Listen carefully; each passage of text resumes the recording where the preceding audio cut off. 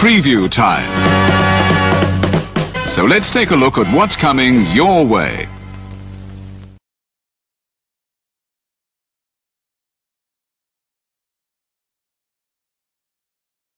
You ever wanted to come into a sports bar where the barkeeps know their game? Well, the Jeff Beacham Network Multiverse of Media has got a production just for you. Sit down and relax as the Stat Boy and his partner break down the statistics in all things sports. Whether it's football, basketball, motorsports, baseball, hockey, soccer, professional wrestling, mixed martial arts, boxing, and much, much more. All are welcome.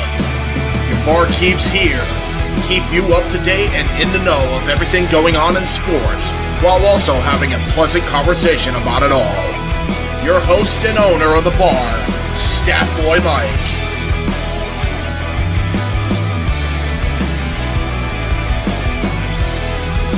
His partner in crime, Dory Lou. And a host of other guests coming in. The food's hot, the seats are warm, the drinks are ice cold, and the sports talk is plentiful. Cassidy 18 Studios presents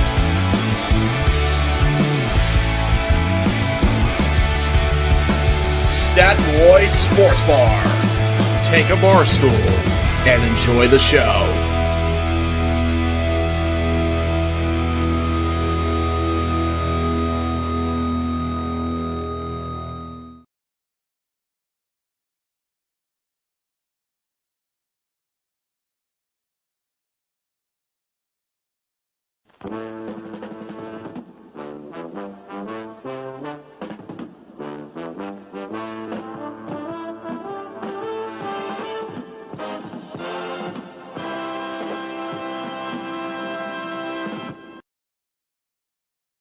The following program contains strong language that is not suitable for young children.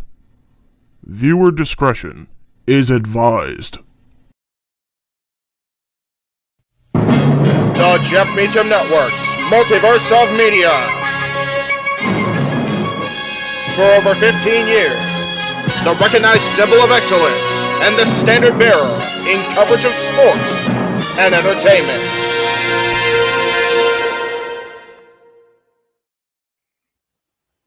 JJ, Jeff, you want to kick this thing off? Because I'm still trying to process everything here. Yeah, it's like, who wants to go first? Yeah, who wants to go first? Well, Come on in.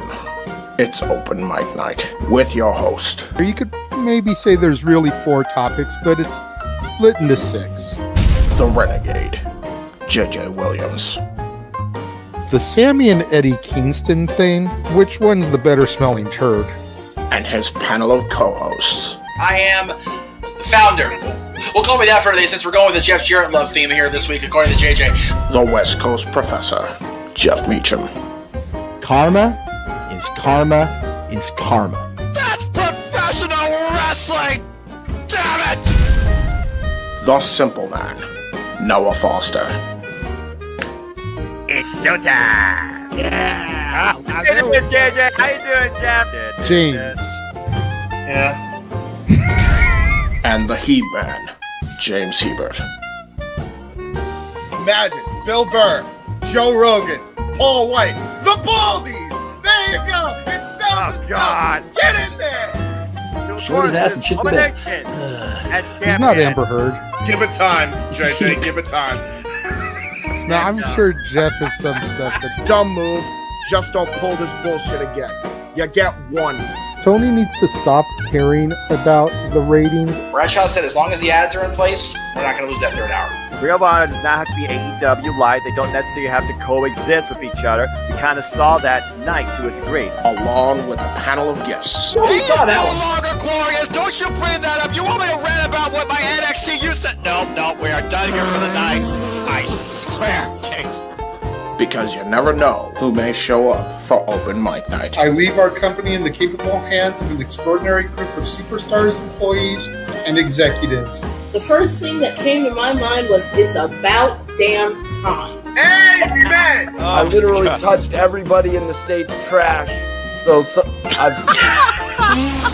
it's horrible, you guys. Peyton's new thing is Dennis the Menace, but it's funny because she calls it Dentist the Medicine. That's great. When Elliot Taylor came out and did Born for Greatness live, I was popping my pussy, having a great time. I didn't care. I was having so much fun. Sit back, relax, and enjoy the show. Fuck Bill Belichick.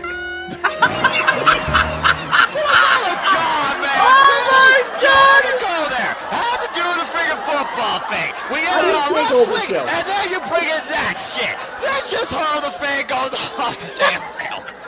Brilliant, brilliant.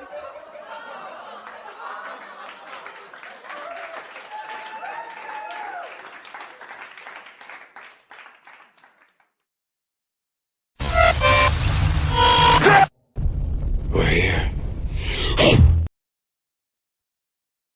What is going on, everybody? Welcome once again to WWE Multiverse of Media for your weekly viral episodic Saturday night shenanigans that are open mic night. I am not he that you usually think of. It is I, the Simple Man, the Simple Brand, and the voice of the JMN stepping in for the usual moderator of the shenanigans. I am, of course, the voice of the Championship Network, Noah Foster. Welcome you all in this week to a stacked edition of Open Mic Night. Hope you all enjoy the conversation.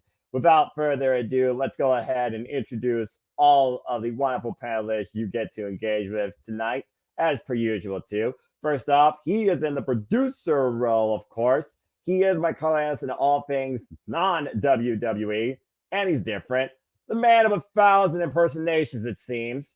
It's, of course, James Hebert. Hello.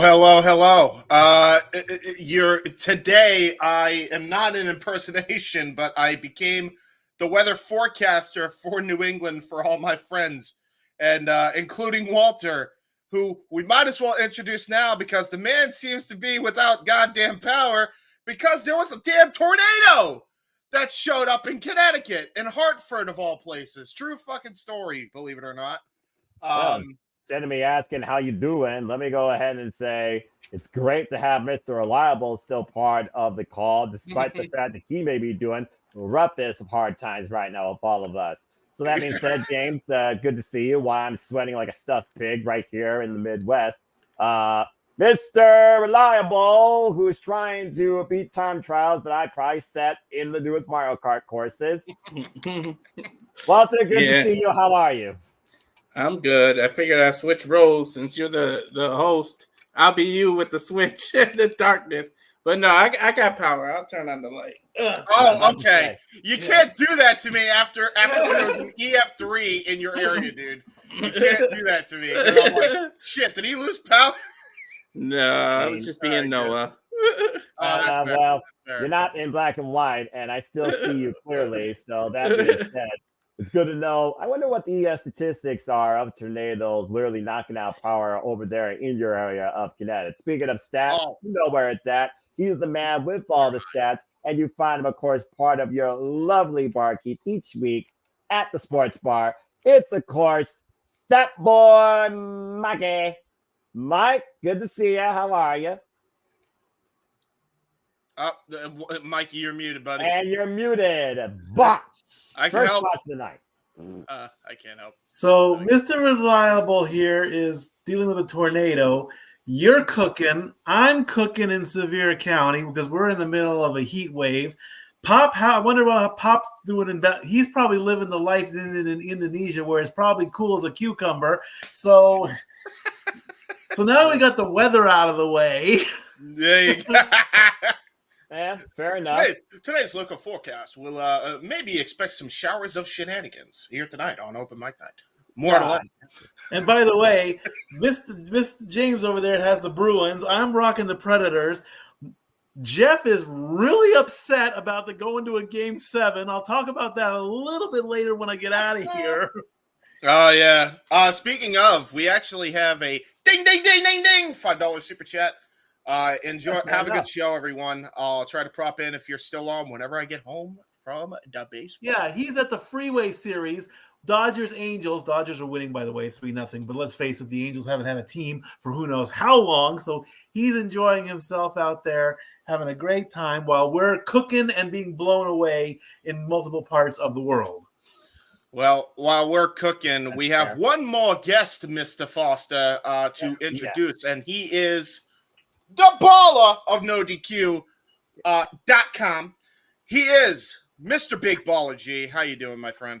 Look at this guy trying to be the impromptu on the friggin' Carson Daily Show. Thank you, James. Thank you. That being said, he's always had to be here, and it's always good to see him. I'm the saver. He's the baller. Big G, good to see you. How are you, bro? I'm doing good, too. I'm in the middle of this heat wave here on the East Coast that we're going through right now.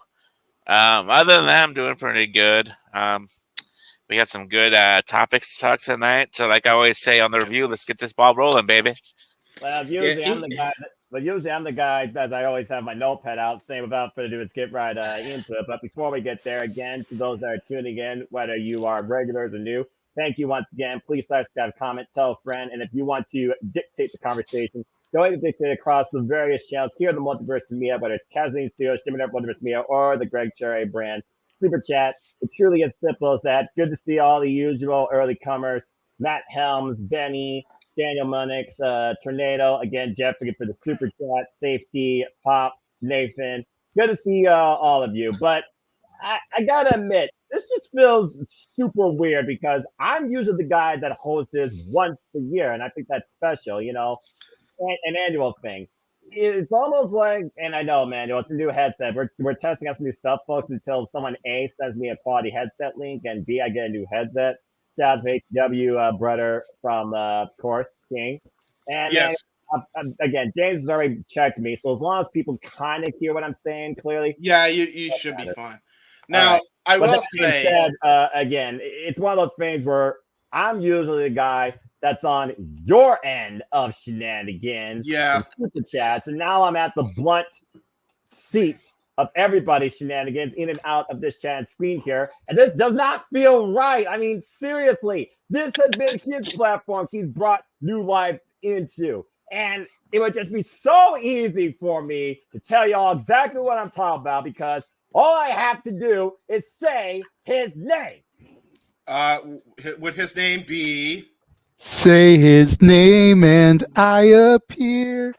I believe in the renegade. Thanks, Christ, ladies and gentlemen, the original host of Renegade Wrestling is actually here. The Renegade Wrestling, JD Williams. We got you, folks. Literally, we learned this a little while before this thing started because while I'm always happy to step up, there's a reason why I'm the voice once a year for this platform. JJ, God bless you. Good to see you back where you belong. How are you? I was about to say April Fools, but it's June, so I don't know, June dopes or something. June 22nd, you know, way late, but it is what it is. Exactly. Anyway, JJ, as usual, good to see you. Good to be seen. So, how about that Joe Hendry this week, Noah? God, is there enough to say? Without further ado, I'm literally tagging out my role as host back in panelist. JJ, let's get right into it. This prohibited portal is one of the greatest things that happen in this industry, and I'm just going to simply say, as I always do, I believe! And everybody worldwide believes in the viral sensation, the answer to all life's questions, 252 pounds of pure motivation. They all believe in Joe Hendry. Including the Renegade, who has been his biggest critic up until recently, which is good. Right? We've been trying to do that for a hot minute. I acknowledge the fact that I was quite the critic of Joe Hendry for the longest time. Yeah.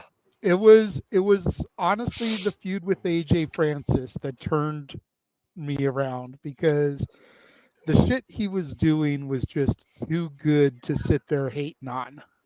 Well, you are banned from diving. And no, singing for free.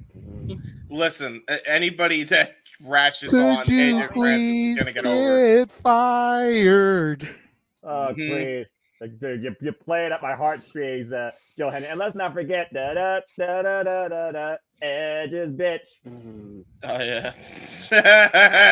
Yeah. I forgot. Oh, my God. You're the king of the Indies, and now you're rich. But to me, you will always be Edge's bitch. And go check out Joe Hendry's playlist of classic hits in and out of TNA, folks, courtesy of the Joe Hendry YouTube channel. And check out I Believe today on your local iTunes and Spotify.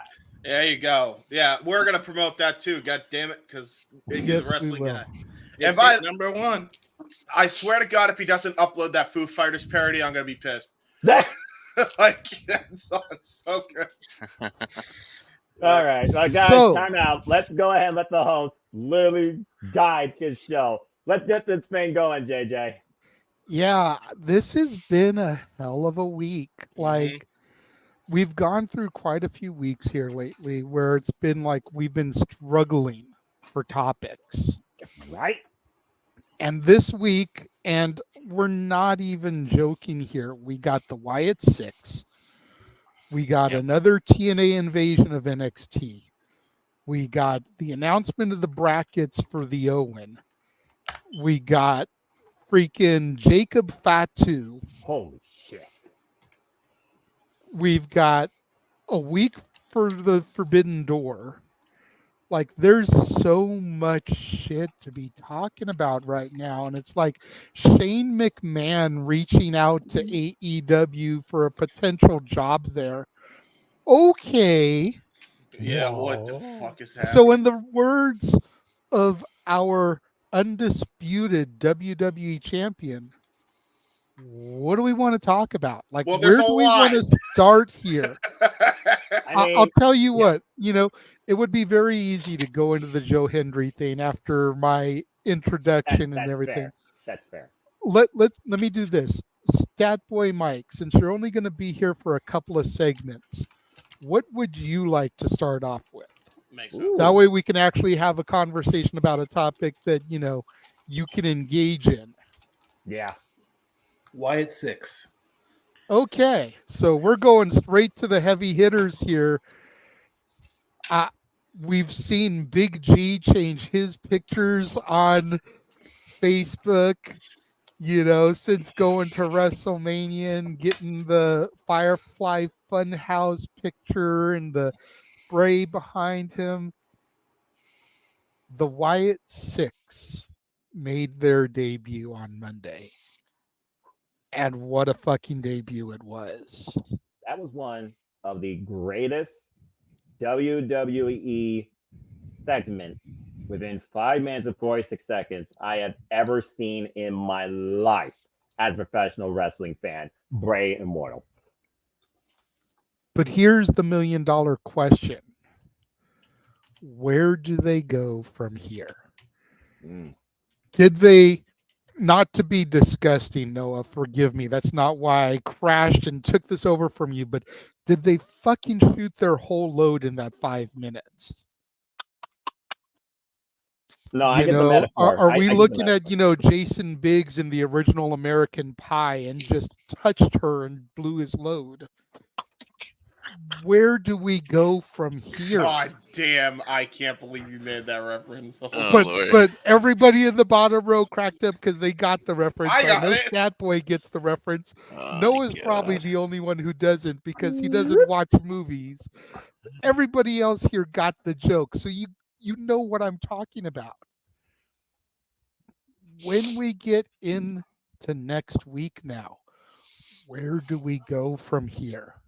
When the Wyatt Six steps into the ring, do they wrestle with their masks on? do they take the mask off and expose who's underneath the mask? Because we all pretty much know who everybody is. Yes. Ramblin' Rabbit is Eric Rowan. Huskus the Pig is Joe Gacy. Dexter Loomis is the other one. Forgive me for not knowing all their names. Mercy the Buzzard. Thank you, Mercy the Buzzard. Nikki Cross is Abby the Witch. And then, of course, Bo Dallas is Uncle Howdy. So we know who everybody is. So when Ramblin' Rabbit gets into the ring to have a match, is Rowan going to wrestle with the rabbit mask on, or is he going to take it off and expose who he is? If he takes the mask off, it exposes who he is. Boom! You just totally kill the mystique. Well, you asked him to start off, so you basically set it up. So yes, Dat Boy. First of all, what did you think of the debut?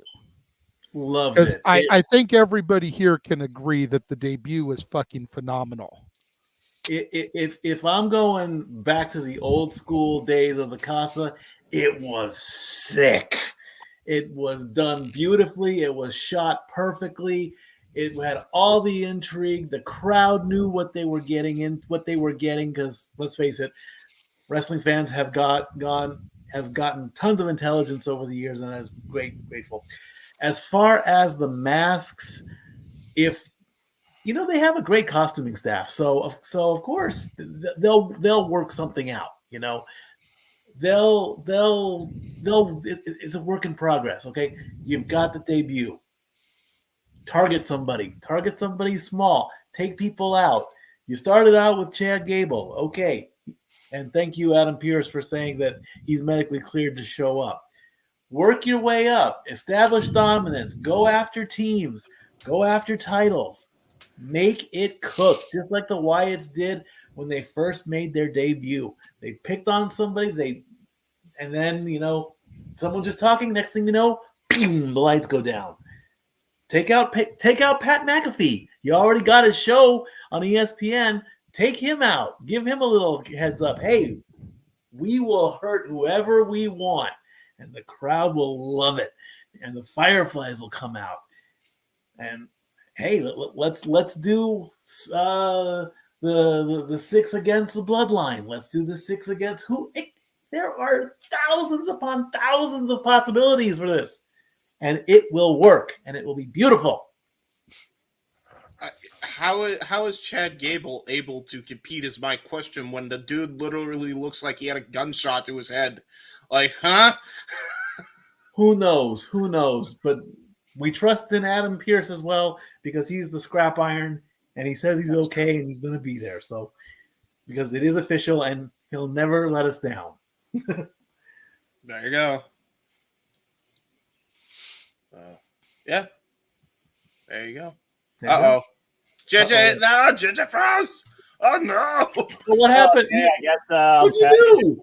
Impromptu again. He must have had a technical difficulty.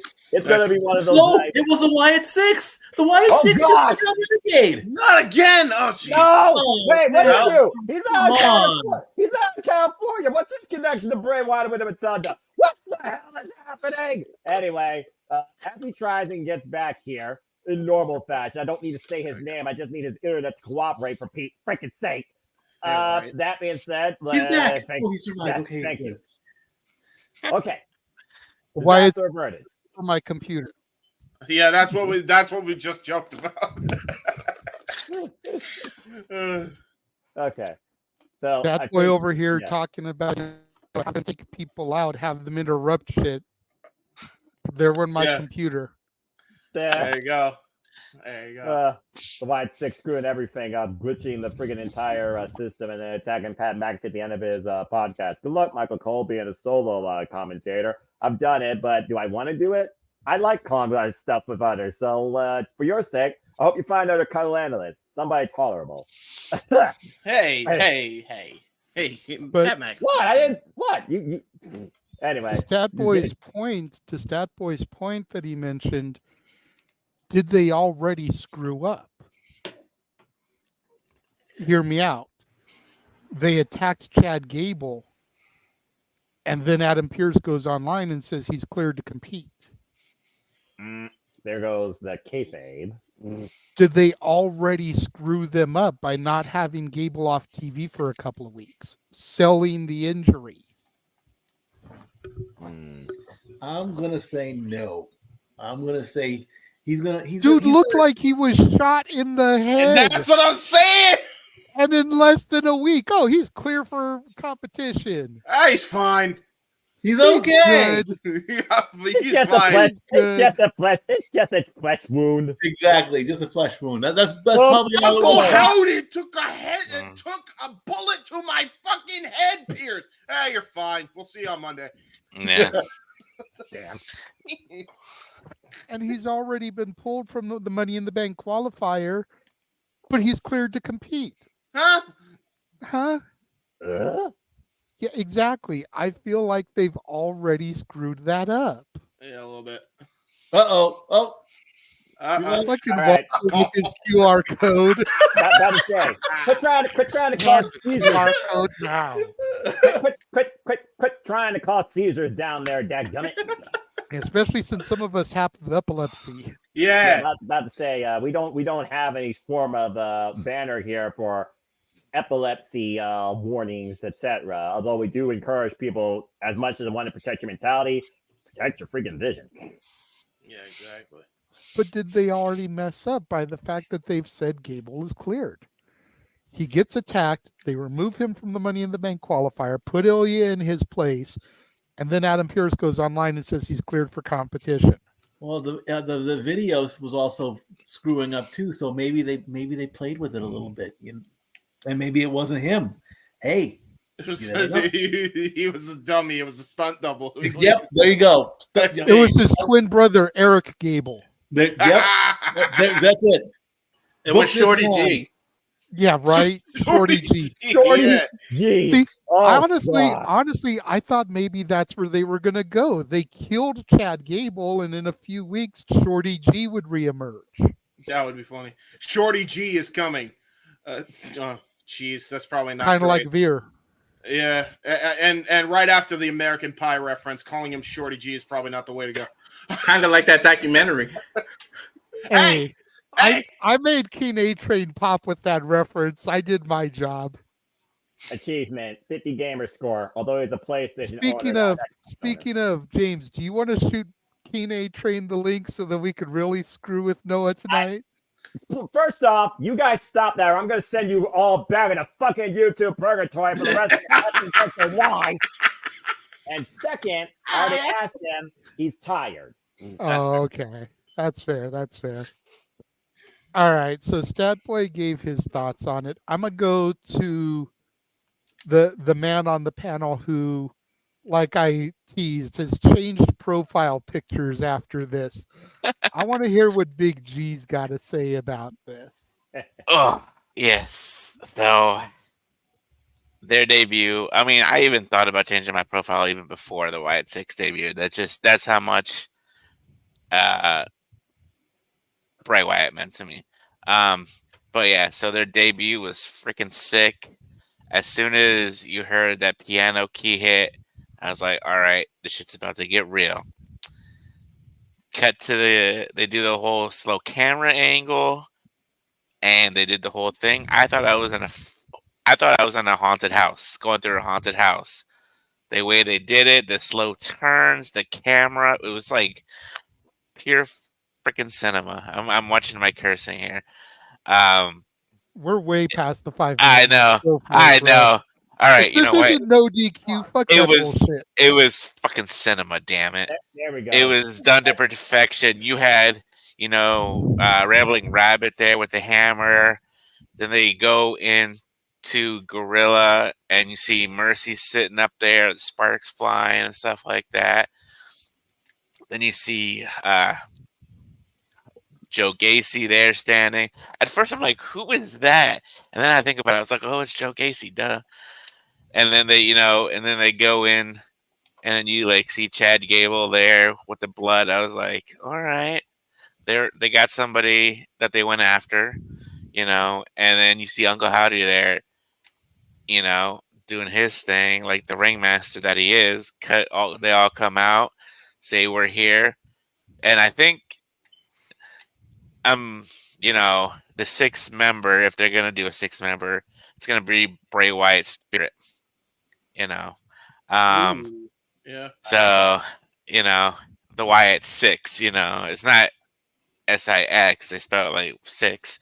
Anyways, as far as quote unquote blowing their load, I don't really think they did. They can keep doing, you know, these segments where they're attacking people, or like Statboy said, target one person and just keep on focusing on them, and then eventually maybe SummerSlam have their first match.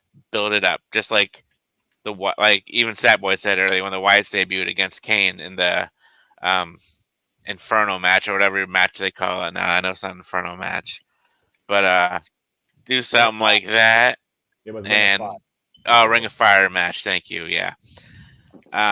So I thought it was tremendous, you know, and then like I did see the whole thing with Chad being out and then Ilya being in there. I didn't see anything about Adam Pearce until literally just now I looked on X, because I was like, what? Are you freaking kidding me? I was like, that kind of does piss me off a little bit that like he said Chad's ready for action on Monday, but I don't think Chad's going to be there. I think hopefully Chad is the professional that he will sell this for at least a couple weeks. So, but other than that, I was very happy with the production, with the costumes. I believe the guy that did their costumes is also the guy that did Bray Wyatt's costumes. So we know we're in for something spectacular with the Wyatt 6. Those are my thoughts. I want to be optimistic because of the way that everything was presented. But if history has shown anything when it comes to Bray Wyatt, the Fiend, and his creative, the introduction is always phenomenal. Yeah. And then it always tapers off from there. Like nobody else really gets the presentation. And maybe now that old Vinnie Mac is gone and Hunter's running things, it'll be a little bit better. But I'd be lying if I sat here and tried to say that I have, you know, this grandiose vision of what things are going to be, and that come WrestleMania next year, this isn't going to have already fizzled out. Yeah. Nah, I get where you're coming from. James, what do you think, man? I think the presentation, as usual, is superb. They did a great job. I don't know why they had to shoot everybody. I mean, couldn't you just, you know, attack people? And I think the word you're looking for is bludgeon. Shout out to the Bludgeon Brothers. I remember seeing their SmackDown debut as Eric Rowan honors his now forever exalted brother in heaven, Luke Harper. You mean the return? It was never a debut. It was a return with a new gimmick. Yeah, true. But again, it was a new start for them. But continue. In general, I liked what they did.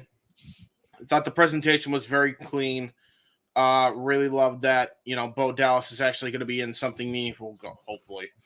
Lord knows he was shafted in NXT with his original gimmick. So hopefully. I believe in Bo, damn it. Yeah. Part of why I had such a hard time believing in Joe Hendry, because I believed in Positively Page. I believed in Bo Dallas. It was all the same shtick. Yeah, but one's more over than both of those combined. And we'll get there, bro. Patience. But yeah, I don't know. For me, I'm right where JJ is. Is like I cannot get my hopes up. That's kind of, and maybe this is just us being jaded. Like you call us cynical, whatever. But I have experienced this Wyatt push so many times where they start strong and then they freaking end it to shit. every single time.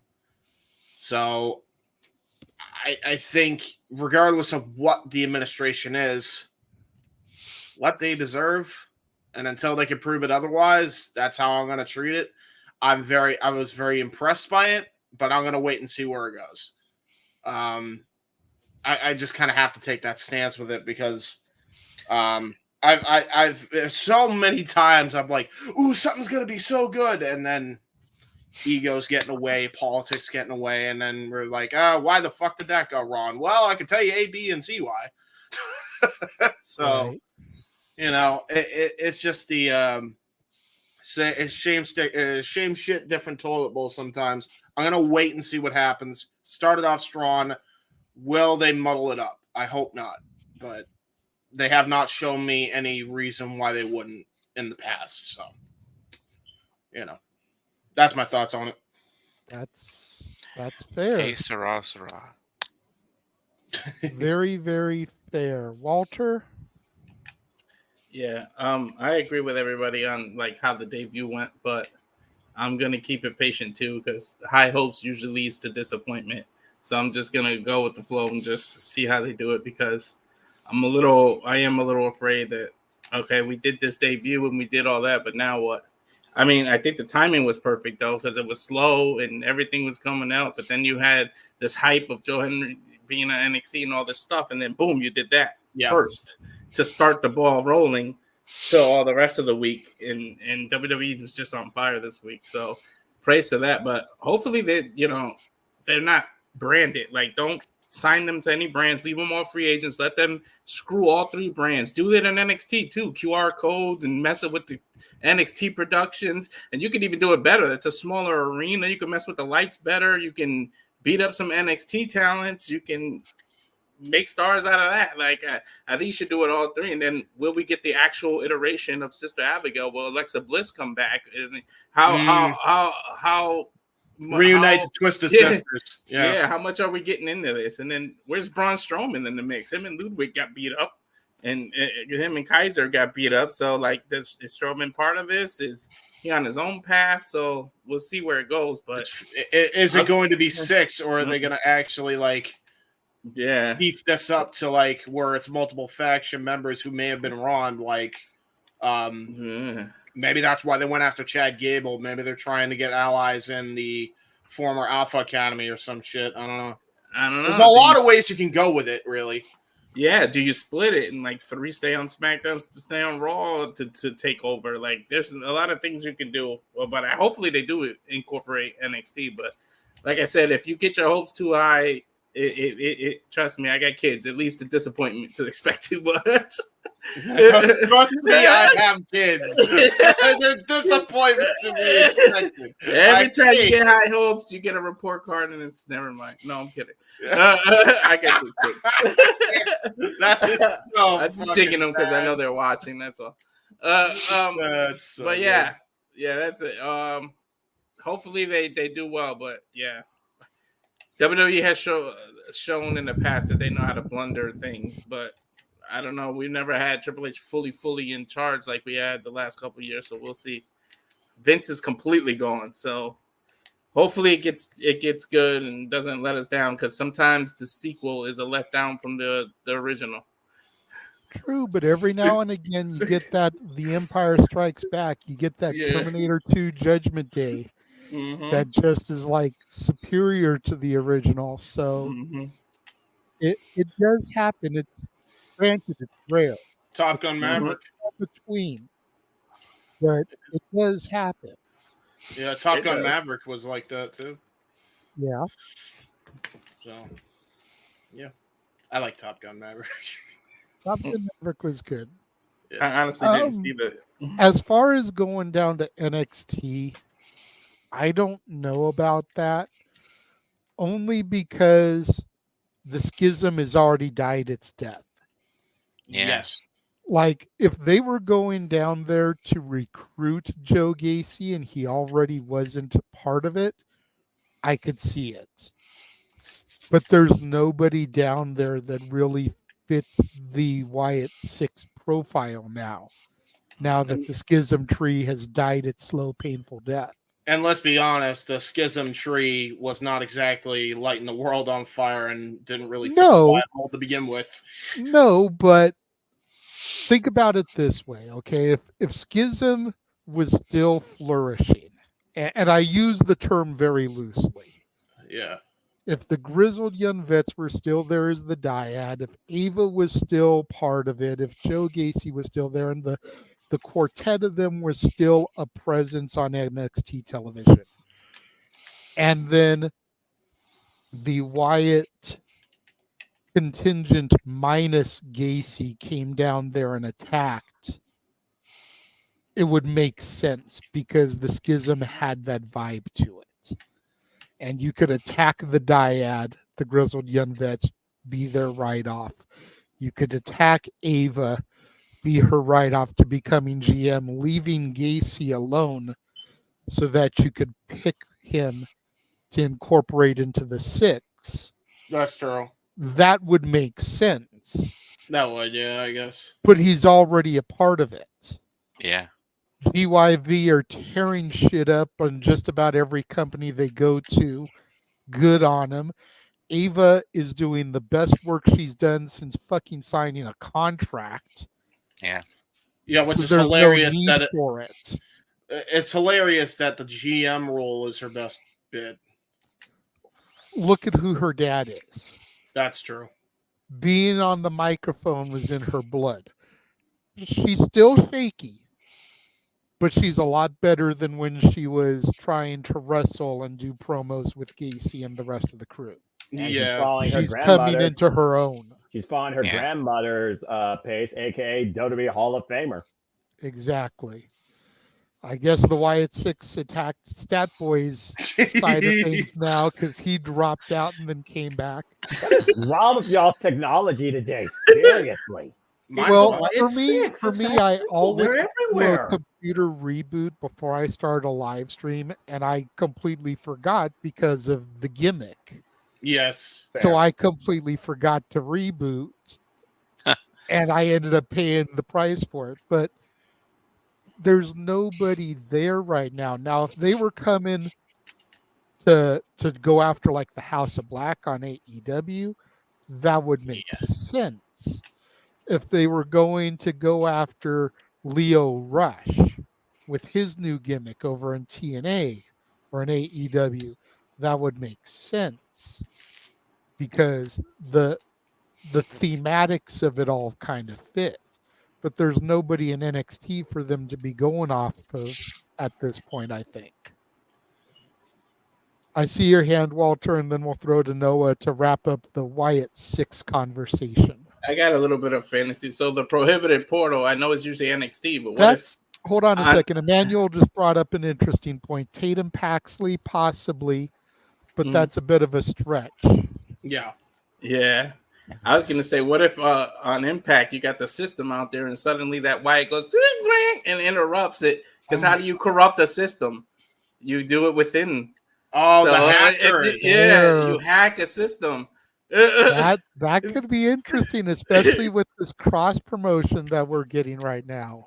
They already got plans for Moose, but I can probably buy into that. Especially with the history of Wyatt and Matt Hardy, and who's the system beefing with right now? Ooh, yeah, Broken Matt and Jeff. Yeah, Broken Matt and Jeff makes sense because of the history too with the Wyatt family and even though in WWE he was woken.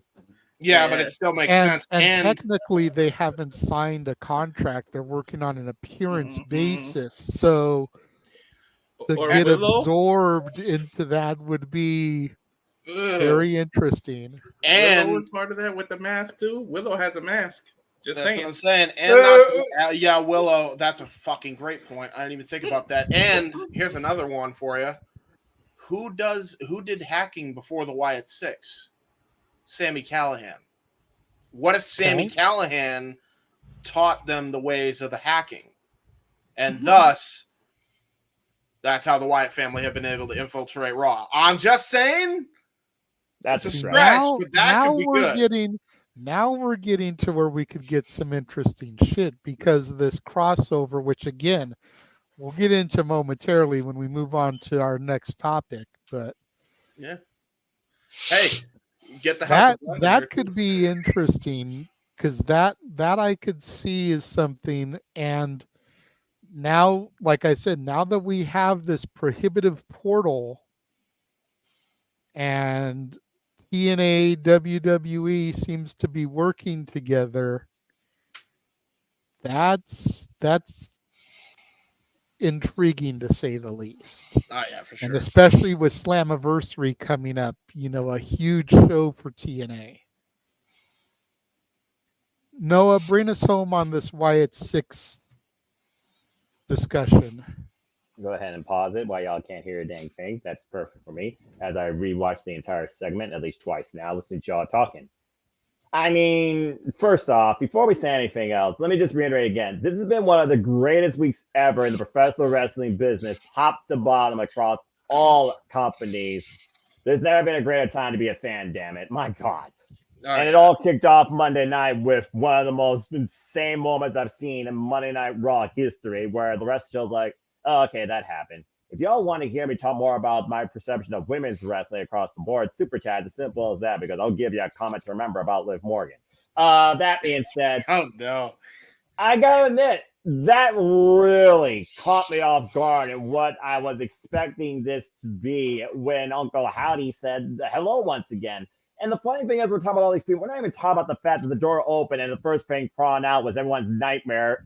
Nikki Cross looking the most terrifying I've ever seen in my life, crawling towards that lantern like a friggin' mannequin, just suddenly pointing towards the back. Everything from the presence of cinema to the execution in that atmosphere was absolutely S-rank with what they did. To the point, I think I heard my ATW crew share something about Corey Graves got even truly emotional regarding this whole entire thing because of his connection with the Matanda, aka Bray Wyatt. And the fact has been teased since the end of that Becoming Immortal documentary for Bray Wyatt that me and my ATW crew watched, and that ending segment from the credits with the lantern and the grab. It's like, hello. Wow. So initial execution, you couldn't ask for something better than that. And that was on a Monday Night Raw. That wasn't at the end of a PLE. And that made it even more special and more globally reached out because more fans were able to engage it. Because who the hell watches Peacock? I'm just saying. For WWE, besides us. Everything about the execution was chef's kiss. But you guys know me. I'm one of those that looks at the now versus what's to come because I have no idea to dictate what's to come. Y'all are fantasy booking this prohibited portal crossover beyond NXT/TNA, where right now the only thing we have for sure is NXT/TNA. I'm just going to leave it like that. So I'm leaving that speculation out of the way because I'm looking at where they are. The way it looks like they're going to do this, I don't know necessarily we have to worry about the in-ring for the time being versus the mental psychology. It isn't like some wicked voodoo, lights out, lights on, they're there, they're gone, that type of shtick. It doesn't feel like that. It looks like they're not going to try and make this all mystical either. For all we know, Chad Gable is more mentally warped to the point he may not want to come back to work. SmackDown literally had extra security at the stage and at the commentary because they feared the Wyatts showing up. And according to Pat McAfee's podcast, he and his crew got obliterated. So whether Pat McAfee... Oh, by the way, folks, Monday Night Raw is in Pat McAfee's hometown this coming Monday. You might want to watch out. Just saying. Run. It's just one of those things right now where I feel like what the Wyatts are going to do, they're going to manipulate a lot of stuff going in the main roster of WWE without being involved in a wrestling capacity. And I think it's going to give us a different presentation as we've seen. Let's call it as it is, Ace of Spades. Triple H was 110% in control when WrestleMania 4 became a thing and became the best WrestleMania of all time. But me think otherwise. Yeah. I'm just saying. We are in a brand new Paul Triple H Levesque 100% ran era, despite The Rock and TKO's influence. And if Triple H and his creative team can give us this initial launching pad to the genesis of the Wyatt Six, there's no telling how far this could reach. And to your point, Ludwig Kaiser, Braun Strowman, they're also a part of the madness. And of course, those men are going to be involved in Money in the Bank qualifiers. But again, I don't follow the X, so X going to give it to you. As you all told me what's up, it is what it is in the internet, the wrestling community, where people are more on their phones than the more on their woman. I'm just saying. Oh my God! Tell me if I'm telling lies. No, I was about to say you aren't wrong. Yeah, get the hell out of your phones, you idiots. But yeah, I really loved what they did. I loved all the homages to the callbacks. I think each person's identity fit where they were as far as who was masked as what. And I'm very curious to see now how we go on the Monday Night Raw. Are people going to be trepidatious to come to work? Is it still normal show must go on atmosphere in and out of the ring area? Jey Uso, who's like, man, I don't want nothing to do with that shit. And Samantha Irvin, who knows what she's thinking. How does the backstage crew feel? Kayla Braxton's gone, so all the best to her. I guess she won't be involved. Is Kathy Kelly going to get attacked? Is Triple H going to be on Raw? The show at the Garden is her final show. Oh, well, good on her, and thank you for everything you've done. I wish you nothing but the best and whatever the new chapter holds for you. That's all I got to say about that. Maybe they use this as a way to write her off. Maybe. And maybe that's also a way they write up Pat McAfee, who might be going back to college game day. No, he's not. He said he's not. He's not? Okay. Yeah, then he's not signing with ESPN this season.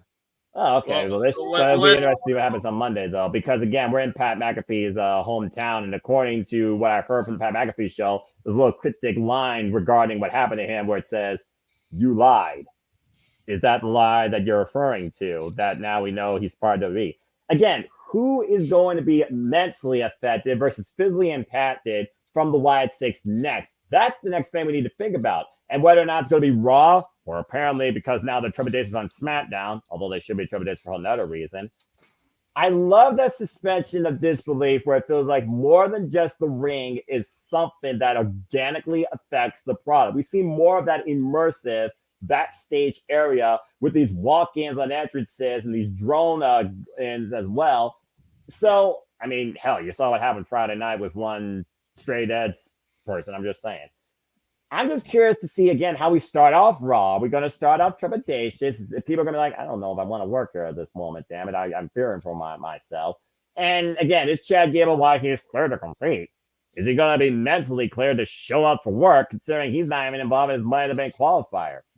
Execution perfect, to be continued, to be determined based on fan output, because we have no control over creative. But I will say this.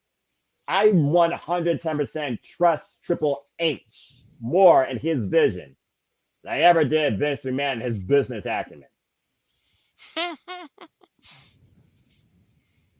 That's fair. Sounds good. I like it.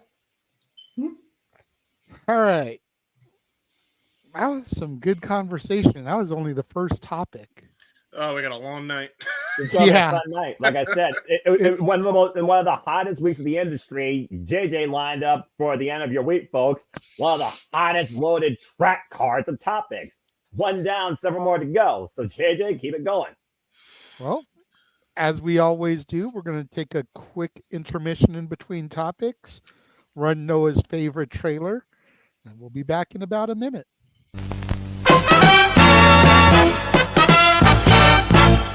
And now, preview time. So let's take a look at what's coming your way.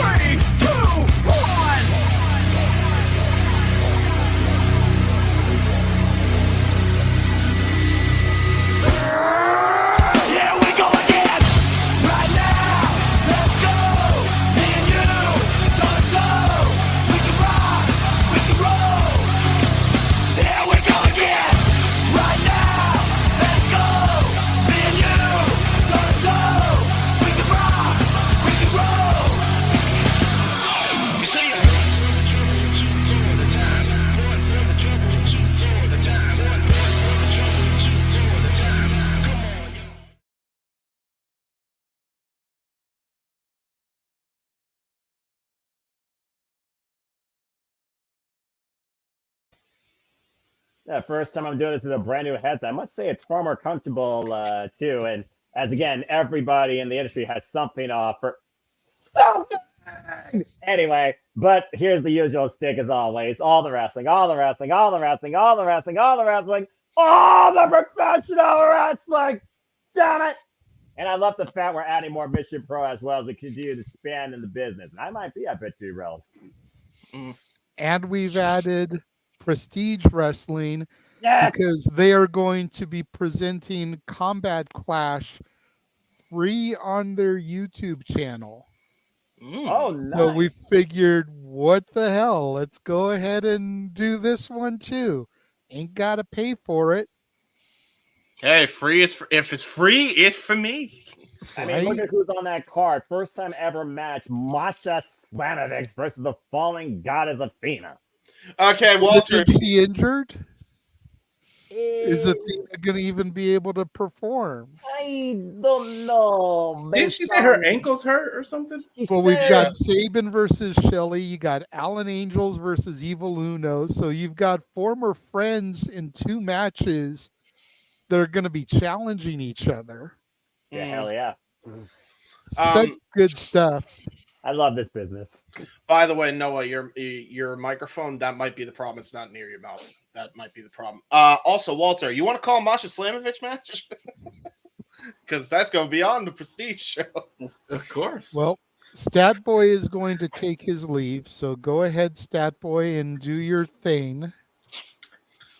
Well, on Monday, I get to channel my inner Noah Foster one more time because by some miracle, the Edmonton Oilers have decided to play hockey, much to the chagrin of the founder of the Multiverse of Media, because he has already stated if the Oilers touch Lord Stanley's Cup on Monday, he is not going to be a happy founder.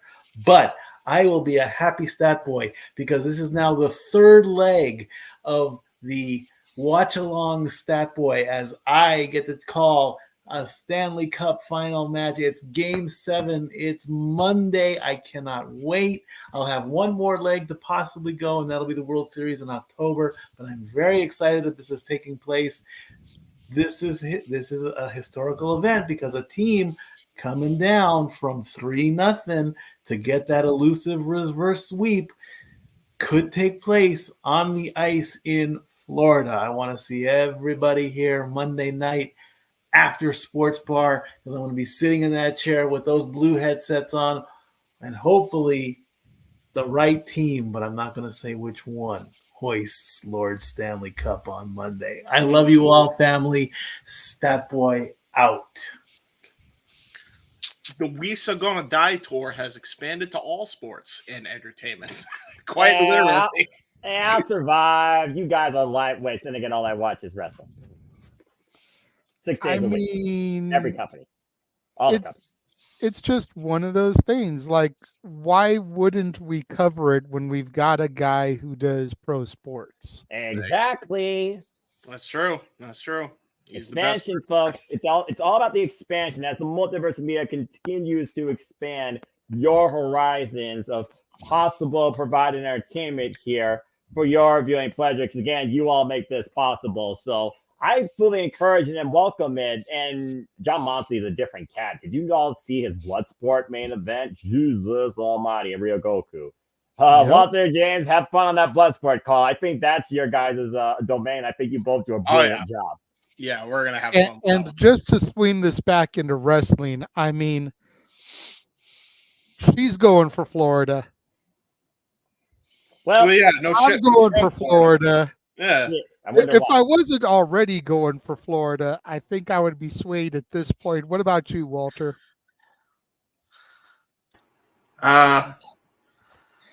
He's conflicted, isn't he? I'm gonna have to. I'm gonna have to because I don't want to because they beat the Bruins. But screw it. Yeah. Hey, listen. As the Buccaneers proved, they're just Patriots South. It's fine. We know who Emmanuel wants. Yeah, we know. We've known for a while. Apparently, Benny says Prestige is an amazing promotion. Yeah, I've heard a lot. I've heard a lot Yeah. of great things about Prestige. I've heard some good stuff about them. They do shows, obviously, in Portland. They also do shows here in SoCal. Jeff and I have talked a couple times about going to one of the SoCal shows. We just, stuff always ends up, making it where we can't get to one. But this is going to be a good introduction, I think.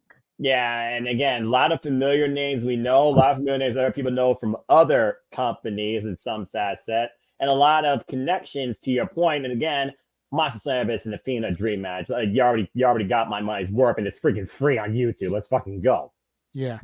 We did get a super chat from King Mike. Says, Noah, please elaborate on Liv Morgan. Jesus Christ. Did I? I mean, Noah just wishes that was him that Liv Morgan was straddling on. No, because I'm actually a clear-minded individual, unlike some people. But I'm not going to call out the internet wrestling community because I'm not about that. But you all want my thoughts? Let me talk to you. So the state of women's wrestling right now is so polarizing across the board with all the phenomenal female athletes and champions, and then you have this felon. I mean, let's look at the grid, shall we? You got the role model Bayley, that's the workhorse champion now of WWE after a great contest Piper Niven, where you wish you would face somebody else besides Nia Jax at SummerSlam, but it is what it is, long-term callback, and her last name's Johnson, so there you go. You got Jordan Grace that's on a whole nother level. That's the juggernaut that cannot be stopped when it comes to absolute power. And you hope that she finally purges polluted air of Ash ignorance before we get to Slammiversary and you get another crossover from the pivoted portal. You got Roxanne, where right now nobody is on her level as the prodigy continues to rise to promise. You wonder who in this entire wrestling business will face her come NXT Heatwave. Maybe it's a little device. We'll have to wait and see. And then, of course, you have what I will deem is the most noteworthy, consistent, strongest female character right now in the business and has been a strong champion in Timeless Toni Storm from AEW. What you got, Liv Morgan? You got a one-night stand with a hooker, and you got a golden belt as a choker. Oh, my. Athena's Speaking been of Timeless, have you seen this, Noah? Holy shit! Oh, man. Okay. Saraya Jay's an outcast. Saraya Jay and Holly Cameron versus Mina Shirakawa, Mariah May, and Toni Storm ahead of Forbidden Door? Yeah. Hell yeah. I'm for it. For the Go Home Dynamite. Good for them. Well, I'll tell you guys one thing. Mariah's going to have to choose a side. And again, folks, cheap plug, Strictly Predicting Forbidden Door will be, of course, usual time. Well, who am I kidding? It's official now. Friday, June 28th, 8 p.m. East Standard Time. We will be fully predicting the Forbidden Door. Stay tuned for more of that ahead of our live watch event. I cannot fucking wait to call That's this my pay-per-view. birthday. Really? Yes. Well, since we just got that cheap plug in there, let's go ahead and transition over to the couple AEW topics that I makes had sense today. to me, yeah. All right. First of all, they announced the Owen bracket tournament. I love this brackets. And first we'll take a look at the women here. Willow, Serena Deeb, Nyla Rose, Chris Statlander. If this isn't a way to get Stat versus Willow, I don't know what the fuck they're doing here. Yeah, I'm gonna pause you. Spoiler alert, folks, in 3, 2, 1. The Owen tournament officially started this Wednesday on Dynamite with Chris Statlander and Nyla Rose renewing their hostilities, where Chris Statlander once again showed she is more than ever where it's fucking at.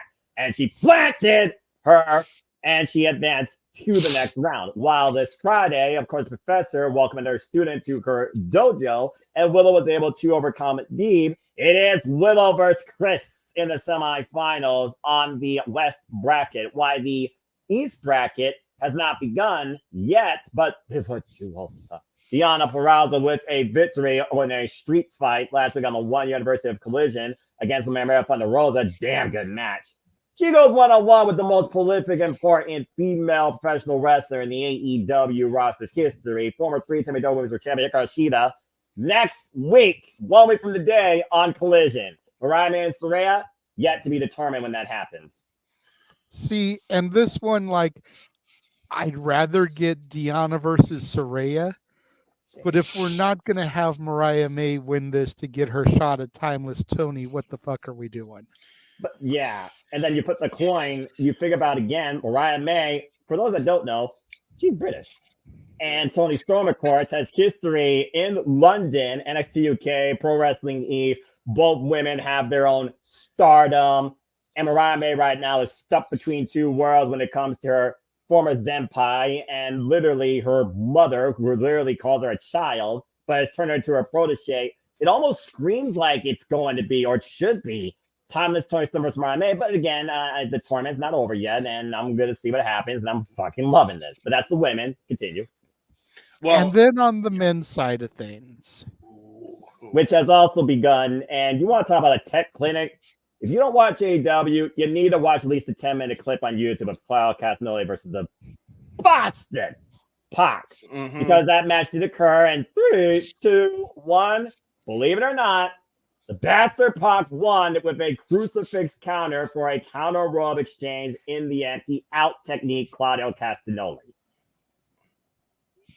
And on the remaining bit, none of the other matches have happened, but this coming Forbidden Door, we will see Dragon vs. Dragon. Shingo Takagi, another openweight champion, IWGP World Heavyweight Champion, is going one-on-one for the first time ever against the American Dragon, Bryan Danielson, at the Forbidden Door. Holy shit.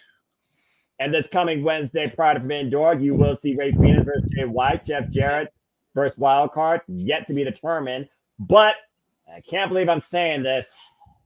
If you didn't watch Collision, there's an exclusive 10-minute interview where Jeff Jarrett literally pours his heart out regarding this, where I almost feel like he at least deserves to get through to the semifinals. You owe it to yourself, being a fan of Owen Hart, to go see this interview yourself on YouTube. Did I not say when they first announced this that Jeff Jarrett should win it, and you guys jumped up my throats? I said they should just fix it. I said so. Win it. See, here's the thing by the T-shirt. Jeff Jarrett versus X at Wembley Stadium. No. I love Jeff, but no.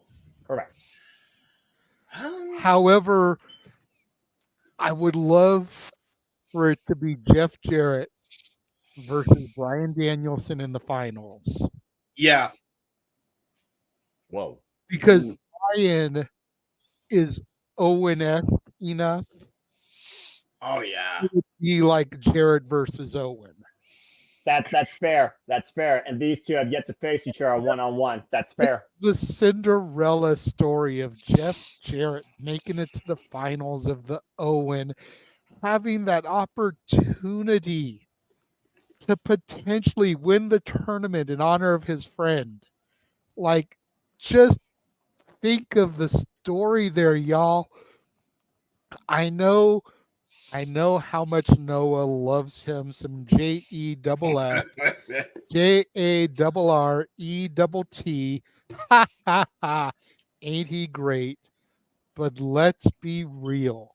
It's the 25th anniversary this year of the tragedy that took Owen's life. If there was ever an opportunity to make right what WWF didn't do in 1999, this is it. There will never be another opportunity. I don't even want to razz and harass him the way Rift does, but I think even Big G sitting there with his arms crossed will agree with me. Yeah, if he made it to the final, fuck Jeff Jarrett. Be real, G. Would this not be a great Cinderella story for him? Look at it from all the other pieces. Yes. Okay. It's for Owen, it's not for Jeff, G. Yeah, exactly. If it hadn't been for Rip beating that picture to death, you probably wouldn't be as anti-Jarrett as you come off. That's true. Putting my personal hatred against Jeff Jarrett, it would be a nice story for Jeff Jarrett on the 25th anniversary. And again, folks, go and watch that for him interview. to walk with that championship, even if he loses the match at Wembley, he still gets that Owen Hart championship. And it would be a good setup for Jarrett by too. Martha Hart. Yeah. JJ, you realize though he has to get through round 1 first, and it's wild. I know, You have no idea but still, A guy can dream, damn it. Suspension of belief, right, Noah? Is that not what we do here with professional wrestling? I call, as soon as they announced the tournament, I said, I hope Jeff wins. I would watch with a tear in my eye he won that. I swear to you. I still say I want to hear Europe in Europe. I'm still holding out for the American Dragon. Oh, Bryan Danielson. Yeah, definitely. And to clear up as well, I think I could see them doing it where it's Jay Lethal as a wild card and we have a Owen Brett style dynamic match with those two. Dude. I absolutely can see that. Wow. I absolutely could see them going that route, honest to God. Because if anybody could do the Owen Brett style, it's those two. It's Jeff and Jay. Or that See, really a lot of people are saying that Ospreay is going to lose the match at Forbidden Door and then be the wild card, and that's how he's going to get the match at Wembley. Oh, yeah. He's ending up winning the tournament. And I'm like, nah, it's got to be Ospreay and all in, though. He has his own. He has his own story. Hey, get that, folks. The story in AEW. They actually can't do that shit if you actually watch the product. Jeff Jarrett needs to win this tournament. Yeah. As long shot as it is. I will buy a Jeff Jarrett shirt if he wins. That's how much I don't believe in. Fine, you can clip that because again, I will honor JJ's resolution of Jeff Jarrett and even getting me to respect that man in 2024 with the connections back to Owen. If Jeff Jarrett wins, keyword wins this tournament. Hold up. Time out for a second, Walter. Think about this. By the end of 2024, Noah could end up owning a Jeff Jarrett shirt and a Chase U shirt. Yeah, you're holding out for Thea Hell becoming champion. That's highly unlikely. Noah, how about this? If Jarrett wins, you got to wear the shirt, a hat, and do the strut on live on TV. The Jarrett strut. And we'll even pipe "My World" in behind you. I thought you were going to do the old, we gotta get that. I thought you were going to do the old cowboy theme from the freaking Attitude Era. Also, you're both fucking insane for that. All right. Oh my God. She's just sitting there like, at least it's not fucking me. That's true. Damn it. Every time I try and do something good here, they turn into something that's an expense of my dignity. Go figure. I might tear up if he wins. Y'all, seriously, yeah. If it's not Jeff Jarrett it's versus Parker Bryan Danielson, Ooh, then is it Switchblade versus Danielson? I don't know because a guy that follows the current product, Jay White has his fair share of enemies. But to your point, Death Triangle hasn't forgotten what freaking Bang Bang Gang did to him as well, and that would be a coup for the bastard to get this win here. But I don't know, honestly, and that's kind of what I like about this bracket because Rey Fénix right now has no direction. So it could be a surprise based on the altercation right now that Jay White is dealing with. But I also think about the semis. Jeff Jarrett, Jay White, mental game. Hello. Rey Fénix versus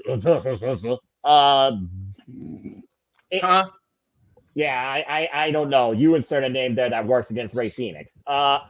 It's just one of those things where it's like this bracket, as far as what happens on the right, your guess is as good as mine, but I still think the left's pretty solid to be Pac versus Bryan, unless they go Dragon Gate style and surprise the shit out of me and do Pac versus Shingo. But Shingo's in the G1. Yeah. As far as the women. And then the women's one, for me, it just feels like it's predictable. If it's not Mariah May, here's my holdout because the excellence in technical execution, long may she fucking reign. I wanted to be Deonna Purrazzo versus Chris Statlander in the finals. See, and I'd like to see it be Mariah versus Willow and have that possibility that Willow's going to take it back-to-back years. Only to fall short or be cost by her former best friend in continuing that escalating story that might go to blood and guts.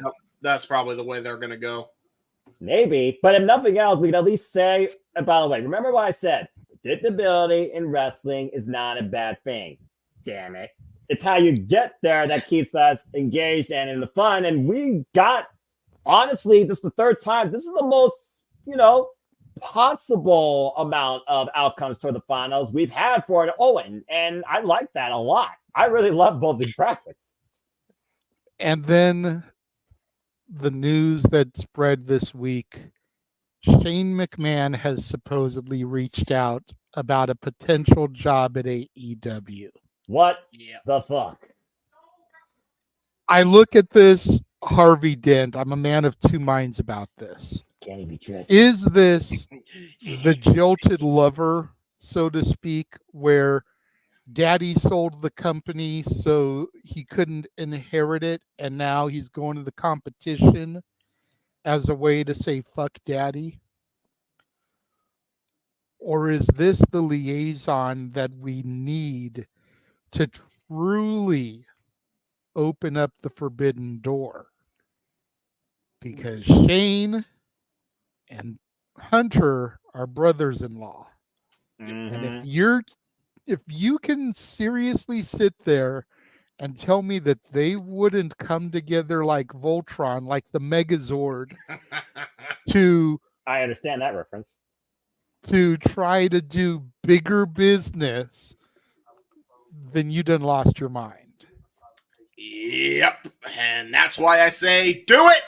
Do it.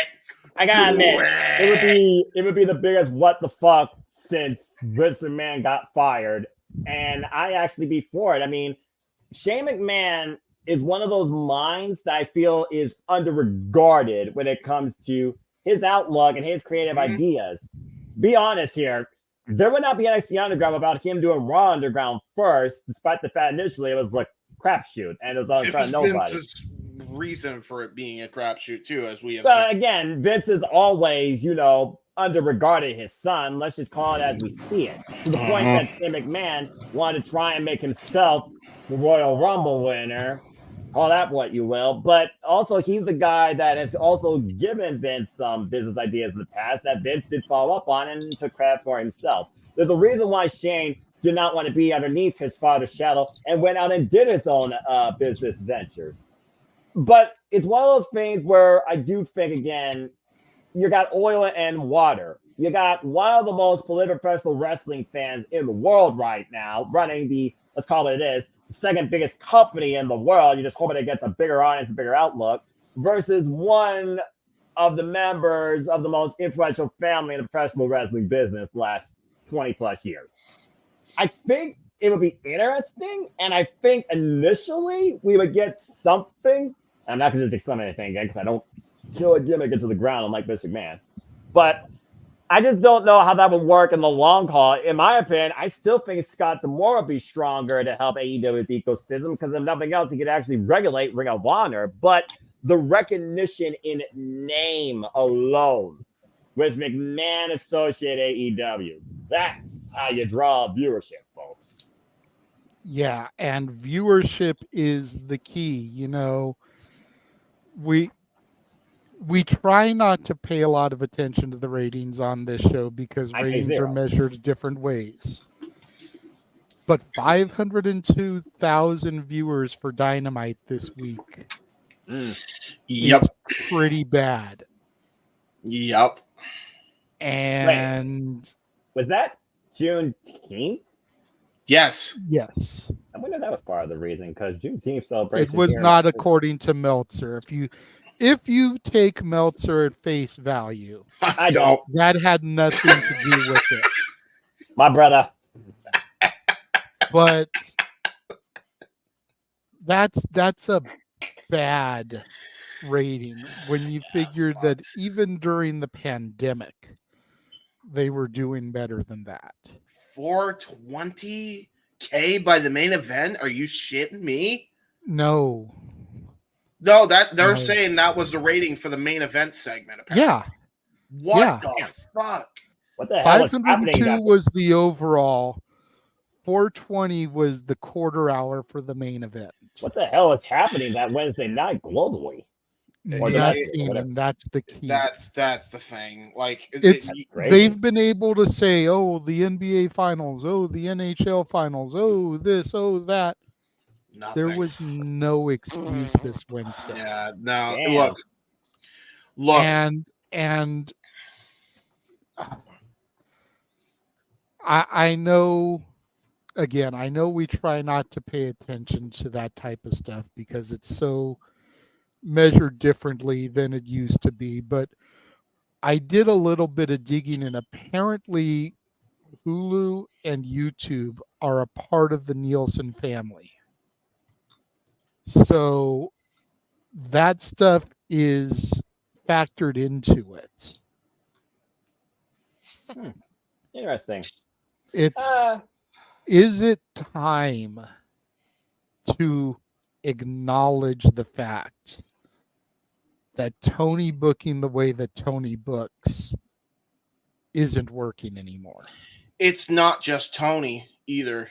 I know there's other variables, but the bottom line is the matches that are being made. There's other variables, of course. There's the elite and all that stuff, but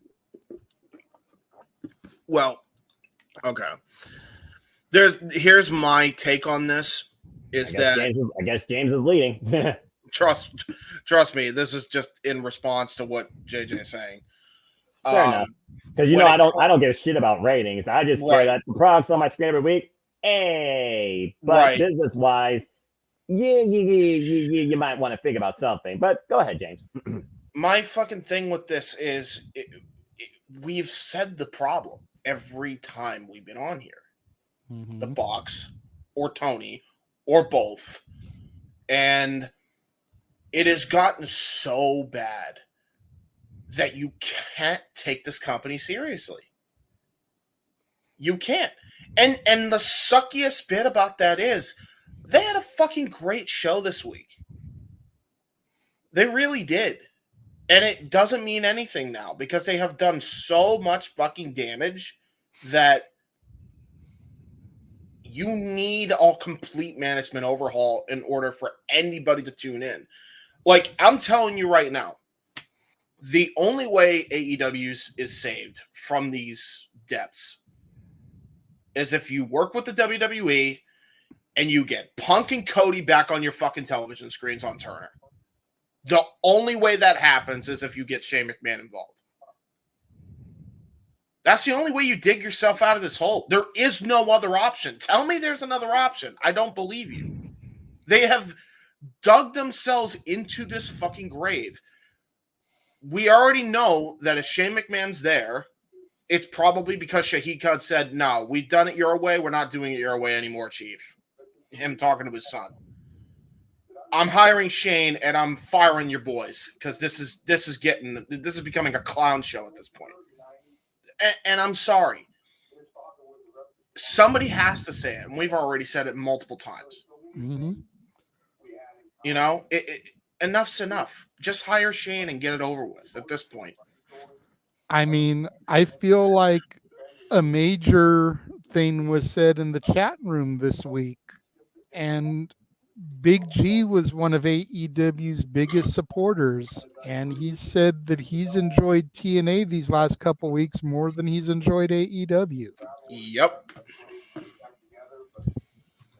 I've enjoyed NXT these last couple of weeks more than I've enjoyed AEW, and that's because I've refused to watch. NXT's been damn good, right, Noah? Right. NXT's been better than AEW for over a year. So yeah, that's true. That's very true. It's gotten to the point where Noah actually is starting to claim this NXT. Yeah. And again, I'm not saying it so that way we're stuck on that topic forever, but I wanted to get it out of the way because it's like you get Shane McMahon, then you actually have people that look at you and take you seriously too, like big time serious. Because Shane McMahon's a huge get for them. Because keep this in mind too. We know Shane McMahon's a very, very successful businessman in other ventures outside of wrestling. He could have been big in wrestling, and everybody knows that's a fucking great mind in the industry. He could have been big in wrestling and in combat sports in general if his father did not undermine him. So we know he's got the credentials. We know he's got the tools. We know he's got the vision and the foresight. So why wouldn't you want to hire this guy and tap into that? That's fair. So that's my thought with it. At this point, what do you got to lose? I mean, the worst that can happen is nothing changes. But at that point, I don't know what the hell happens. I can't imagine it wouldn't change if you're getting a McMahon involved, because that's your ticket to work with the WWE finally. Right. So, yeah. Gee. Tony Khan should stick to signing the paychecks. That's it. All right, so first of all, going back to the brackets real quick, it'd be some funny ass shit if the wild card was Sanjay Dutt, and then they did the whole finger poke of doom, and AEW just shoots them in the foot even more. I've been watching Who Killed WCW, the documentary, so that popped into my head. Yeah. As far as Shane McMahon going to AEW, if he does. At this point, like James just said, what's the worst that could happen? I mean, it either would work out for them or it wouldn't. And Tony Khan needs to learn something from TNA. I've learned this in the past 2 weeks from watching TNA. Go to fucking smaller venues, you dumb fuck. You can't sell out big arenas anymore. This is not the beginning of AEW in 2019 where you sold out arenas, or not really sold out arenas, but had full capacity. And now you have people leaking pictures of segments during Collision and Dynamite where the other side of the arena is completely empty. And I can attest to that. The last time I went to, was it Dynamite? I went to Dynamite in New Jersey, and they literally asked us if we wanted to go to the hard side of the camera to fill that side up so it looks more full. Yep. That's how bad it was. I mean, we took advantage of it. We're like, hell yeah. Me too, G. We took advantage of it. We're like, hell yeah, but like, that's how desperate AEW is. So, Tony, you need to go to smaller venues like TNA does. Yeah. Otherwise, you're going to be stuck in the same rut.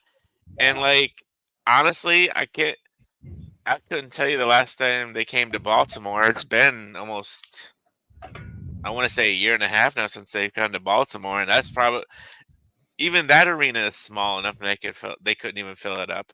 That's how bad it is. It's just freaking ridiculous. There's no reason they can't sell out the arena. It's the management involved that is holding them back anyway. I want to say the management. I want to say the card too, because this past week Dynamite, I didn't watch until because I had it recorded too, and I didn't watch it until Thursday afternoon. That's how much AEW means to me anymore right now at this point. Yeah, because most people have tuned out because of the shit that happened, and you can't just. Well, it's not even that with the whole Young Bucks situation. It's just the product in general. Right. I think Walter was on the review with me when we talked about we literally dissed AEW for like a whole freaking segment because it was that bad. And by the way, Noah, we are hearing your background noise. By the way, brother, if you can hear us. So that's my take on this whole AEW shenanigans. Yeah, and again, it comes out of such a. It's what's so disheartening about it all is that they had a great show this week. They really did, like top to bottom. It was a really good show. But one show. No, I know. I agree with you. Can't save it, and like. Yeah, and I don't care about ratings either, but like. What's it gonna take for TNT, TBS, Warner Media Discovery to say, all right, enough's enough? Well, they'll hire Shane before that even happens, I think. And it's like, you want your fucking television deal? Fine, but we're hiring Shane. Yeah. I guarantee you they'll fucking make that play. Yeah. In fact, I don't have money because I'm a broke ass bitch. But I'll bet something. I'll bet this Coca-Cola can right now that's exactly what's going to happen. That's exactly what's going to happen. That Shane is going to be brought in because Turner said, "We've done it your way. Fuck off. We're doing it our way now." And it's going to go right back to the way WCW was, but that might be what they need right now. Because it seems like it's the only thing. Like, unless Tony is basically told you can't play with your toys anymore and basically, like kind of punish like a temper tantrum and shit. But that's just kind of my thing. And I think it would just be beneficial for all involved, including the wrestling industry. And that's kind of how I'm looking at it, is like Shane comes in, he opens that for the PP, I guess, the prohibited portal, right? And that's going to be better for everybody in the industry. And then more viewers for all wrestling companies means more paychecks for everybody involved. So that's kind of my thing. That's why I think he's needed more than ever, actually. Well, Shane might be the only one to pull it off. Here's a question, and we'll go ahead and throw it to Noah next because I'd love to get his thoughts on this. WWE always goes through a downswing after WrestleMania until we start to get to SummerSlam. And the build to SummerSlam kind of gets the upswing here. Yeah. Could we just be in that downswing of AEW's fiscal year? I mean, we're building towards Forbidden Door. And in theory, that should be like, oh my God, I got to tune in, see who's going to be involved in this. But Kazuchika Okada is under AEW contract. Yep. Konosuke Takeshita is under AEW contract. Will Ospreay is under AEW contract. Jay White's under AEW contract. All the good New Japan guys that really kind of helped to bolster up their Forbidden Door these last couple years are now AEW names.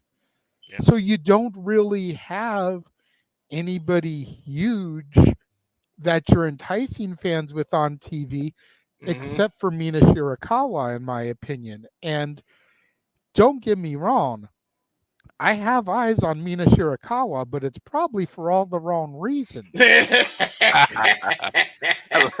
So my question to Noah is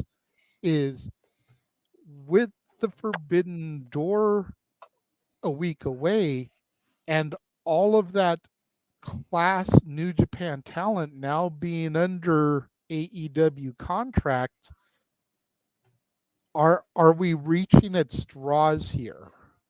Because it just doesn't feel as forbidden as the first couple years did. Mm-hmm. And could that be part of the problem?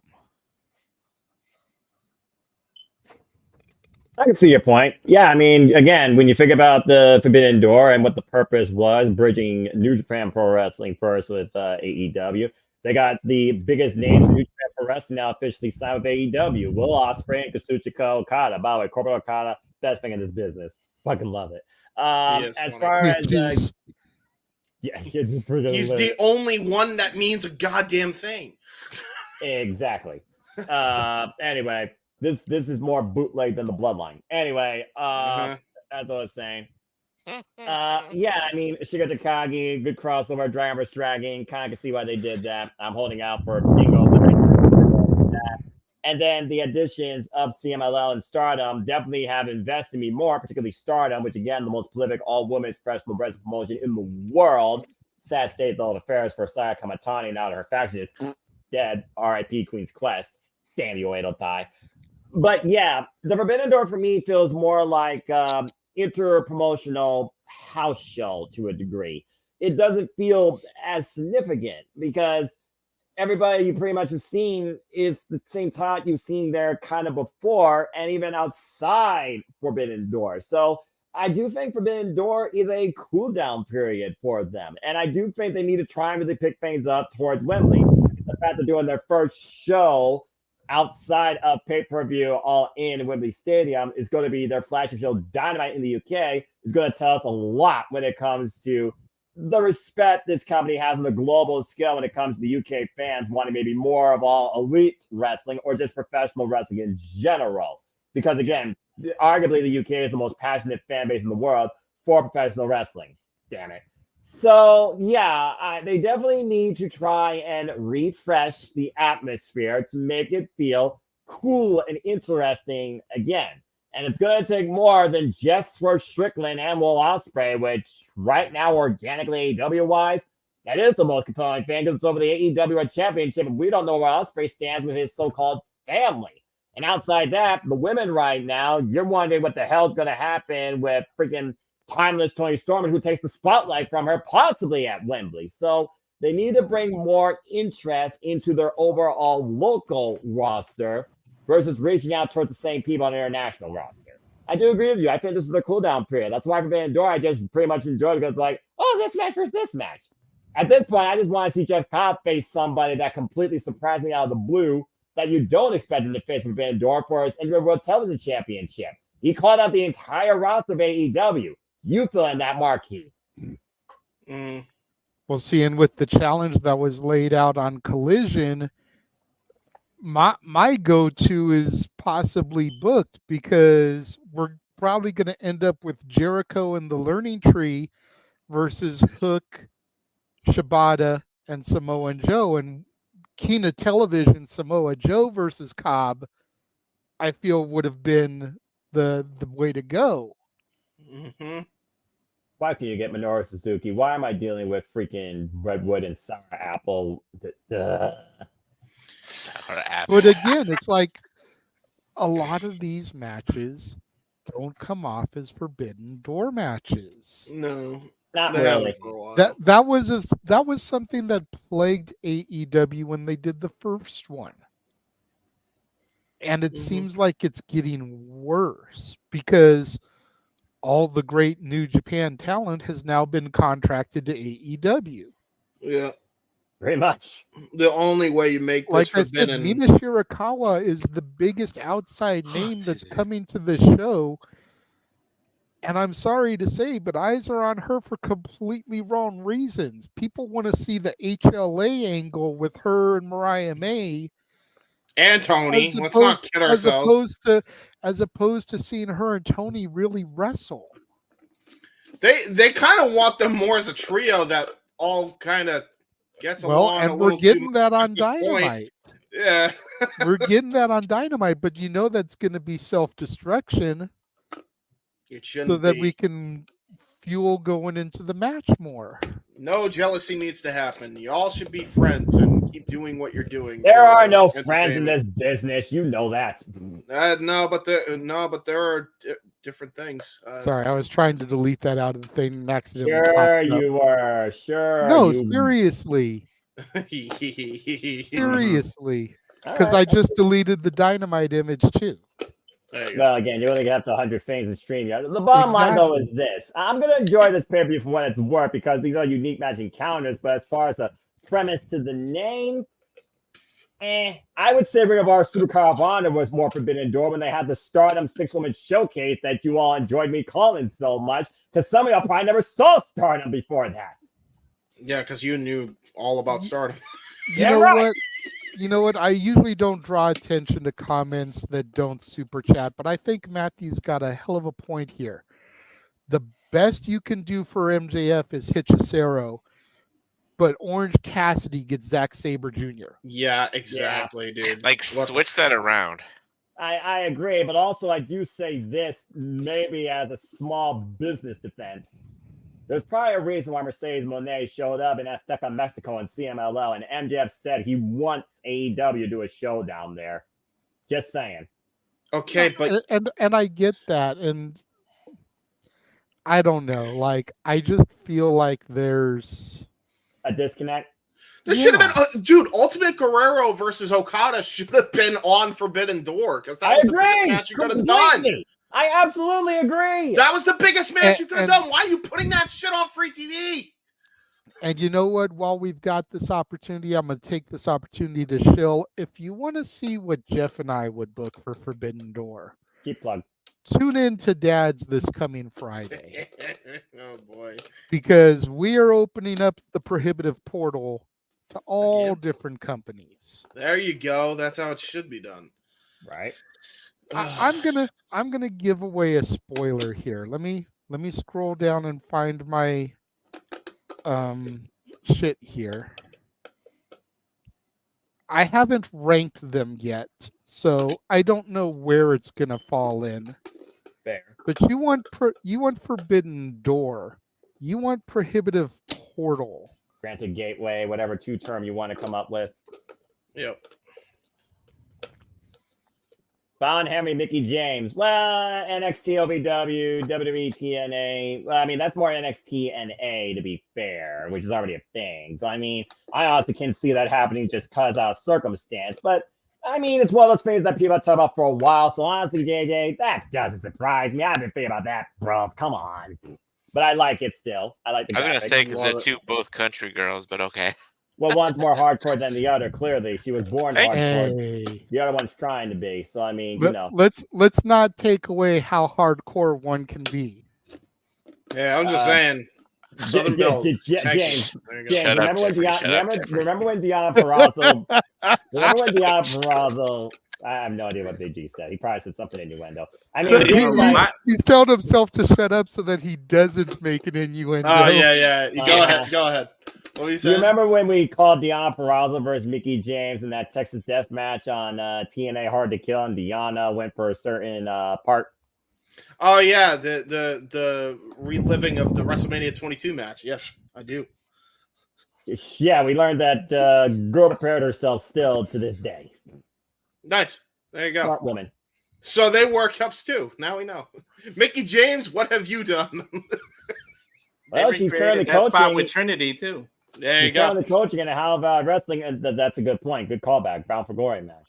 And to Matthew's point, as I do watch all promotions and I do watch Marigold courtesy of Wrestle Universe, how I also watch DDT Pro and Pro Wrestling Noah because again, I'm crazy. Yeah, Io Shirai versus Utami Hayashishita, two queens of Stardom, and the fact that Io Shirai's Fashion's Queen's Quest is now dead pisses me off. RIP since 2016. That does feel more like Forbidden Door because that's WWE and freaking Japanese professional wrestling. Yeah, makes sense. Or even AJ Styles facing out, Dude, AJ Styles and Marufuji is crazy, by the way. Holy shit. Yeah, we go from the start of the year from Marufuji taking on Kota Ibushi to Marufuji taking on the phenomenal AJ Styles. By the way, 2024, folks. By the way, one's in AEW, one's in WWE. Like, that's crazy to me. I'm just saying. Has Walter gone? I don't remember. He has not. I was getting ready to throw to him. Thank you for reminding me, James. Walter.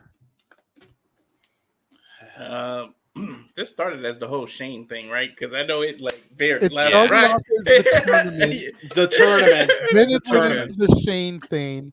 Then went Then into we got into ratings, Forbidden Door and then conversation. Forbidden Door. We literally went 4 different ways to reach back to the center of the bottom line. Can Shane McMahon bring the money to All Elite Wrestling? Question mark. Amen. And ratings. We talked about their ratings also. That's Let fair. me give. Yeah, I don't know what you fix the ratings, but I'll give credit where credit is due. The whole Hook and Samoa Joe being together, that pops. I mean, it's a funny, and the little backstage segment, how they just talk before they go whoop ass, or the ghost thing that Hook, that Samoa Joe is known for. When you go off the top rope and he ghosts you and make you fall. Hook is doing it now. That works for me. That's to me. And the whole like I'll give it to Okada cutting off Caster's mic, like it just saying bitch and all that stuff funny. You can make some stuff work, but I don't know what they're gonna do. But in terms of Shane, at the end of the day, this is a business. It's called the wrestling business, and as shallow as it sounds, the purpose of a business is to make money. Vince always said, "I don't care, draw me money." You heard Paul Heyman say that. He said, "You want me money to say about you? Make me money." That's all. Make So me money. it makes Fuck money. family. Fuck integrity. Fuck Do human it. decency. Make me money. Damn it. Do it. And you know Shane's got the relationship with Triple H. You know what's gonna happen. And every single one of us as adult, we lived through that evasion. And now you can do it. You got the chance to redo it as TNA and AEW tries to take out the juggernaut WWE, and you force that as a new invasion angle with Shane at the helm versus Triple H. You can do it now and rebook. Every single one of us are guilty of rebooking that entire invasion because we know it went to shit. It was Amber Heard shitting on the bed as our intro said, because that was really bad and it was rushed too. And it's just because Vince didn't give a shit about any of the WCW wrestlers, so he just or ECW, so he just wanted to conquer and kill it quickly instead of letting it draw out, showing them strong and being worthy competition before actually doing it. So you can do this again, and Shane being at the helm, you can actually redo it and make it something, and it'll flip the world on its head. It'll literally flip the wrestling world into a 180 tailspin. We don't know what to do because I don't think the network would have a day off, because between the three companies working together, the three main companies in North America working together, none of us would have a day off because it'll be show after show after show, and it'll be popping off. So I New say Japan whatever too. makes money, do it. Yeah, and New Japan too. But No, would have to quit his job just to call all this. I know. Seriously, you talked about the Lisa Gonna Die tour and all the wrestling, all the wrestling. Stop. Big G, I've been part of IT at the same facility in the same role with constant professional development and financial growth for the last 13 years. That shit ain't changing anytime soon, no matter how much wrestling this freaking Yahoo and the brother who's name on the marquee says, hey, no, you want to call this? And I'm going to say yes, because I love this business to death too. So bottom line, nothing's going to stop me from doing both my job and both my fun of commentary. If the three of them work together, then I'm the backup. I'm going to need a backup after that. And I heard the sound, so go ahead. I'll say we got backup coming in right now to this panel. Teleporting into the command center via the Morphin grid. Datilla is here, everybody. Hello, sorry, I'm late. It was a little chaotic here earlier. So I'm really all teleporting in. It's been pretty chaotic here as well. Noah thought he was going to be the host and everything, but him and James said my name and I appeared. Everybody believes in the Renegade like everybody believes in Joe Hendry. Joe Hendry! Did you guys talk about Joe Henry yet? Not yet. Yeah, not yet. We're getting there. You need to somehow add like copyright just music on the freaking intro somehow, I swear. Anyway. No, we haven't talked about that yet. We're in the middle of what was supposed to be a simple AEW conversation that is spiraled into like 15 different sub-tangents. We're like shit talking. You can talk shit about AEW right the now. Owen tournament. Yeah. Shane McMahon possibly coming. There you go. How low the ratings were, and Forbidden Door. The Forbidden Door, and how it doesn't really seem that forbidden. JJ, you how the say it most in the forbidden intro. thing is Mina Shirakawa, because all the great New Japan talent has now been contracted to AEW. You say that in the intro. It's 4 topics split into 6. Pretty much, right?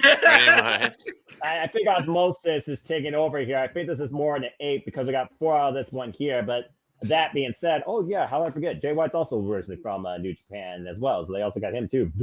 But anyway, But anyway, The Forbidden Door, point, and keep then going what I was let saying, the moderator take back towards her. So for me to keep going, the Forbidden Door doesn't seem so forbidden. It's just a regular door. Like it's a magical door that might have a little bit of magic trick behind it. But like, how are you not doing Mercedes versus Mayu Itani, or however you say that lady's name? But hey, I she's was current. Put some respect on the IGN champion's name. Exactly. You need to do champ versus champ of each company. Even though she's not the main champ, she's just the TBS champ. You need to do that. I thought Mercedes draws you money and is the biggest signing and everything, and she's the CEO. Why the hell isn't she making CEO moves and making her the biggest match on Forbidden Door? Oh, that's right, because she ain't what she says New she Japan is. Strong champion. Stephanie? whatever her name is. Yeah. Basically, is a way to get her the belt that she should have won a year ago. I still have thoughts about that.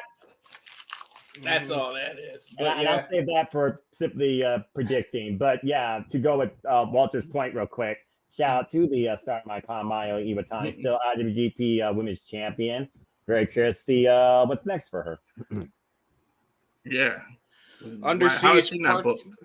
Under Siege Part 2 Electric Boogaloo with Shane at the helm. Let's do it. Yeah, hopefully there is an Invasion Part 2. We'll see. The sequel might be. Invasion, if it happens, it will be for the growth of the business and not to destroy it. That'll be one sequel that'll be one sequel that's better than the original, because shit, how can you not be? That's true. All right, everyone, chaos control. Calm down. JJ, moderate. Take it back to her. There you go. Go ahead and throw it over to Datilla for her thoughts on this, since she has now entered the fray. One moment. All right. Well, that's sorry, fine. I dropped my glasses. Yeah, I can't even read out my glasses, so I get your pain. Go for it. Okay, what was the exact question? So first off, the Owen brackets have been revealed. I got you, JJ. Let's just go down the shopping list, shall we? This list is shorter than the lexicon of Jericho.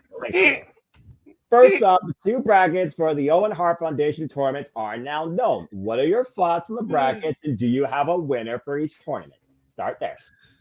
Okay, women's. I would love it to be Diana Perazzo, because long may she fucking reign. But I think it's gonna be Mariah May. It's gonna be May versus Storm, all in. That's what their whole storyline has been leading to. So the longest storylines in AEW. How's that for long storytelling? Continue. Yeah. For the men's, it's kind of hard. I am leaning towards Brian, but it really depends on that wild card. Really, I still think that, if Ospreay loses, is he the wild card, and we get Swerve Strickland versus Ospreay 2? And maybe it's a returning Hangman. I need to know who that wild card is before I can make a final pick, honestly, because I feel like, just based on today, on that Jeff Jarrett promo that they ran on Collision, like, he would be, I feel like he would, like, as JJ had brought up with the connection and everything, he could win. But if the winner's getting a title match, it's like, I don't know. It just really depends on who the wild card is. We'll see. I haven't made my decision for the men. Right now, I'm leaning towards Brian, but we'll see. There. So moving on from there, Shane McMahon. Do you believe Shane McMahon could bring in the money to All Elite Wrestling if he joins this company? I don't know. I don't see him joining anytime soon. But you never know. Stranger things have happened. If there's anything we've learned the last 5 years, is never say never. Amen to that. Are you aware that Shane McMahon actually reached out to AEW? Yeah. Okay, Yeah, so you I'm saw aware. that. All right, fair enough. All right. And then, see, JJ, she's got this. Everybody tranquilo. And the last thing, Forbidden Door. Is it just a normal French door at this point that you can buy at your local hardware store? I ask you, could you see it for something more? What's your thoughts on the Forbidden Door?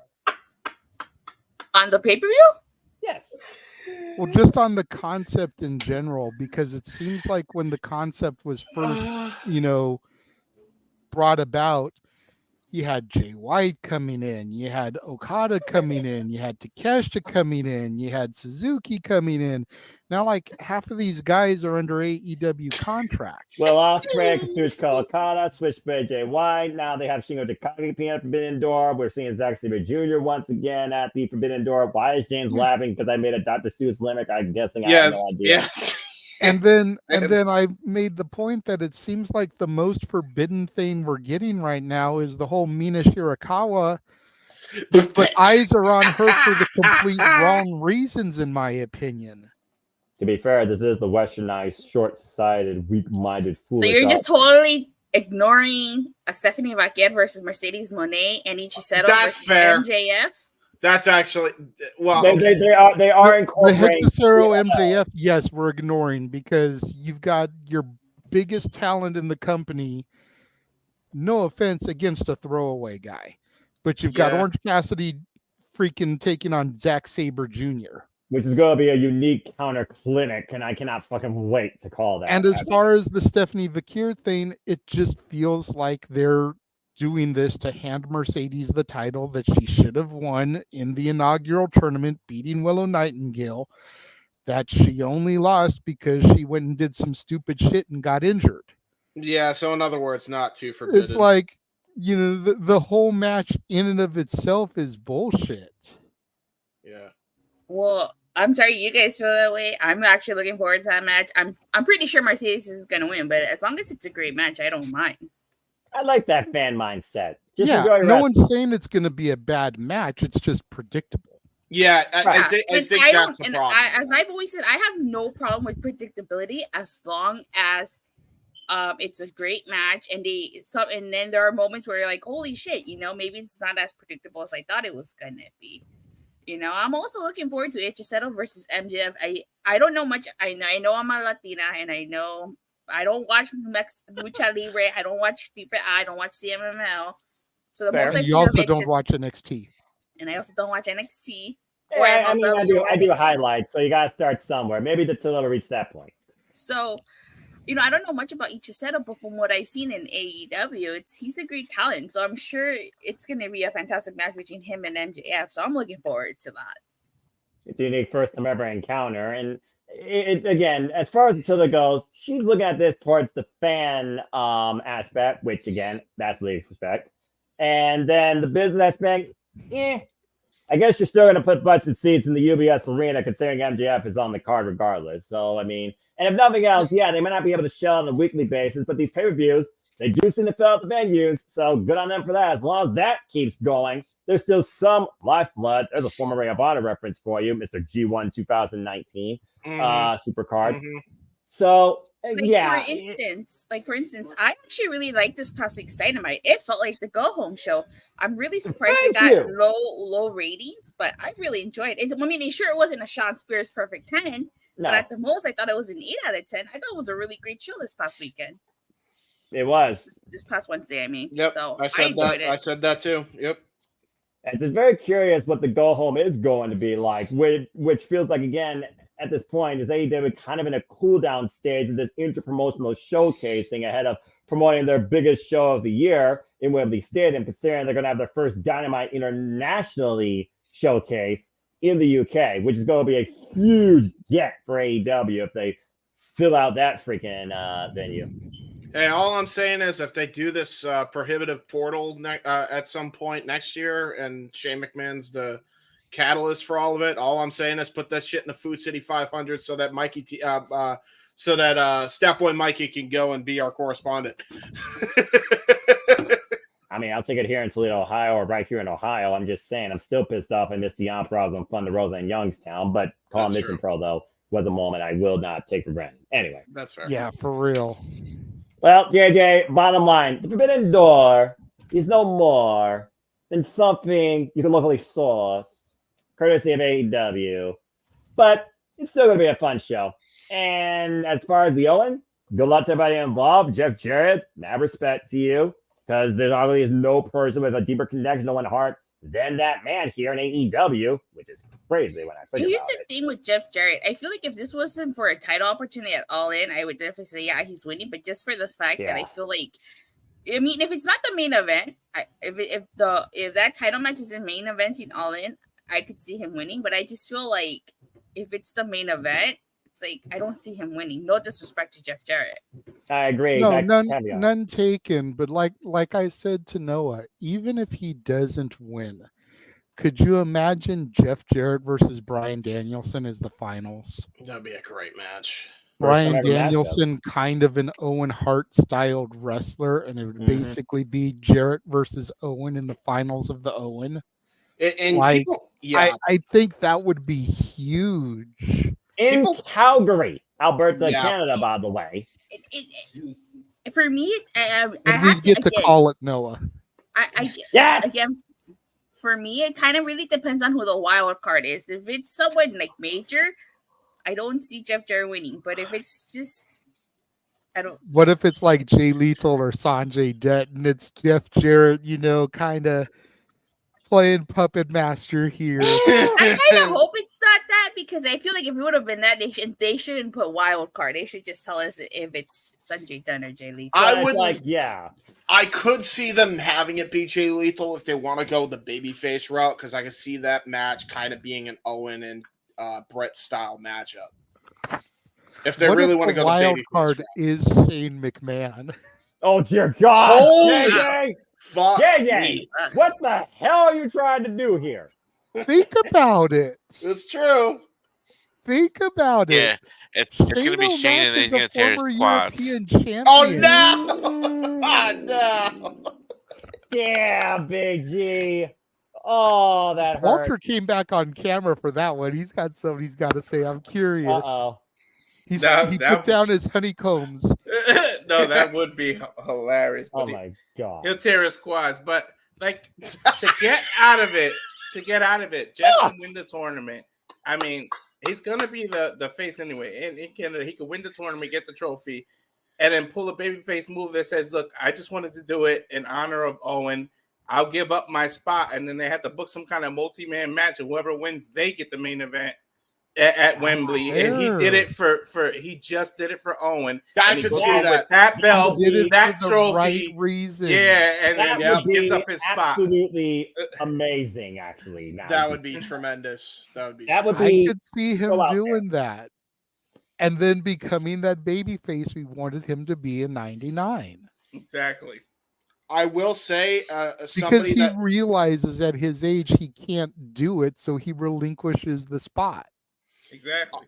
I think if there's anybody that's gonna do it, there's got to be somebody that respects Owen and loves what he did, and he has gone on record as to saying as much.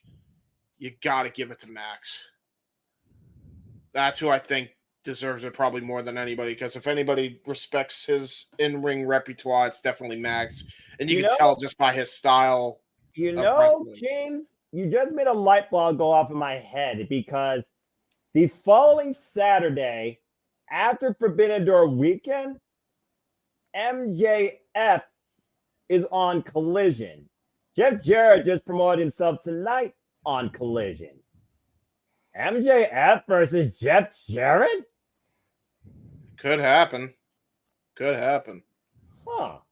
I mean, it would be interesting. It would just suck that if Jarrett got knocked out in the first round, because I think you get a better story if you have him give the opportunity to match. Mm-hmm. True. Screw it. What if the wild card is Bret Hart and he just gives Jeff a pass to go for a bye? Hey, you know what? Crazier things have happened. Did Brett not work for AEW? Initially, he showed up. Yeah, he showed up and actually revealed the AEW title. I wouldn't mind it being a young prospect though from the Canadian area, like they've showcased with like Dax Harwood going up against the likes of London Lightning, who I think is also an incredible talent, or the Dynamite kid. What? Harry Smith or Teddy Hart? That was figuring Harry Smith. Yeah, Harry Smith actually, because it's just one of those things where I look at Jeff Jarrett and what I've learned about him and his deep-rooted, emotional, humble connection to Owen. I really do think he deserves at least out of the opening round bracket. That's true. I agree. Do you guys want to hear a useless fact before we move on completely from this? Well, hold on. Walter has his hand up. Let me say this, and then you can do the useless fact. I wish the Shane went through and WWE could work with AEW, because that's what I what would have did was a wild card in the women's one and made it Natalia pop out of nowhere and win the Owen Hart. That's what I would have did. Like personally, well, we're still holding out.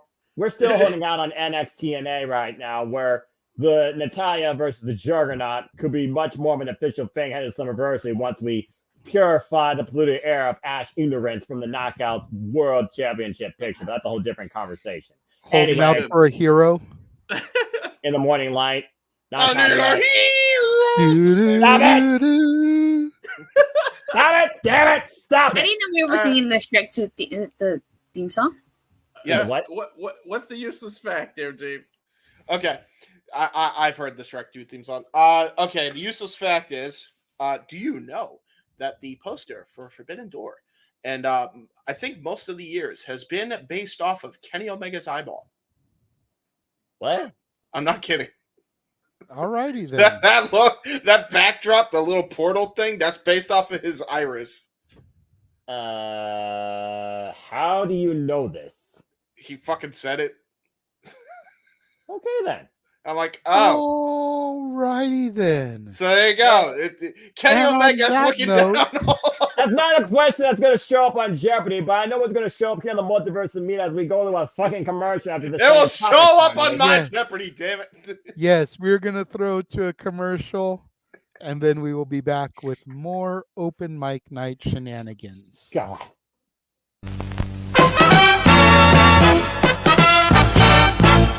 And now, preview time. So let's take a look at what's coming your way.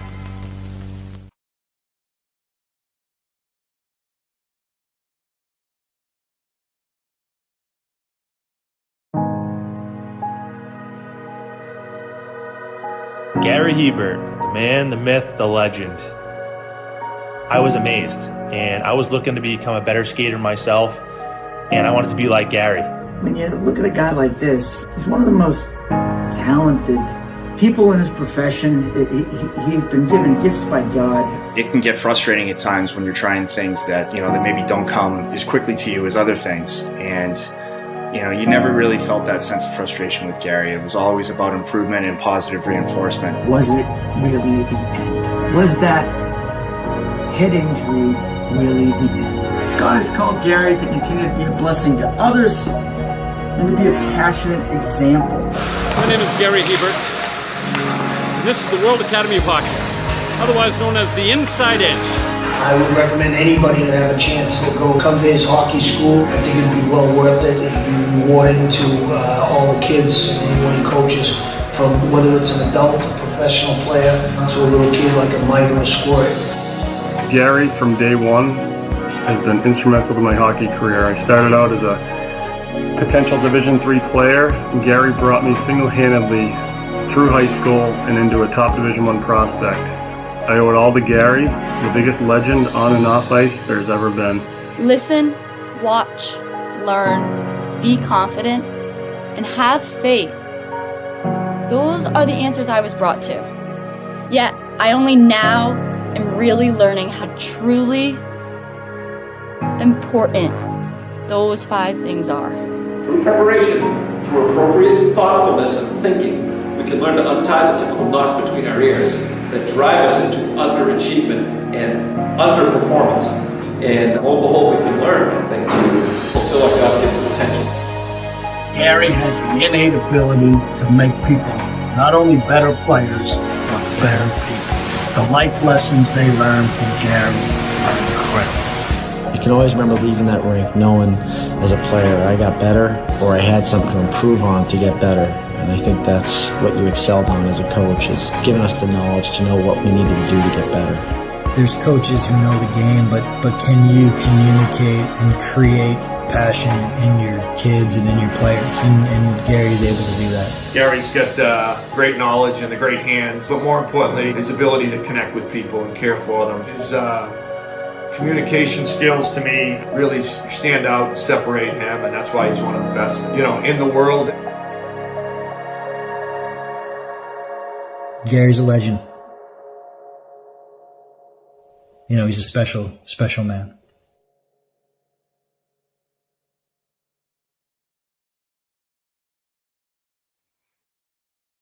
The documentary that is like Veer Mahan, and it's always coming but never comes.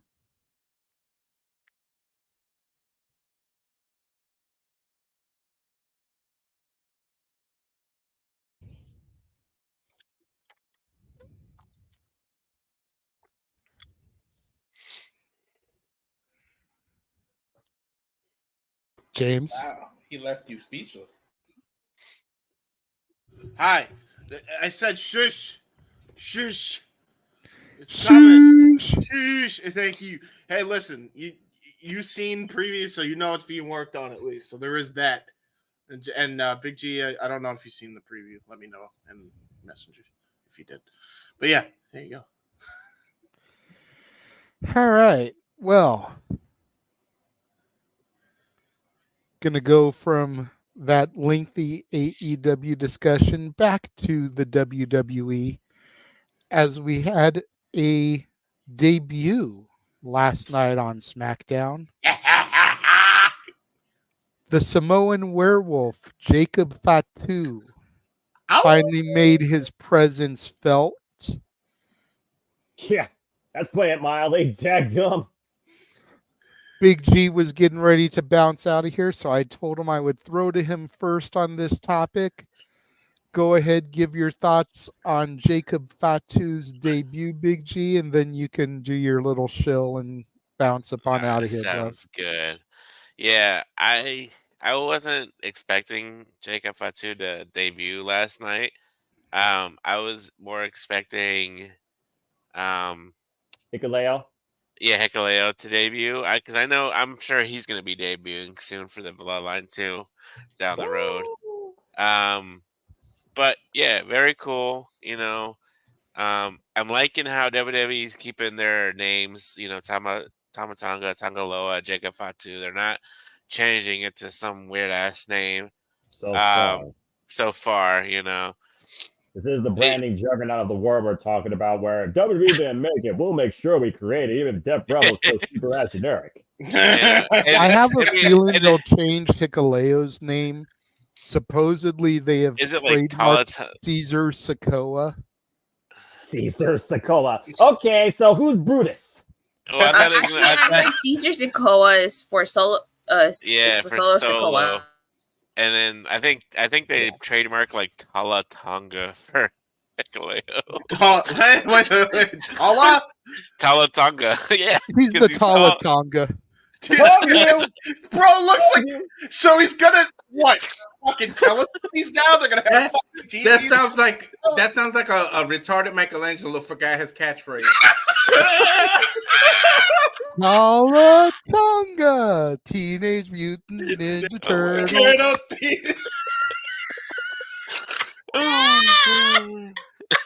Damn it, Walter!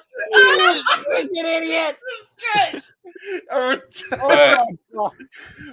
here's the problem. That's when Michelangelo just smokes weed, so Why he's always eating pizza. He's got the munchies, but continue, G.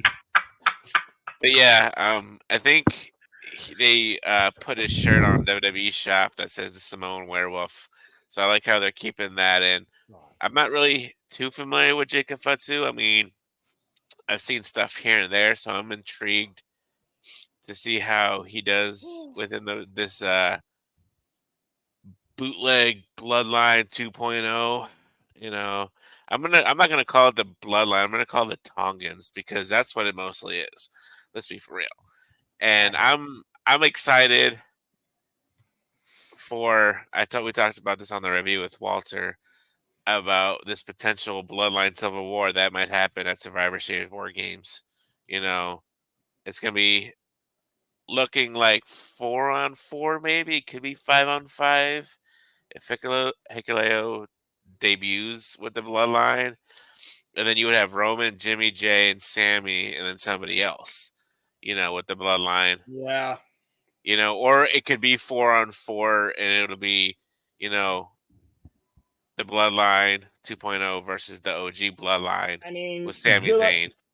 To Big G's point, just to add more fuel to the fire, because this showed up on my YouTube feed. One brother in GCW, JJ, you might know him as the, I don't know, son of Umaga, Zilla Fatu. Yeah, okay. I did see that.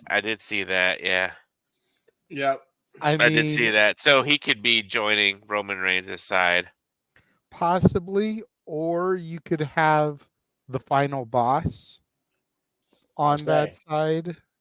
Wait, yeah. Final bosses? Or depending on Rock's availability, this could be what you use to bring Seth and Roman back together. That would be extremally bold, but again, crazier things have happened. I do think that you got that nigga difficulties.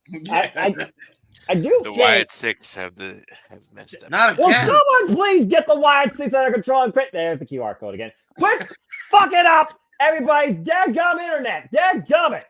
Damn, I was about to zoom in for the QR code. Go back to it, Walter. Are we all doing the QR code? Is that what we're doing? He said there's nothing on there you go. It says my phone is broken. Oh, well, that's brilliant. Don't take it to your local Verizon. You'll be waiting in line forever. Anyway, customer service, my ass. Anyway, not trying to go on a rant, but I will if I have to. Well, I already talked about Liv Morgan, so I think I've already covered the night. That being said, I feel like this year War Games is going to be 4-on-4 at this point because I almost feel like it's going to be lopsided on one side versus the other unless you look outside the bloodline. To your point, Seth freaking Rollins is a fair shout, but you also talk about The Rock. Let's not forget, The Rock has unfinished business with the current undisputed WWE champion that right now has dick all for an opponent. Yeah. And let's be for real. Solo's getting his orders from The Rock. He's not getting it from Roman. That's what I'm saying. Yeah, he's getting it from The Rock. That's been my thought process all along too. But I mean, what if? Correct me if I'm wrong. And I wish Jeff was here for this because he's the bigger historian when it comes to WCW. But wasn't there a 3-team War Games at one point in WCW? There was. Yeah, and it was like Team WCW versus Team NWO versus the Horsemen or something like that. No, the Wolfpack. Wolfpack. But to your point, the first War Games match in Big G. RNXT. It was also 3-team, literally, and it was 3 people per team. Yeah. So what if you had Solo's bloodline versus The Rock's bloodline versus Roman's team?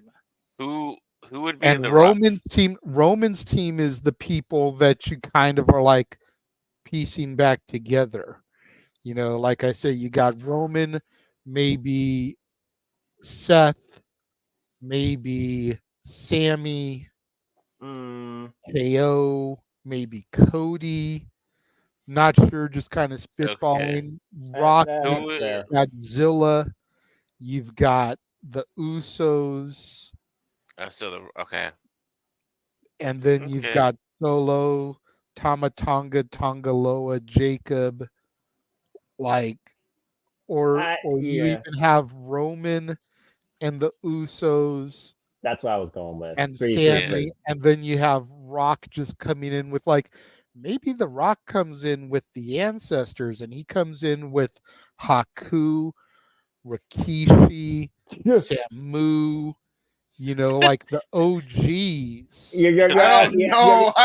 don't know if Haku can walk. You're actually I'm asking. Just spitballing here, but just think about it. He's trying to create tribal combat that actually makes fucking sense versus the shit show I saw at SummerSlam last year. That's true.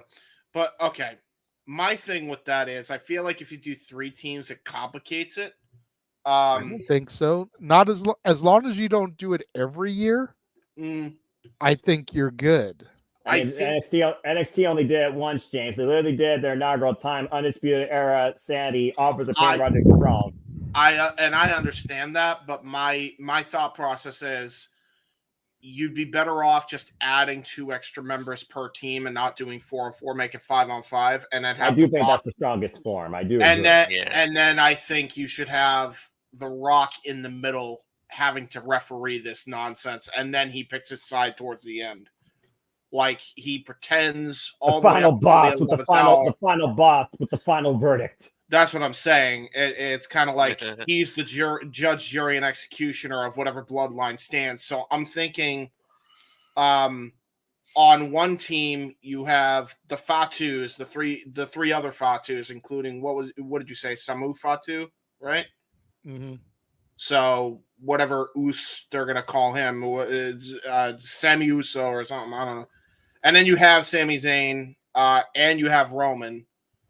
And then on the other side, you have the current iteration of the bloodline, plus, Hikuleo if they bring him in. And then you have The Rock decide on which bloodline stands. That would be my booking of how to do that, because it makes all the sense in the world to me, considering this history between every single person in that family, including Sammy, which was probably the best version of the bloodline, to be honest. So, and let's give it up for Paul freaking Heyman. Like, give this guy an Oscar. Amen to that. Like, for real. He's like, I loved it last night, and he's like, yes, Punk. He's like, take me with you. With tears in his eyes. He's never been more of a tortured, lost soul than I've ever seen in his life. And then, like, every time they chant "We Want Roman," and he looks, he's got those puppy dog eyes, just like, I want my tribal chief back too. You saw the tears in his eyes when Solo said Roman isn't coming. Now, dun, dun, dun. What the hell does Solo know that Paul Heyman don't, that The Rock knows? Who truly knows where Roman Reigns stands as a head of the table comeback? Yeah, and we don't even know if he got attacked by the... Exactly. We haven't heard anything since the jet flight, apparently. That was the last time Paul Heyman saw Roman. And heard from him, apparently. He's scary. He's very scary.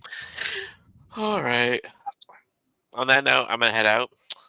Yes. Sounds good. So, Go ahead and tell everybody where they can find you. At Big Biology 1988 on the TikTok, Twix, X, Twitter, whatever the hell you want to call it.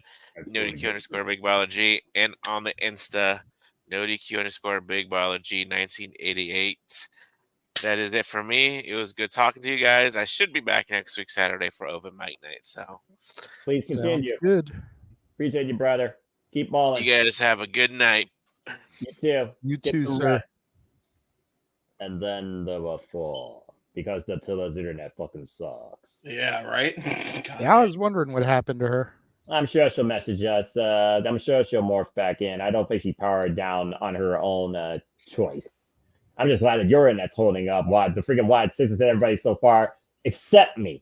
Anyway, teleporter battery died. Well, like I said, once I rebooted everything, I'm good for the night. So yeah. But let's be real here, JJ. Just a sub tangent. I don't know if you all saw the same looks I did from the Tongans. Jacob Fatu, for those that don't know, is the longest reigning MLW World Heavyweight Champion. He is one bad motherfucker. Dude. Karrion Kross told that verbatim, and I've seen Karrion Kross and Jacob Fatu's matches. I've called Jacob Fatu versus the Walking Weapon, Josh Alexander, at Ric Flair's last match. Jacob Fatu just made the rest of this bootleg bloodline look like children. Dude, I love how we keep calling them the bootleg bloodline, and I was actually going to get to that with Jacob Fatu's debut. Then go ahead. Is the bloodline beginning to suffer from NWO syndrome? Yes, I think so. Because elaborate, good sir. Well, I mean, you think about, again, that family tree that we all acknowledged during the WrestleMania kickoff party that showed everybody within the freaking Onai family. And you think about, again, Onai that literally owns WWE at this point, with Rock being a member of the board. You think about the original bloodline starting off simply with Roman Reigns and the right-hand man, Jey Uso. That expanded to Jimmy, keeping it in the family. We talk about the cousins that used to brawl outside the football field. Okay, I admit, I yeeted on Monday night despite Jay wasn't there, but people turned that into a yeet thing after I got Uncle Howdy. Eat it or yeet it. Shout out Smosh. Sorry. Anyway, yeet in the bank. Yeah, if you know, you know, folks. There's your first ballot candidate. That being said, the freaking word of the night is going to be yeet. And then, again, if it wasn't for Sami Zayn, that last year of the bloodline heading up to WrestleMania 30, that would be a complete farce because Sami Zayn added so much new life into the bloodline because of his character dynamic and quirky persona. I mean, if this was straight up just family, I think we all would be burnt out. I think that's kind of what we've done at this point because the bloodline does not feel as big or as important or as a legitimate championship threat since Roman Reigns left. If nothing else, those has degraded this faction back to the days of the Wild Samoans that were nothing but meat-eating savages. If you know, you know, folks. And it's just one of those things. Hello. It's just one of those things where I think right now, yes, Tama Tonga, Tongaloa, okay, there's the connection there. Former IWGP heavyweight tag team champions, of course, Tama, former multiple time, never openweight champion. And now we're expanding beyond what I think at one point was literally 4, now into 5. I think Leo shows up.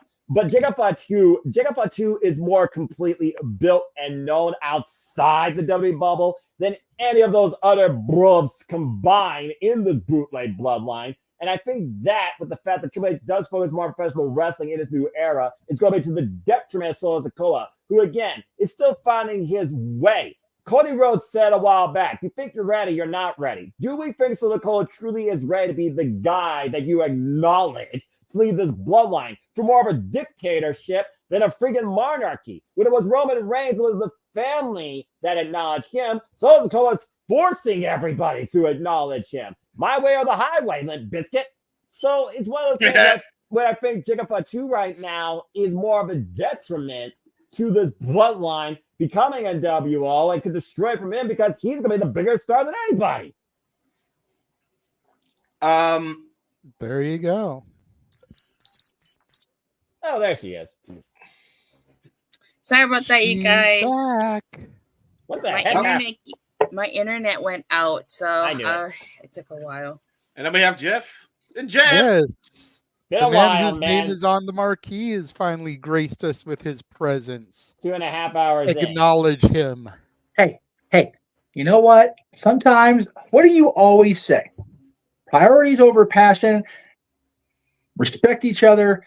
Maintain your mentality. Cherish your families. I was at a ball game with my son and my father. So, Good on you. Unfortunately, the Dodgers won, and he's an Angels fan. So, hey, I had. You know what? To be fair, though, I had my Angels shirt, but I had my Dodgers hat on, so I was good either way. This don't apply to me either because, again, I don't watch sports. I watch professional There you wrestling. Yeah, I don't. Not even a Dodger fan. Well, I was going to give you praise for finally getting me my shirt, but now you're going and saying all Dodger fans. So I don't know. I'm a fan of Dodger dogs. Hey, you know what though? Finally had the new Dodger dogs. They are not the same. They are not the same species, folks. I gotta ask because again, you West Coast boy, I'm Midwest, and I've not even been to Chicago, which is chili dog mecca. What is a Dodger dog exactly? A Dodger dog is a hot dog that is longer than the traditional bun. Basically, it's if you go into a grocery store, it's linked up a ballpark frank, basically. But they are sold. Well, it used to be exclusively at Dodger Stadium, hence the name Dodger Dog. But they've since expanded to in-store. However, with the changeover from Farmer John to whatever the hell brand it is now, you cannot get them in stores anymore. So, I don't know what they're talking about. I've never been to Dodger Stadium. I've been to the outside of Dodger Stadium, but never inside. Well, I like to thank. Well, it's hot dogs. I like to thank Attila for hanging on to this shirt for 7 months and getting me my. No, seriously, it was a complete. It was awesome that she hung on to it because I was able to, knew it was safe. I didn't want to put it in the USPS or UPS whatever because I knew it would get lost. In her hands, I knew it was safe. But since you've never been to Dodger Stadium or Dodgers, we'll go ahead and keep moving along. Okay, so moving away from food back to a guy that can literally eat every bit of food on the table for an entire family of Saint Simons, if such thing exists. Hi, Jeff. Welcome to Open Mic Night. As JJ will moderate you in towards the topic we're going to talk about, and it probably toss it to you, as I actually talked about, is the NWO 2.0, the new bootleg bloodline. JJ, take it away. Yes. We are on the conversation of Jacob Fatu's debut, and what a debut it was. Probably not as monumental as the Wyatt 6 this past Monday, but still an impressive debut. But we kind of gotten onto the whole, is the new bloodline turning into kind of like the NWO, where it's like, you're a member and you're a member and you're a member. And, we had a little bit of exclusivity with Roman and the Usos and Solo. And even to a certain extent, Sammy, the Disco Inferno, if you will. But now we've got, Haku's kids, and they're not a No Eyes, and now you've got Jacob Fatu, and we're looking at Hikuleo down the road, and it's like, okay, And Zilla Fatu has made You're his voice known. Tongans, not Samoans. Okay, we're doing this. You're the wolf pack now, especially now that we have the Samoan werewolf. You know what's funny? This entire bootleg bloodline wears nothing but red and black, so JJ actually might be more accurate than you think, Jeff. He's not wrong. I know it's eating at his craw, knowing how much he loves the NWO, and when you're NWO, you're NWO for life, like Bullet Club. Yes. So first of all, Bullet Club was never exclusive. It had the Young Bucks as members. Continue, Jeff. Jeff Jarrett was a more prominent, viable member of the Bullet Club than the freaking Young Fucks. Anyway, because it was his world, his world. All right, enough. Look, Jeff, you weren't here. I've already given good rep to Jeff Jarrett and his love and acknowledgement for Owen and his appreciation of being in the order. I hope he actually wins his opening round match. But moving on, let's get back on topic. NWO Bloodline 2.0 is the same. Is it a farce? Is it not? Go ahead. Okay. I am calling for the seventh sign of the apocalypse right now, and I'll tell you why. First of all, we saw a Major League Baseball player lay down a viable bunt, and he got on base tonight.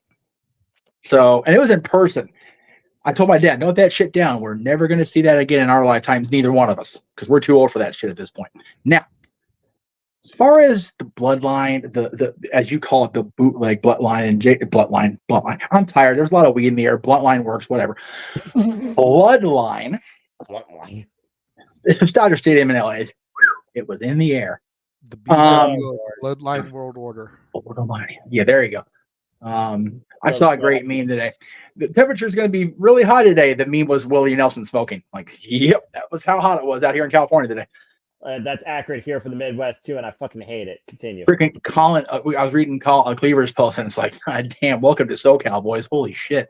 It's gross. Anyway, first of all, I don't even remotely think it's the same thing as far as other than the colors, which viable point. You have to remember something. Haku and his kin have always been pseudo family to the Anawahis.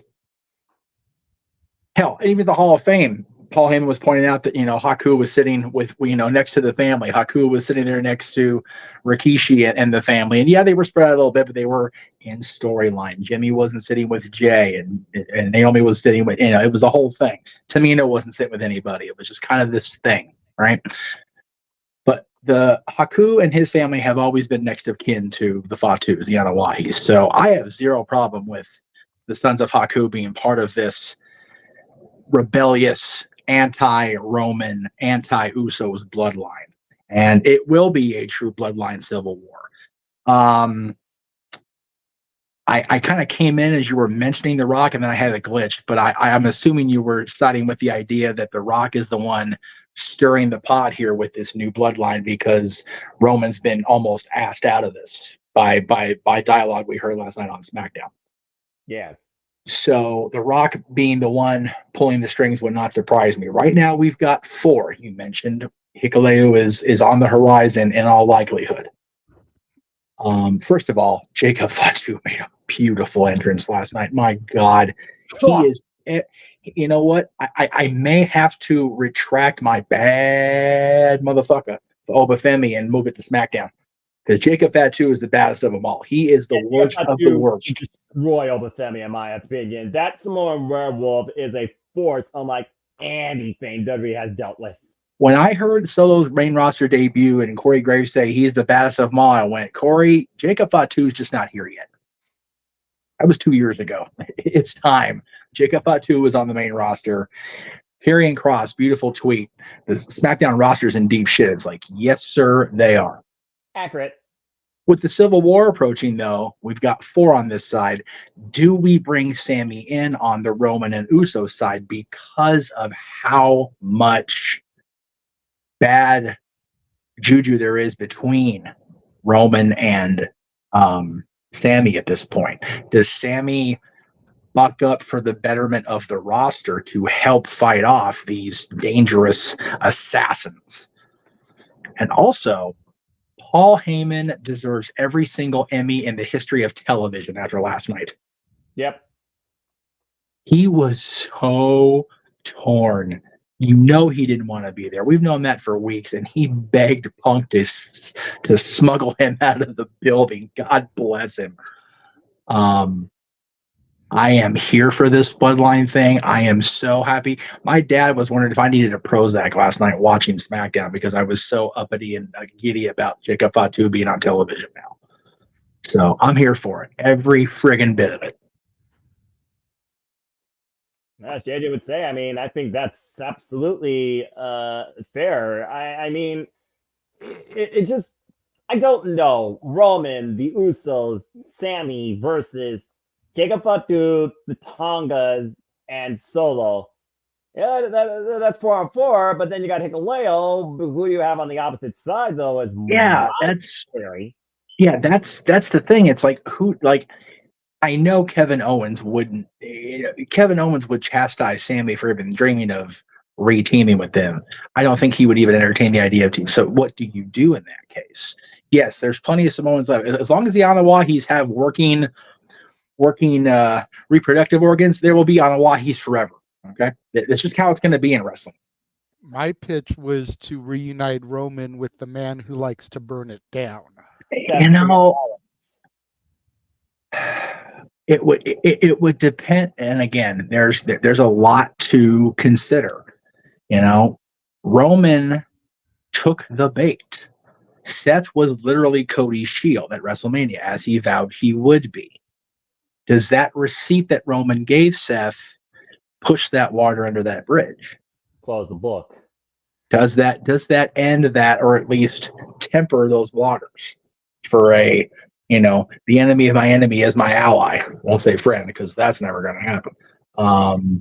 You know, do you try to bring Sammy into the fold? Do you recruit somebody you wouldn't expect?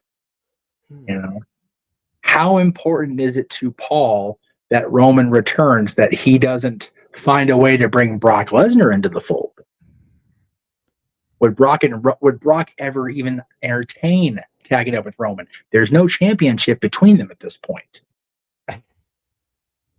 I mean, we always say never, but did Brock and Roman together? How do you combat the Tongans and the most dangerous Fatus?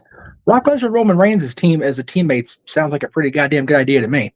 Considering Brock and throw Punk in there too. What's that? Throw Punk in there too. The children of Heyman. Yeah, it's Punk and Drew have their own shit to hash out. Clearly. Yeah, but by War Games. Well, War Games is still months away, but I think, and I don't know how I had not had an opportunity to watch much of the show because I was in the car or at the ball game. Drew leaving Punk in a pool of his own blood in Chicago must be addressed. That will be addressed, hopefully in Cleveland on August 3rd. If not on Monday Night on Raw. I was going to say, if not on Raw, Punk may come in there. Hey, if Chad Gable can be cleared after that, so can I. Chad Gable's literally murdered on live television. And he's still back. Satellite. And again, we've seen the bloodline go from a monarchy to a dictatorship. Where you go from here, where inevitably Caesar will be taken down, will be taken down within from another brother. Again, I want to say it again. Jacob Fatu just made the rest of that bootleg bloodline look like children. Jacob Fatu could lead this bloodline to a whole different generation. You know, you mentioned Caesar, Noah. The Roman Empire fell in April. So anything is possible. The fact that the people were chanting, "We want Roman," the day after his nearly Hogan eclipsing reign ended shows exactly that the people weren't hating on Roman. They loved to hate him. And there is a significant difference between the two. Which, of course, I was one of them verbatim. No, it's the minute I saw your post, after WrestleMania, when you tweeted that the gif of Roman putting the one finger up, it's like, we've all been wondering what is the scenario that will bring Roman Reigns back to television, because he said himself at the Hall of Fame, without the wise man, this isn't happening. Will the wise man being in true danger be the catalyst to bring Roman back to television? That's the key. And would he be there before Paul Heyman is taken out or afterwards? Is that the proverbial straw that breaks the camel's back? If there's one thing I've learned about Paul Heyman, guys, is that they are loyal to their own detriment. So will Roman's loyalty cost him if he tries to save the wise man and the bloodline guts him? We'll see. To kind of add to what Jeff said, I truly think that it's not like the NWO. I don't. And there's a few reasons why I say that. I know everybody wants to say, well, it's watered down because it's been going on for so long. But there's a big difference here. With the bloodline, the only thing that was getting stale was Roman's title run going on probably a little bit less than a year too long. That's the key difference. And even then, the only real hiccup that the bloodline story has had is that whatever the fuck nonsense happened at SummerSlam, right? Don't remind me, I was there live at that shit. I know. So that was like the only hiccup in the road. Everything else that the bloodline have done has been ace. And you can say, well, Roman's still not the star. Doesn't need to be. That's the direction we have gone, and it has started that way since The Rock came in. That's been kind of the whole point of this new iteration of the story. At the end of the day, it's fucking great. Like, there's not one bad thing that has happened throughout the storyline where you could tell me, oh, this shit sucks. No, every single part of the story has been ace. Yeah, the key difference is they've not jumped the shark and called it, Bloodline Wolfpack or Bloodline Hollywood or Bloodline Elite or whatever. They haven't done that yet. And the thing is, Bischoff himself has said this. There was if he could go back and book it, he would have had Sting go over clean, and that would have been the end of it. 2 years in, that would have been the end of it, and they would have done something different the next week, or the next year, because it was a Starrcade. Yeah. They haven't hit the jump the shark yet. And even then, it was over anyway because of the bloodline splitting, or the NWO splitting, and once the finish with Sting and Hollywood was botchy as it was, and there was clear dissension, at least on television, with Hogan and Savage, it was already going downhill. That last entire year, 1998, was the downfall, and the only reason they put them back together was, okay, let's just do Dallas. Didn't happen. They're back together, and it got worse because everybody got hurt. With the bloodline, they have the opportunity. Everybody's healthy. Roman is not saying shit. Nope. He's not tweeting. He's not He's not doing anything. The one thing they did, Roman and Paul, was post that back to day one video on, I think it was Instagram or TikTok, the day after Mania, and that we haven't heard shit since. That is the perfect way to do it. Yep. And, there never seemed to be an end for the NWO. It's still, there's still an opportunity to hit a Avengers Endgame moment here, even at WrestleMania. If it takes that long, fine. They want to have a complete gangbuster event in Vegas. Having the bloodline finally do a big blow off, or at least start it at Survivor Series and build, and just don't freaking fast track. Don't get all wiggy. Just let it burn, baby. All the way from wherever the hell Survivor Series is, all the way to the Strip. And then just let it happen.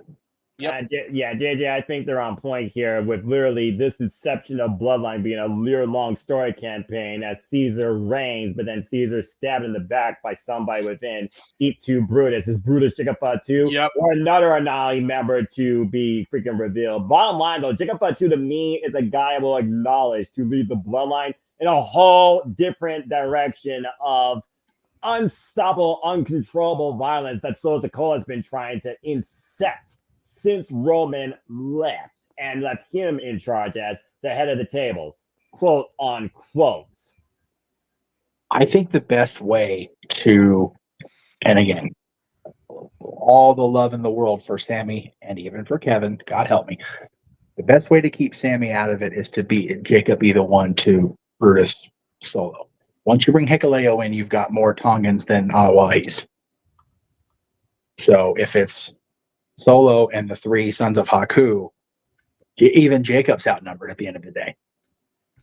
But you put Jacob with his cousins against Solo, who has just lost control of his own reality by bringing in these 3 dangerous Tongans that even he can't control. Yeah. Then you have War Games be a truly fall, in the burning of Rome, because even Caesar cannot control the fire around him. And then Zilla 2 comes in. And then Zilla 2 comes in to add to the fire. And then John Maluda's like, hey, what about me? Oh, there's another one. That's right. There you go. Yeah. Like I said, as long as the reproductives are working, there will never be a shortage of Anawahis or Sons of Haku. It'll be a thing. Out there, boys.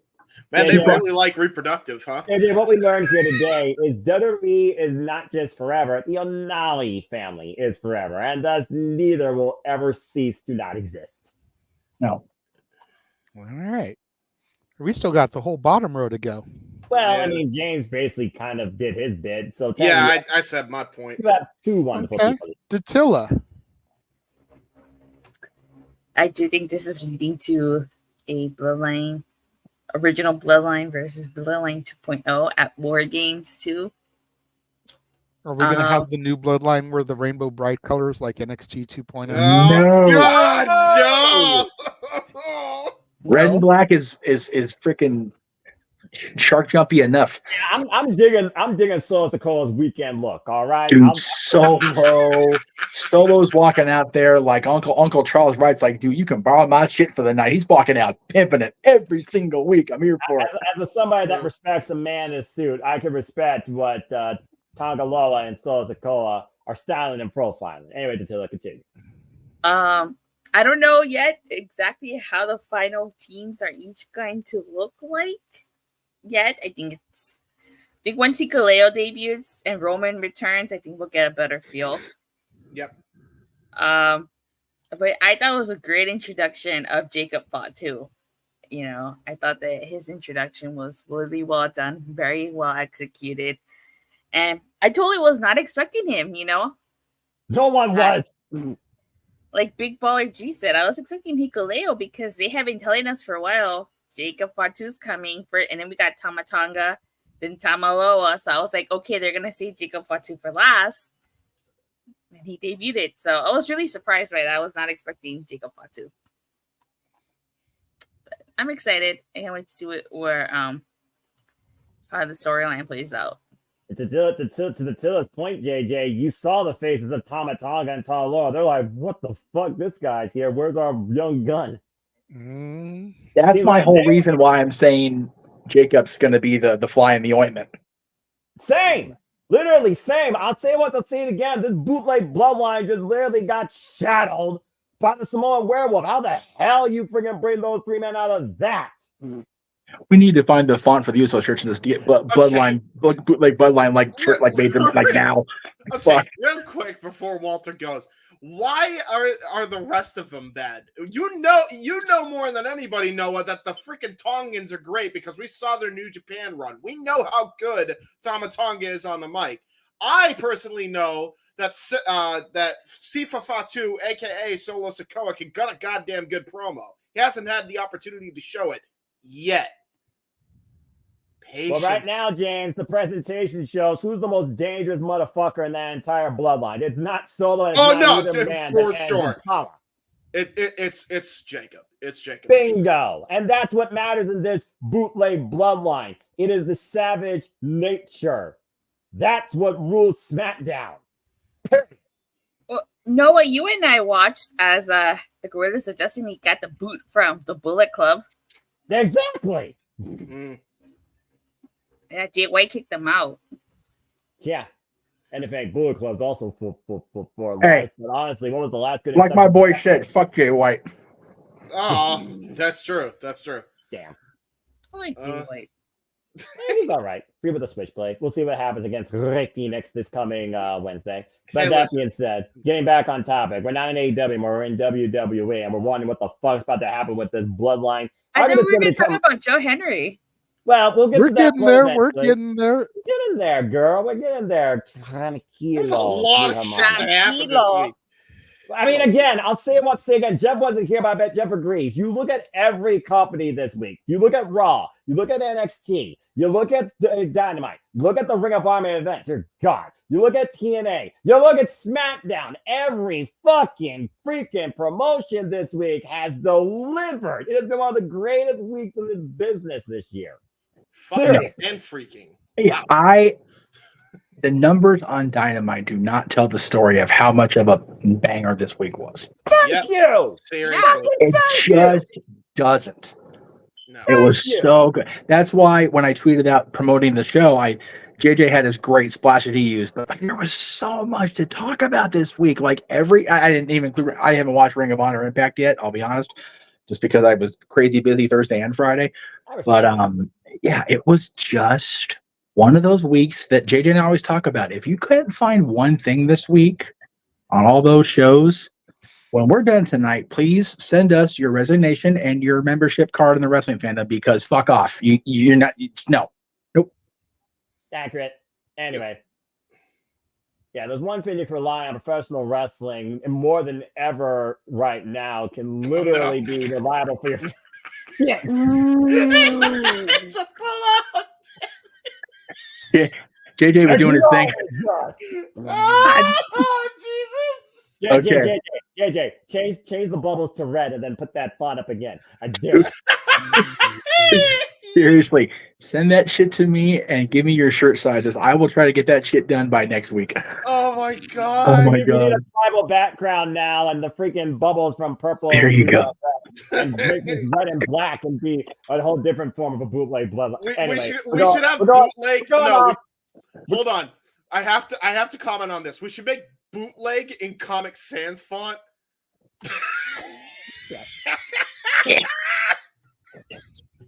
He's out of line, but he's not wrong. Please go to Walter and finish out this topic on Jacob Fatu. Walter? Hey, Walter. Yeah. Follow that. Yeah, I don't know if I can. We pretty much all said it. Yeah, you need a little bit of blood dripping from the bees, though. But yeah. Oh God. But oh, yeah, pretty much said it. It was a great debut. As well. And the Bloodline got another monster because, damn it, Solo's no small man, and he looks small next to damn Jacob Fatu. Right? Yeah, Fatu's like 6'3", 260 maybe. Man. He towers over all of them, actually. Technically Roman's a little taller, but he may even just build alone with the right camera angle. He might look bigger than Roman. Jacob Fatu face to face, please. Yeah, I gotta see, because I think Jacob is 6'2", 6'3", and I think Roman's 6'4". So like just about half an inch taller maybe, but yeah, they did it perfectly. And in terms of the whole NWO thing, I don't think so, because NWO was just letting anybody and their mother in. Like, yep. Edward's mother was almost NWO, but well, JJ, is he right? He's right? Yo, at least this actually makes sense because it's part of family in one way or another. Yeah, so, except with the exception of Sammy, of course. But and even so that he's kind of family. Yeah, exactly. And Paul Heyman's been down with the Samoans since day one, so that's family too. Ish. So, right.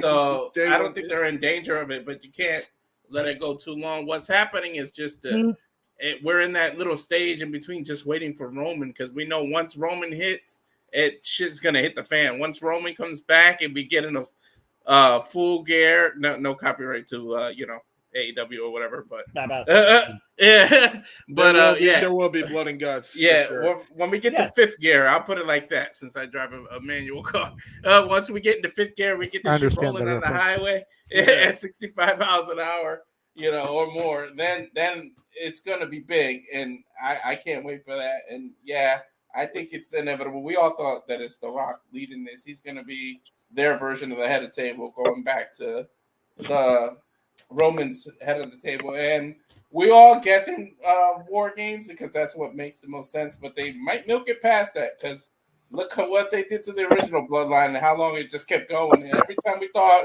okay, here's the ending, it went further.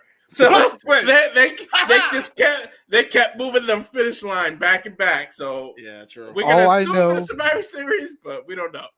All I know is when we get this huge fight between bloodlines, the theme song for the PLE needs to be Eminem's "When Shit Hits the Fan." Right. Yeah, right.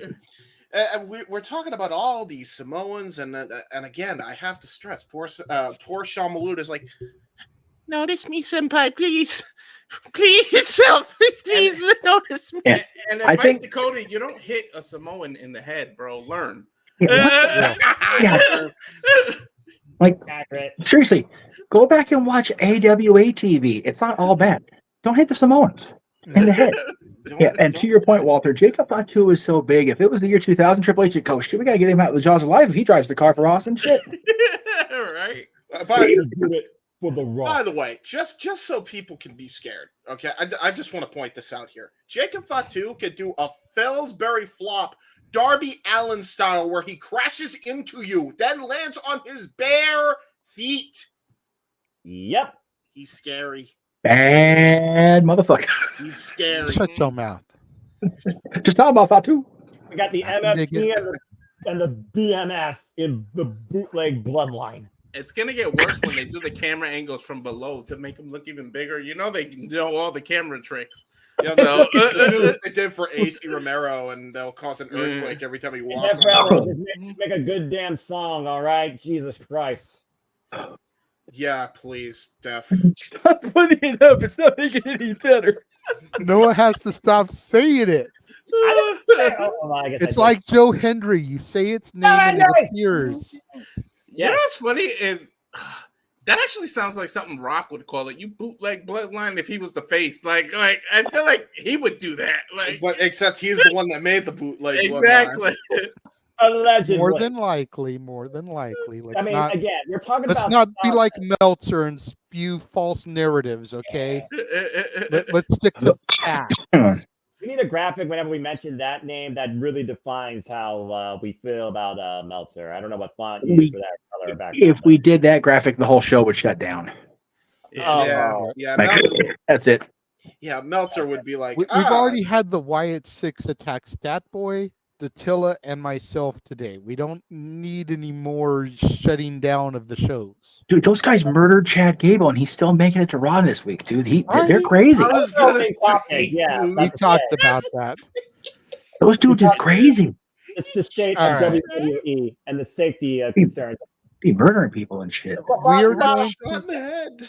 Go ahead, Noah. Bottom line us. Yeah, but I was saying, the bottom line is this. Jacob Fatu is going to take the bloodline to a whole different saga. Bottom line, what? All right. We are going to once again run Noah's favorite trailer, and then we're going to come back with our main event, and we're going to discuss NXT and specifically Joe Hendry. I believe. We believe in Joe Hendry. Everybody needs to believe. We will be back.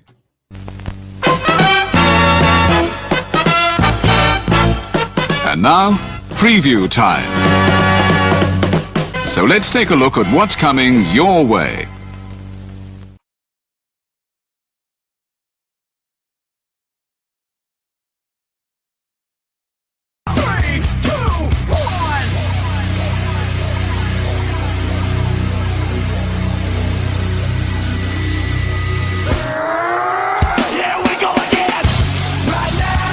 Let's go! Me and you, toe to toe. We can ride.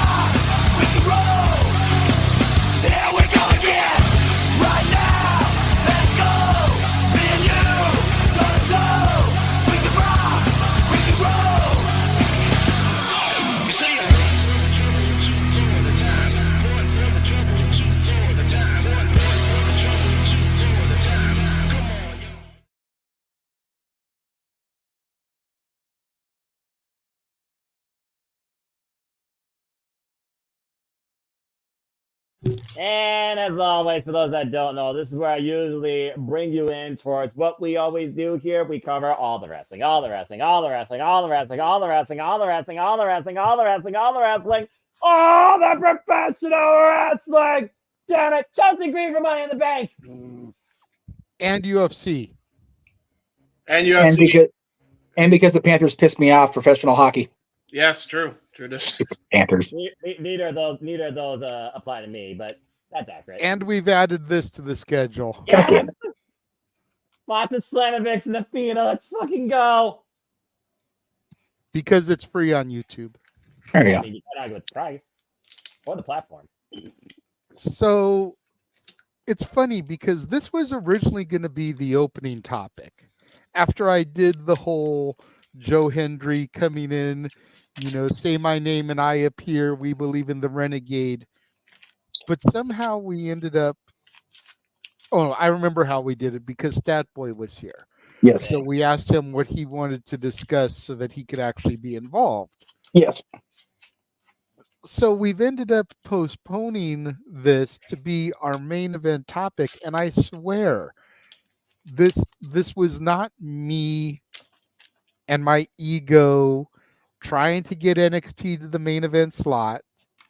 It just is the way it fell because Statboy picked the Wyatt 6, and then we got into AEW, and then we got into Jacob Fatu, and now we're here. There you go. But now we're here. This week we had the next chapter of the NXT-TNA partnership.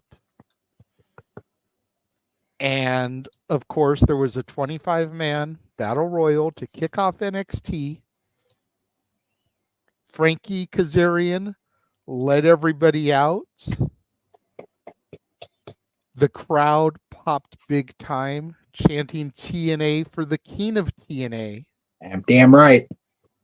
But as great as that was, it was the debut of Mr. Joe Hendry. Yes. That still has people talking. And we can get away with 15-second clips on here and not get copyright pinged. Here we go. So I am going to play just the opening seconds of his debut. And if y'all didn't see this, listen to the crowd response for this man. And look at Joe's face.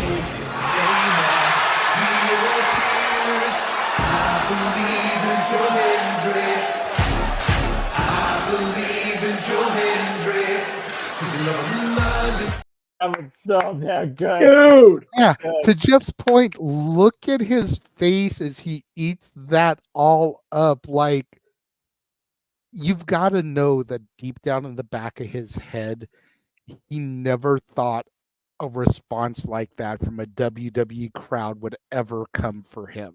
I swear, I thought he freaking just breathed and was like, wow, as he just... That was a WrestleMania moment for Joe Hendry, and that Oh, it was. fucking Performance Center. Yep. Yes.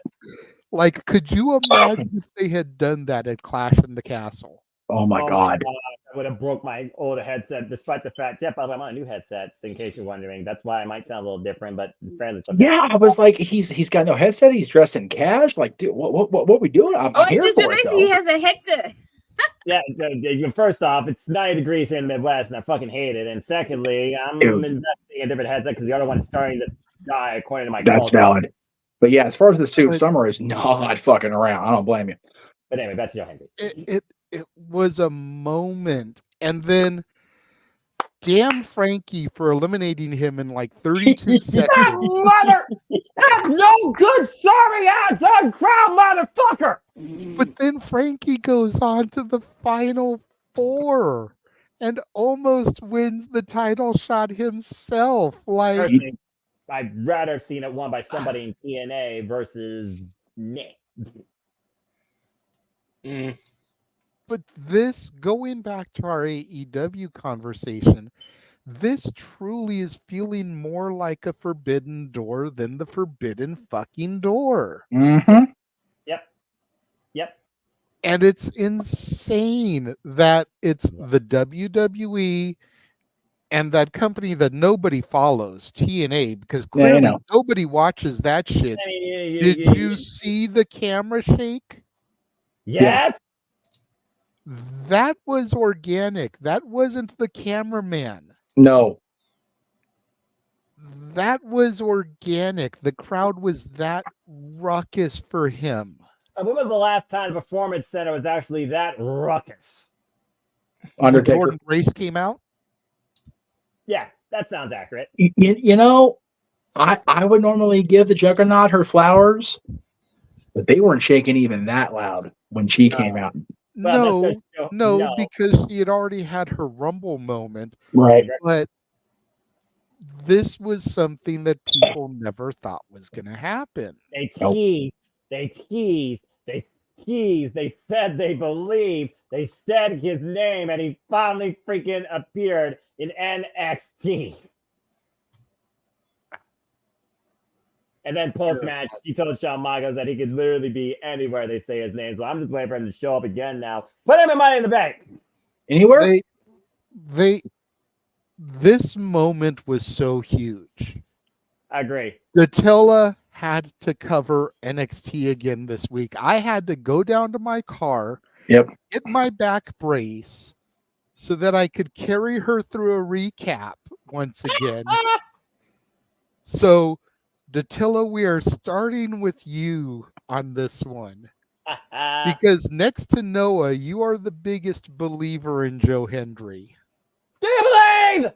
I believe in 252 pounds of pure motivation, the answer to all of life's problems. I mean, it's been a gimmick for how long? Yeah.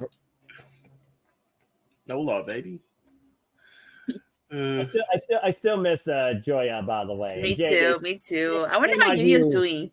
He's doing really good in New Japan, to be fair to him. Ulya Mera was former KLPW champion against Great-O Khan. All hail. And right now he is working on preparing for the G1 Climax 34. Anyway, continue. Oh, wow. Good for him. Yeah. Wow. My So God. I had said last week that if Joe Hendry appearing on NXT was the only way you were going to get me to watch and review NXT this week. And he did.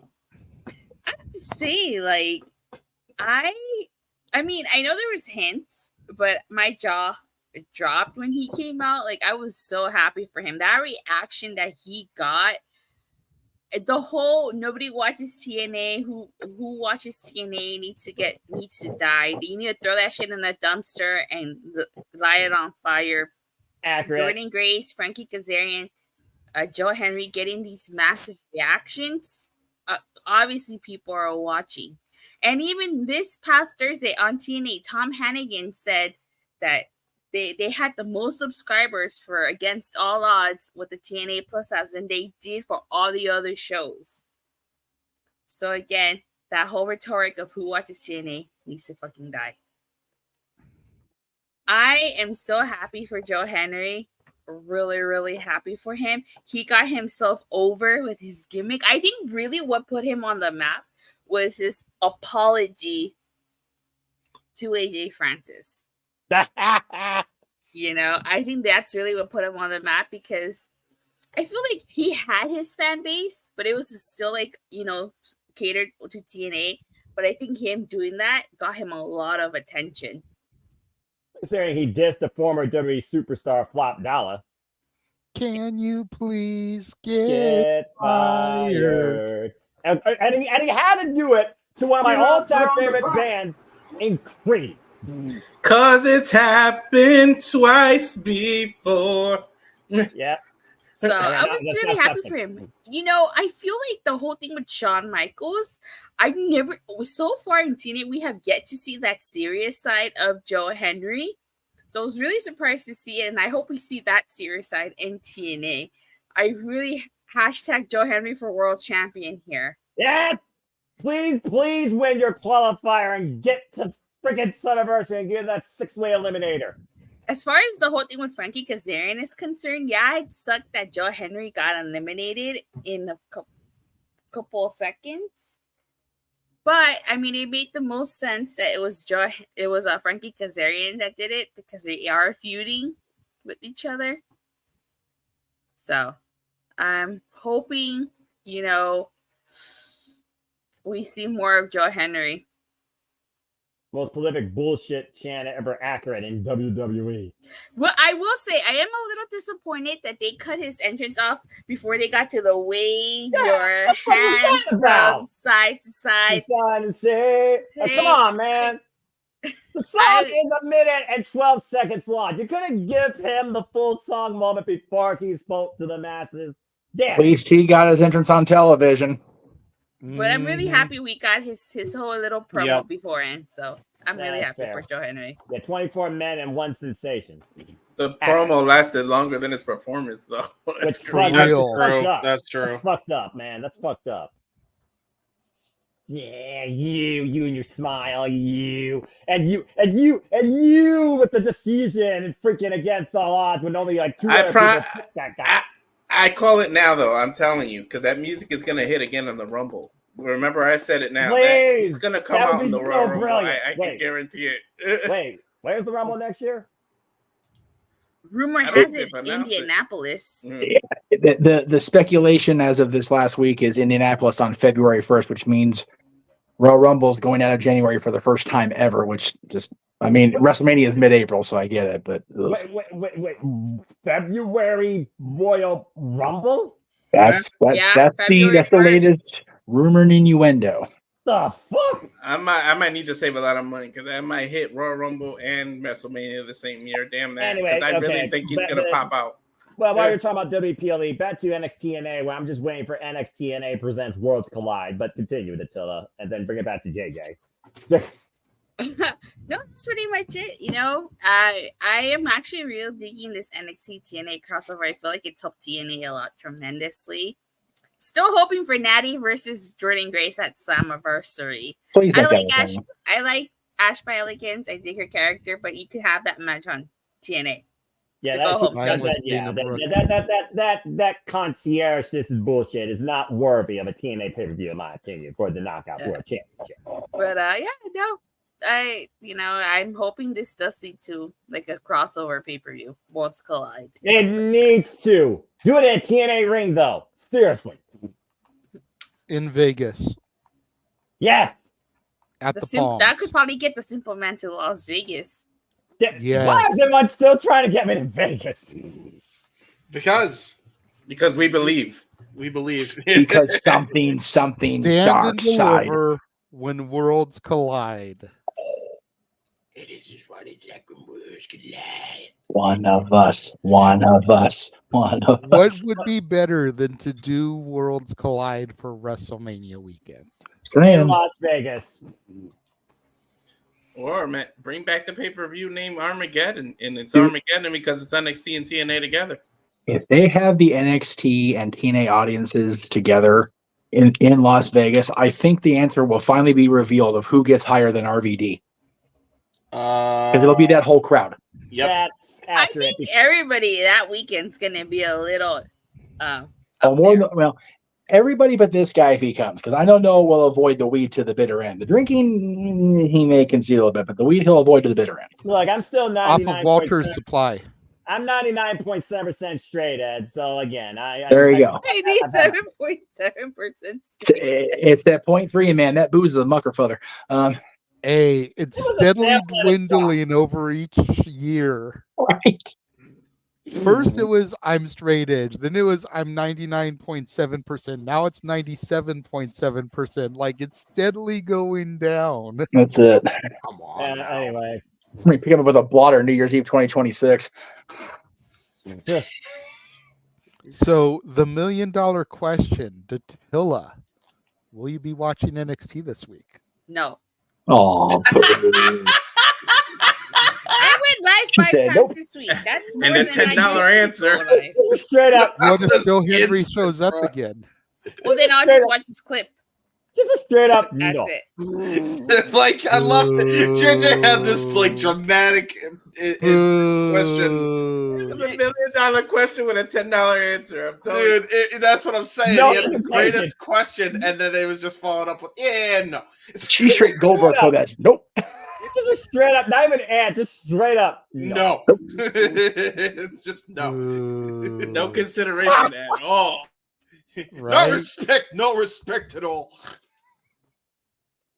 Oh, Walter, you've kind of become my right hand in this new NXT. To the point you talk TNA now with me. Yeah, it's amazing. AEW, take note, because this is what a Forbidden Door is supposed to be. I don't know what the hell you're doing, because all you're doing is AEW versus AEW. this is For an AEW championship. Yeah, exactly. So I was so happy. Yeah, it sucks that he got thrown out so quick, but I mean, it makes sense. It's weird to say a TNA story has been continued on WWE television. It's crazy because it's just going to lead to continue to the feud of Frankie and Joe Henry. And I'm telling you now, I'm calling it. He's going to be in the Royal Rumble. I see it now. Like when they get a hold of how much that rating is on YouTube and how over it is, did you see how many views that one clip got? Like it's past 1 million. Like I'm telling you, The last I heard, 5 million views. Yeah, it is the second most viewed social media clip for WWE since WrestleMania. Exactly, and TNA better hope his contract ain't nowhere near expiring, because I bet you Hunter's gonna have something signed, sealed, and delivered. Stevie Wonder style. They'll have Death Rebel give him a generic ass theme. No, they won't. They'll pay whatever they have to make that song. Besides, it's his vocals on it, so I don't think I don't think they have to clear anything. You're right. Yeah, that's fair. And then he'll get to go back at McIntyre this time. But when he went at Drew Galloway in Scotland, I don't know if you guys know that clip. I would die. ICW. I discovered Joe Hendry through ICW. Me too. That's why I love this guy. And the fan I echo all the sentiments that we got, and I just can't wait to go. But this definitely can't be a 1 or a 2 or 3 time thing. It's got to be multiple times. And I'm telling you, I said it 3 times now. Joe Henry's going to be in the Royal Rumble. I don't know what you might as well make him number 1 just to give him the big ass entrance. Like screw it. I don't care if he's 30 seconds there too. Give it to him. No. You do what you did. You do number 2. That way they don't know for sure, and one's just waiting to see. It's like, go ahead, say his name. Did you guys know Joe Henry was actually on WWE TV like years ago? Yeah, he was being part of Rus's Russian Appreciation. Kazarian was there 20 years, like 15 years ago too. Speaking of Kazarian, I see it. He does look like Antonio Banderas. I see it. I see it more now than I did 20 years ago, because he's aged very gracefully, that man. So, but yeah, hopefully this continues. I just can't wait to see. What's funny is Joe Henry is up there, but it just makes me beg the question, because it's NXT. But who's next? Like literally, who's next? Who's the next big one that's gonna do whatever aspect but crossover? And I can't wait to hear. For my money.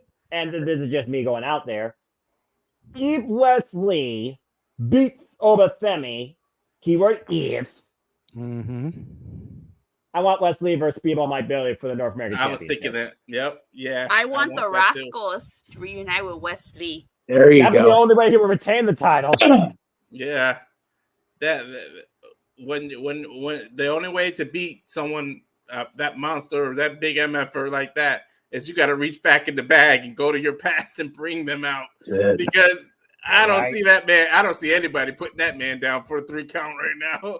I wouldn't mind having the Rascals on WTV, since we can't have the Radicals, you mentioned for reasons. Rascals is fine.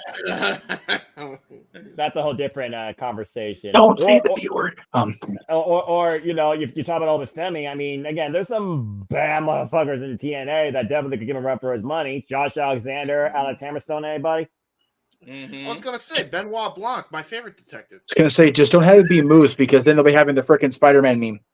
I don't know. Well, after they killed Gable, PCO might have to go against Gable, zombie versus zombie, because what the hell did the Wyatt do to the Chad Gable there? Yeah, dude. Shot him in the head. Who murdered Chad Gable? That's I the don't think mystery. the Wyatt Six uses guns, but it does seem like he had a blunt wound to the head. This is a new Wyatt Six. This is Wyatt Six Crips and Bloods. Dude, What the fuck? Exactly. Thinking these. Let's get back No, to here NXT NA. Give me Rosemary versus the new Dark Wendy Chu. Dude, I'm here for it. Wait, Wendy Chu gone dark? She's not Oh dead? yeah, dude. Oh, Yeah. Became a she's pretty nightmare. much a zombie right now herself. She I will say this.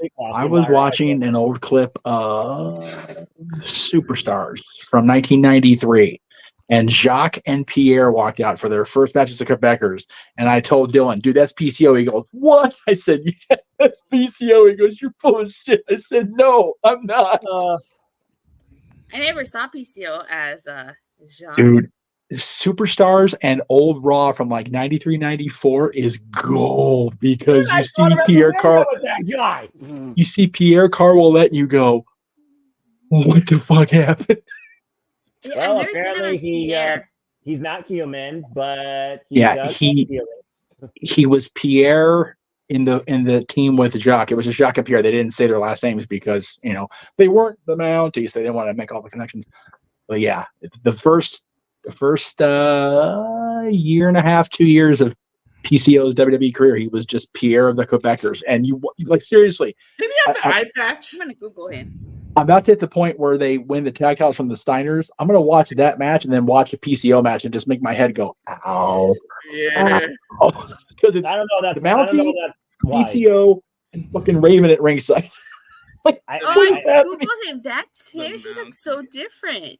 Oh, Right? WWE. You know, one of my favorite people were, and people used to make fun of me, was Rick Namardo Martel. I just loved his whole character. It was just something about him that I loved. He was just an asshole, and I loved it. I don't We know are why. way off in the weeds, but the All right, first guys, let's get the back first on angle track. I ever saw on WWF television was when Martel blinded Jake Roberts. That was on Well, I the think first everyone- episode of Superstars I ever watched. Well, I think everyone's blinded right now with the fact that NXT and TNA can actually coexist for the betterment of each other's companies. Nicely So done. Very nice.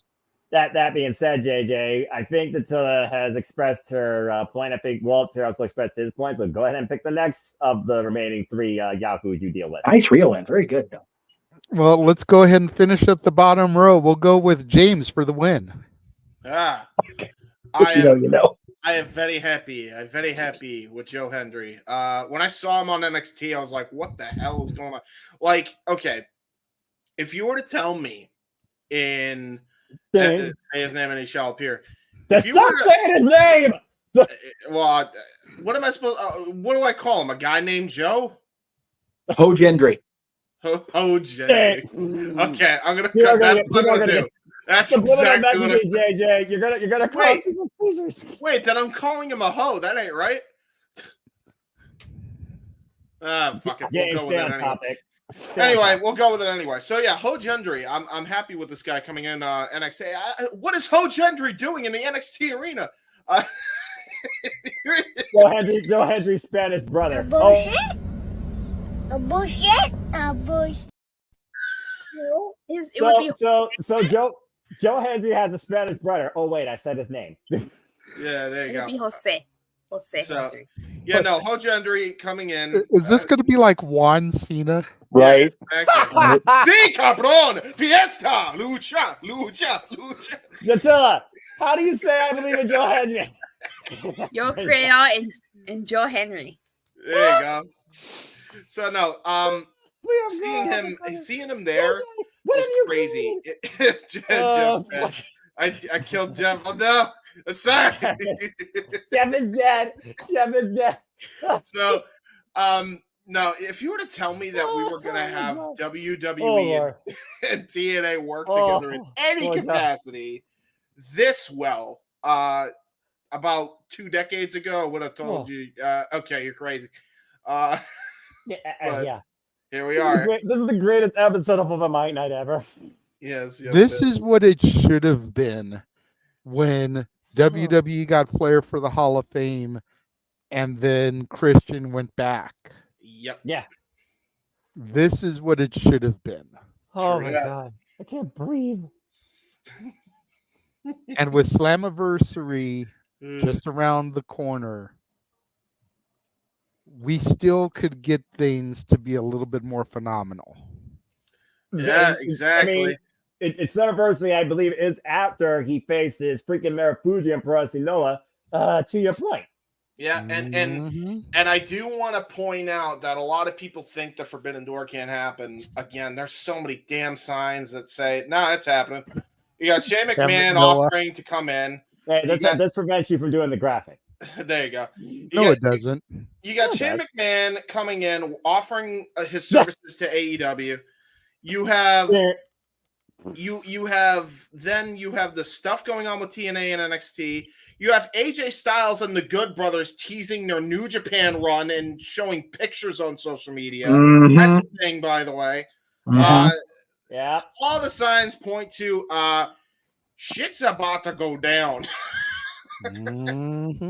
This is All accurate. I want is Josh Alexander versus AJ Styles, Josh Alexander versus Chad Gable, and Chad Gable versus Speedball Mike Bailey. Is that too much to ask for? And now in Chad this Gable day and versus age, PCO in zombie mode.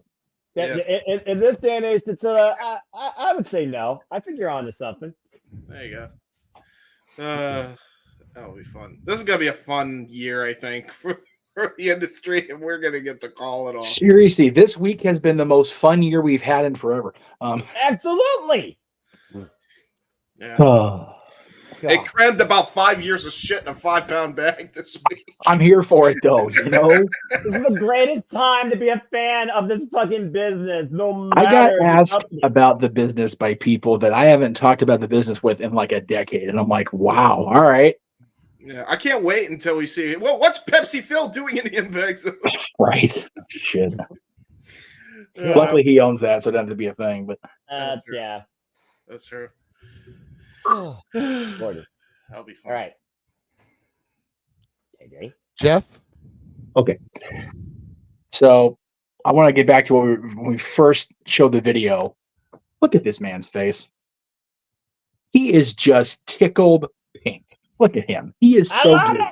I friggin' love it. I just do. And as far as I'm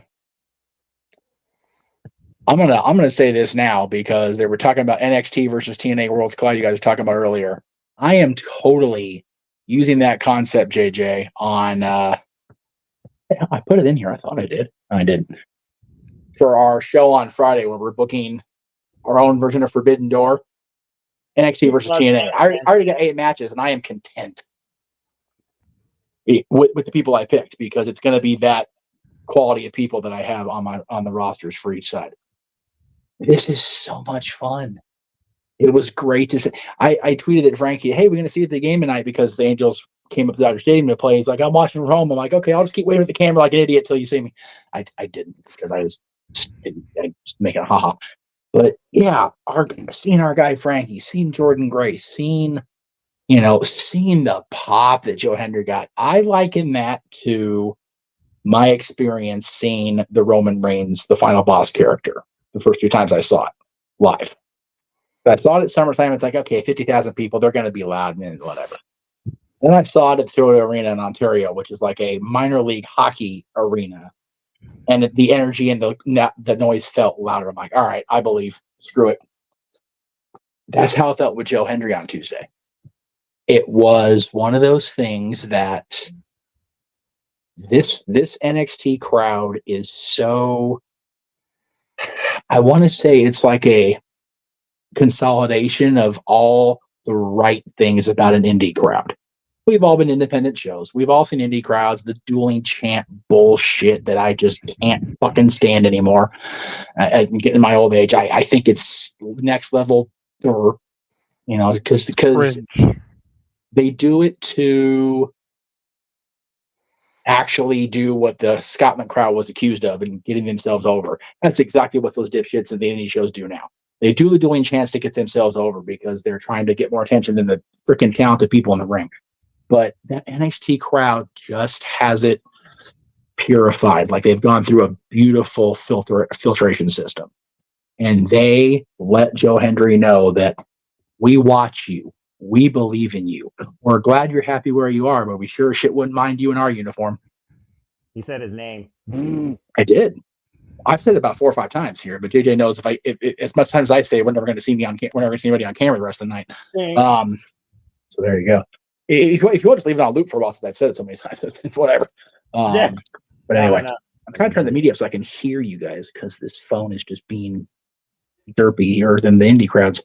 Anyway, and the computer's buried. So I'm happy for these talents that, nobody watches TNA anymore. It is on a bad channel. I'm not gonna lie, it's on a shitty channel. But when TNA Plus is less than $10, if you just want to go that route, I don't mind paying for that for a month when you get 4 weeks of television, most of the non-mega pay-per-views. I'm here for it. And seeing these people get the time on USA Network, which is still one of the hottest cable networks in the country, has been for generations. It's wonderful. As far as who's next, I am with JJ. We need, even if it's just one more time, to have that AJ Styles moment in a TNA ring. I need that in my life before they put me in the ground or in the urn that I already bought, Percy style, because that's my plan at the end of the day, because I already got it. It's a real urn. It does exist. So Injected in his veins. Think about this for a second, guys.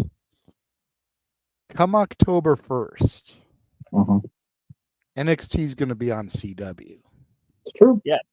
If this partnership is still going then, think about what that opens up the TNA people to. Yep. Yeah.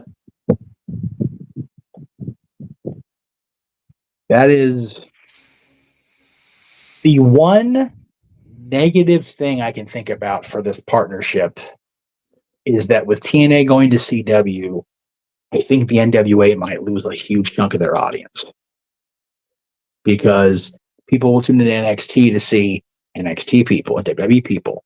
And I think that, if the partnership leads to something like that as far as television rights, that'd be awesome. My only thing is, at least in the past, WWE, when they've been on USA Network, their brand has had exclusive rights, which was a major blocking point. And, I take that back. I take that back, because when they were going to buy WCW, they were already on Viacom, no longer with USA. So forget that. I apologize. My bad.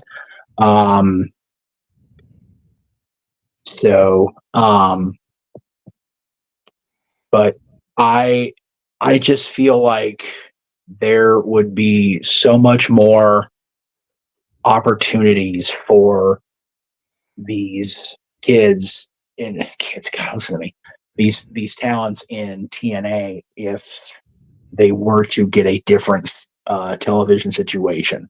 I don't know where their situation is as far as with AXS, how happy they are, how happy AXS is with them, but there is no limit to the upside of this.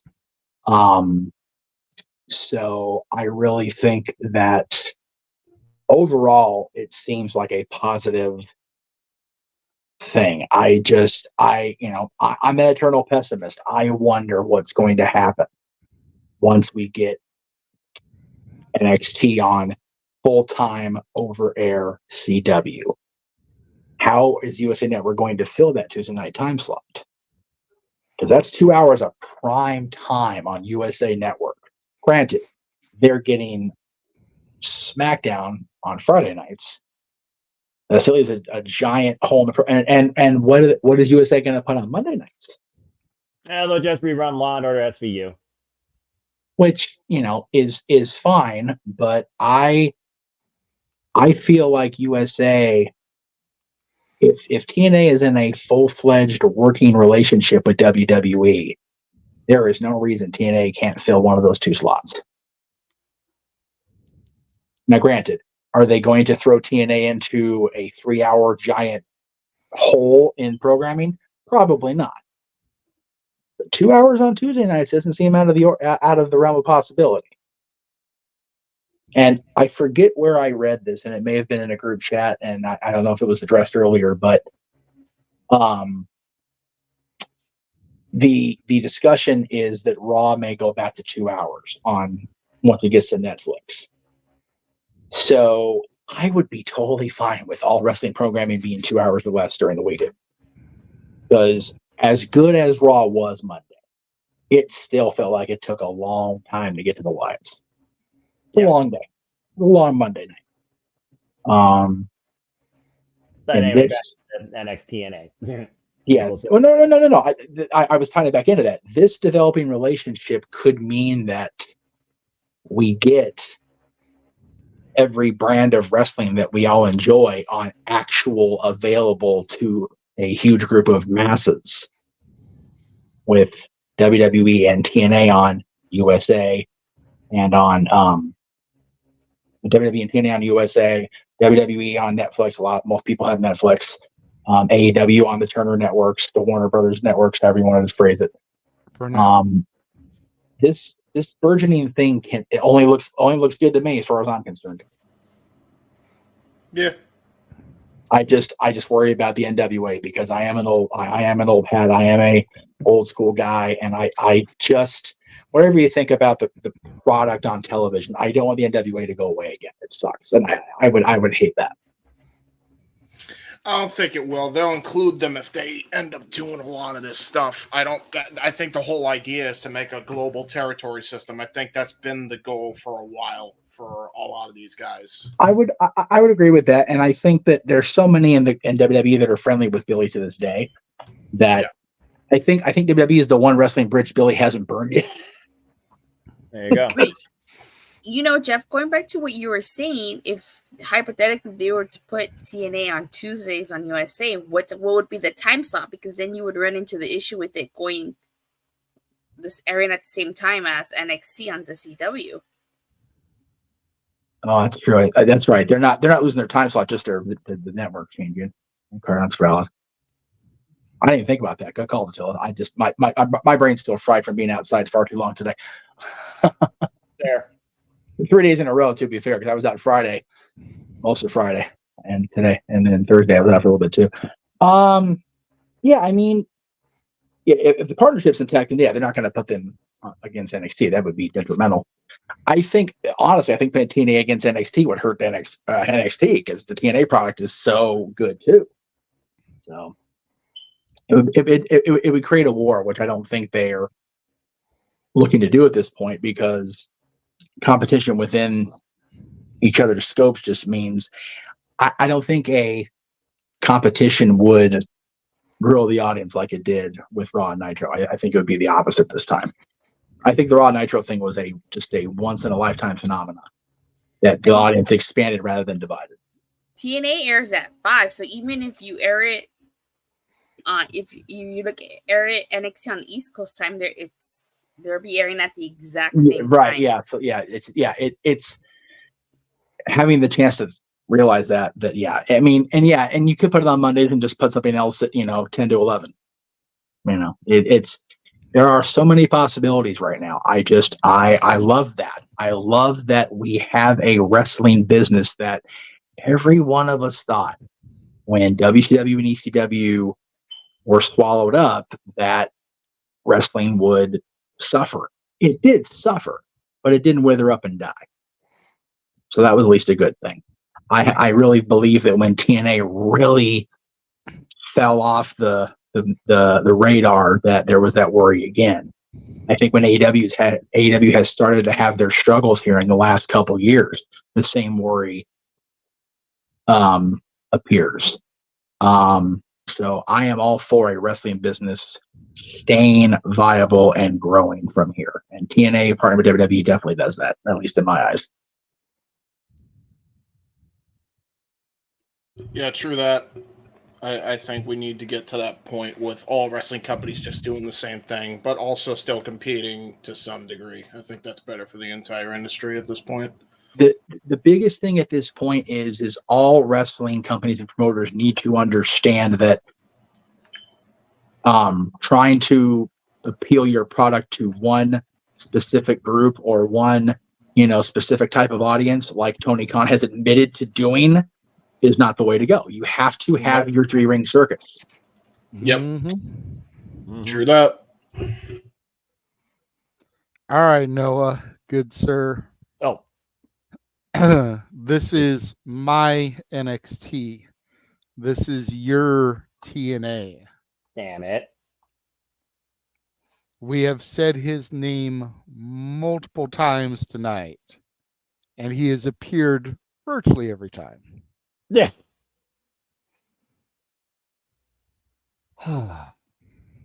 He believes in Noah. He believes in Dattila.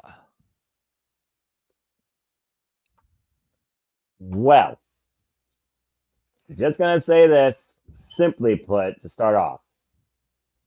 I did not think I was going to fall back in love with the letters NXT when the black and gold faded away from existence and became rainbow bright shit. But the white and gold has restored a new faith in me where you have developed the second best women's division in the Western front of the wrestling industry. That being said, I will always forever be, even during the worst times, we don't talk about 2010 through 2012, I will always be TNA faithful for life, to the point I'm thinking about going to Victory Road in Cleveland in September. But the fact of the matter that this restored NXT and this revived TNA and these two women's divisions already colliding on each other's soil for each of their respective richest prizes in great matches. Hannah Paxley reminded me the hell out of Daphne. I got nothing but my respect to that 2-year in the game prospect. Phenomenal effort and performance against Jordan Grace. Roxanne Perez is the prodigy that rises to promise. She is unmatched right now in this business, and she's the best champion right now going in WWE. Period. But NXT is simply hope. It is a restoration for a love of this business. For those that left WWE, for those that may have left TNA, and for the audiences that may return to enjoy both respectfully. With the idea of the system confronting the likes of freaking Trick who's Williams. this group? Yeah, Trick Williams, the Obafemi, because, the system is flawed.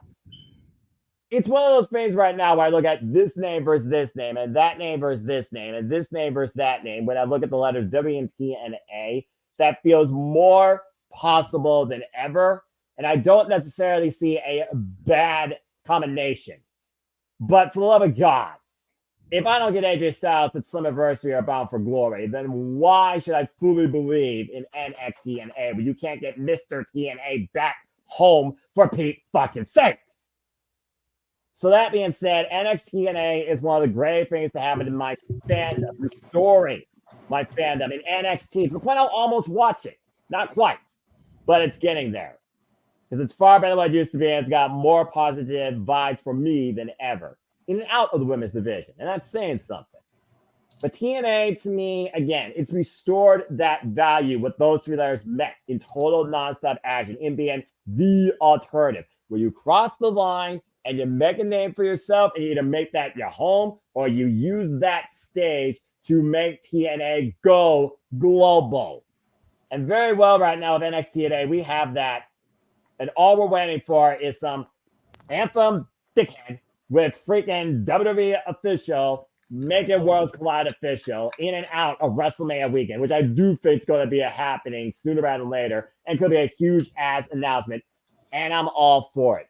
The possibility of NXT and A yield nothing but a positive outcome for me right now, looking at both companies and this business as a whole. And at this point, I'm just waiting to see who crossover next and where. Do you see somebody show up in NXT? Or do you see somebody else show up now in TNA as we head towards Slammiversary? And this time, NXT TNA is strictly right now focusing NXT TNA. When does that expand beyond NXT? Or when does Raw and SmackDown talent go down to NXT? to cross the line to TNA? Your guess is as good as mine, but I am right now here and all in for it for the waiting. This is absolutely beautiful. I've seen your hand go up, Jeff. Give me 1 second. Noah, I've got a match that I want to throw your way for Slammiversary. And can even get Datilla's weighing in on here too. You've got the System, Moose, Edwards, Myers versus Gallows, Anderson, and Styles. Take my money and book it. Take my money and book it. Now, clearly, it can't be Slammiversary because Moose is defending his title. I imagine Brian Myers and Eddie Edwards are going to defend their titles. And whether it's the Hardys, the Nemes, or the Good Brothers, former TNA Impact World Tag Team Champions, which I honestly rather see option 3 than the other two. I'm just saying.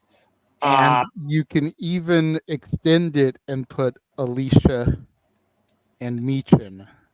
Bring back the former TNA Knockouts champion, Jade. I'm for it. And I'll say it again. I'm waiting for Killer Kelly to return to TNA. And Killer Kelly already said she wants to work with Tatum Paxley.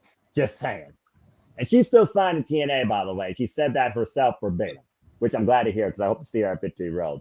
I need her and Masha to come back together. That's the Knockouts tag team that division needs. Now, as far as women tag teams in NXT, and maybe Tatum Paxley and Jasmine Nix. I could probably buy into that. But outside of that, I don't know what else NXT has for women's tag teams. Keyword women's tag teams. But I'll give credit where credit's due versus the main roster. At least fucking NXT knows how to try and define more single stars. What a wild-ass concept. Go ahead, Jeff. Yeah, I had a match scenario and then a match based on what was said, and you kind of helped out a little bit by Noah reminding everybody that Moose already has a world title match, and Josh Alexander's already qualified for that world title match. Correct. Here's how you get to Bound for Glory. What has Josh Alexander been referred to since he became like the guy in that company, being world champion, consistent, however you want to call it? The Iron Man, the standard, the living, breathing embodiment of TNA. The walking weapon. Jay, I could swear back in the day there was somebody else that was the face of TNA, Mr. TNA at one point even. If I'm AJ Styles, I'm making sure Josh Alexander doesn't win that world title at Slammiversary, and then I go whoop his ass or try to whoop his ass at Bound for Glory. But that's just me. Oh, shit. AJ showing up about. And the Bound for Glory has the Call Your Shot gauntlet. Boom. There's another inception for NXT talent. Male and because in TNA, they're not afraid for men to mix it up with women and vice versa. It's like, you mucker fucking Canuck. I was Mr. TNA while you were still a baby. Yeah, that's how you book that right there. Santana needs to leave one of these in the tournament, one of these slots open, and AJ needs to be one of the surprises or something. Yeah, I wouldn't even have him in the match. I would just have him be an interfering problem and cost Josh. Is the match going to be elimination style or is it one fall? It is a 6-way elimination. It's elimination. Left becomes okay. That's how you get Josh out, because there's no reason the walking weapon should not regain the championship unless somebody fucks him up. And somebody of notable name. And AJ Styles showing up on the 20th anniversary or the 20th edition of Slammiversary, when if somebody that can have a better look up than I do, I'm pretty sure he was in that King of the Mountain match that Raven won to become a WWE champion at the very first Slammiversary. 90% sure he was in that match. I think you're right. I think him being involved in another multi-man match at Slammiversary is a perfect way to ride him back into things, at least through Bound for Glory. Damn it, now I wish Slammiversary was booked in Georgia. Right? We should do a thing called Summer Slammiversary. Ooh, I like that. And That could be the next edition of Forbidden Door. Well, I mean, SummerSlam's already going to be 2 nights. For all you know, one night could literally be TNA versus WWE. Not Do this not- year. SummerSlam isn't 2 nights. Can we this just stop giving them fucking money and ideas? Yeah, right. He's the guy that's trying to make the Big Four, or fuck it, Big Five 2 nights apparently. Seriously. Yeah, we get Well, crazy. there is a way to do Royal Rumble and Survivor Series both as 2 nights, but I'll talk about that when we get closer to both of those. About to say. I already got it in my head. Yes, sir, JJ. AJ Styles was the defending champion. Motherfucker, see? Well, there you So go. he was at the first. He was at the third. That was the second ever Slammiversary officially, I think. No, No, that it was the first event. Paul's Slammiversary was Slammiversary. their third anniversary show. Right. It was the first show, the first anniversary show that was actually called Slammiversary. He's at the first one, and he loses the title. Dude, this shit writes its fucking self. Comes back and goes AJ versus Abyss versus Monty versus Raven versus Sean Waltman. There you go. Of course, Joseph Park now is a producer in WWE. I don't think we're going to see Abyss again. Dude, seen Abyss, free Abyss on that. PCO. JJ, stop it. Abyss. No, I'm here for that. You know what you could do? Stop You could show Chris producing a match and then just like at the end of a show and just stare at his old Abyss mask, and that's how you end a show. And you just tease that he's somehow coming back to TNA. Like you got to do it like that. Or hell, have him produce one of the matches at this NXT TNA crossover, but it's footage that was shot earlier today, but we think it's live, and then a freaking Abyss comes out of nowhere. Like, what the fuck? Yeah, have Abyss in the match and then cut backstage to footage of Chris producing the match. Like, yes. He joins the Wyatt faction, and by that point they'll have 13 members. You know, lucky number 13 there. Okay, no, that's some NWO booking shit right there. He's jumping on the idea, Jeff.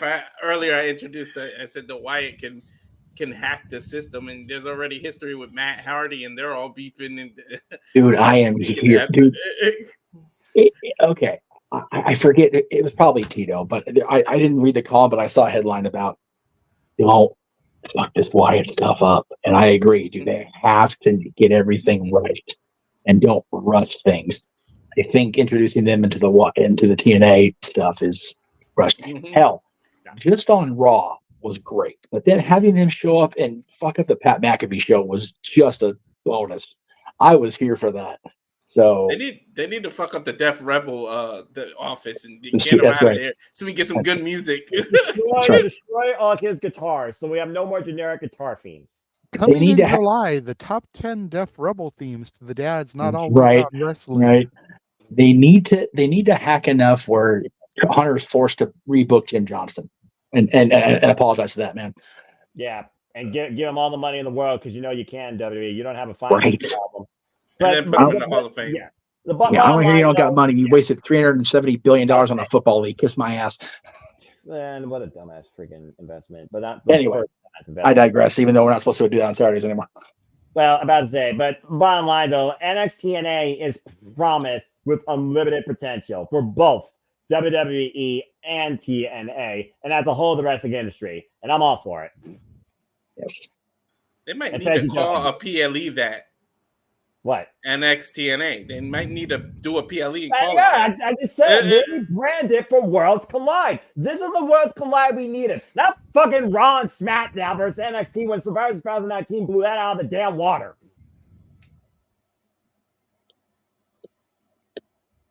Wait for it. I'm distracted by Jeff's finger in the camera. Jeff is trying to get something.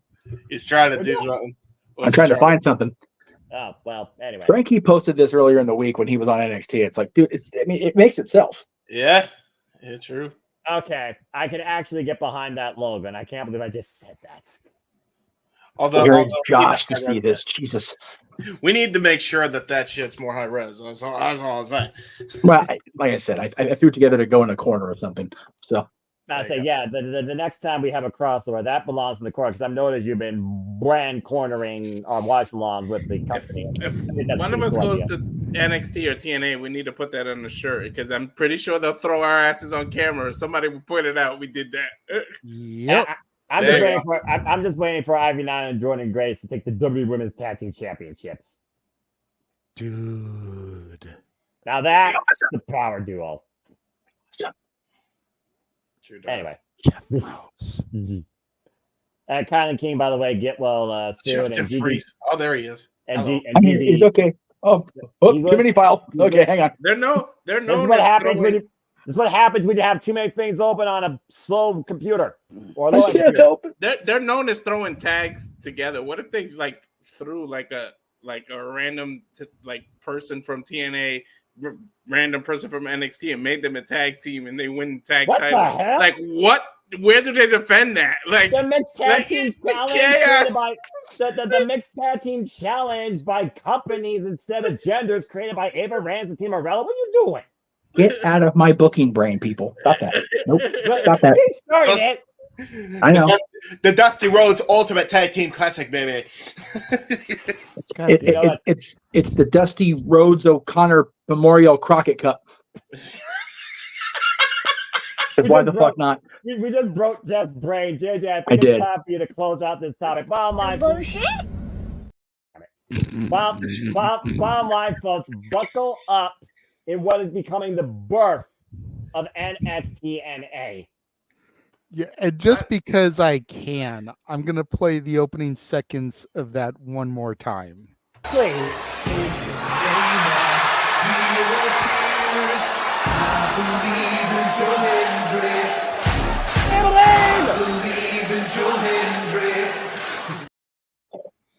I love it so much. You talked about the whole CW thing. Forget it. Prohibited portal. Let's get NXT NWA. Whoa. You said the thing. You said the thing. Okay. Kenzie Page versus Roxanne Perez. Title for title. Get it all together. Let's make it happen. All together now. Together. I'm all for it. By the way, Kenzie Page, keep up holding the Burke. You're doing an extremely great job. I'm just waiting to see where freaking Camille falls in this ecosystem. It's still so weird to see the Burke not with Camille. It's still fucking with me. Yeah. Right? Also, TNA, get back on Paramount Network, please. Get back on a network that people actually give two shits about. That's what I'm saying. Go back to their home. Just go on USA. Yeah, that's Right? true. That is true. That is very true. There's like three nights they can. Hell, there's 4 nights. Have them exec, shake Nick Khan's hand, and make it official. Yeah. All right. Official. Let's go ahead and take our final commercial break before we come back and do the shills. What a phenomenal show. One more time with Noah's favorite trailer.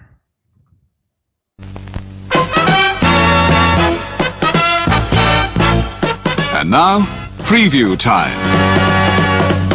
So let's take a look at what's coming your way.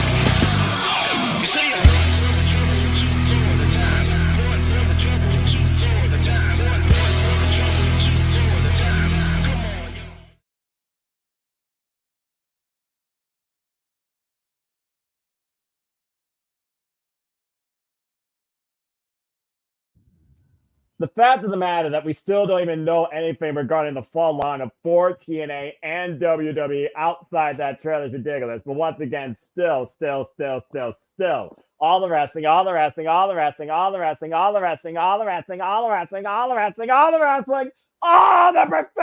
wrestling. Damn it! And sports entertainment. No, Nope. everything. That's is been wrestling. dead. That's been dead. Christ. Yes, Walter. Justin Green for Money in the Bank. I just want to say something before you go to shills. Hell, If B Patty, Jeff, you was talking about the NXT WWE, what day to book it? Book it on a Wednesday. And That's right. Book it on Wednesday and bury AEW so bad that only a McMahon can save it. And on the bottom of the contract, it reads Shane McMahon. Shit. Walter is the one. Oh, there's a sadist. Ratings bastard. Have another McMahon con combination. God damn it, you guys. Jesus. Okay, that's enough. Seriously. I definitely don't want AEW to be that desperate where they think they have to put a McMahon at the helm. But Shane McMahon is on their talent. Give me that all fucking day, twice on Sunday. At the Helmsley? What? No. Let the Helmsleys run WWE. It's okay. Shane McMahon, Scott D'Amore is the lifeblood that AEW may need to get back to that promise they initially had in 2019. But that's a topic for another day unless we get a super chat. Let's chill and get the hell out of here. All right. No, it's still the boss. Damn, Jeff, Well, he was T supposed to finger run going on. things today, so. I feel like I virtually run this for damage control that actually isn't damage goods from like the WWE group at this fucking point. Because I'm the guy that restores the order. Dude, even my dad, who barely watches, is like, what the fuck are these girls even doing? I'm like, we don't know anymore. We have no idea. And Dakota Kai wasted potential. Asuka being hurt's killing them. So, anyway. All right. Shills. Yes. Shall we shill? Plug. Follow the Cleveland combatant Josh Mansfield on Twitter, Walking Hymnal, on Instagram, Mallomangram. I don't know why we keep plugging him. He hasn't been around for a while. I know. He's a big poop head. I guess we kind of like him. Yeah.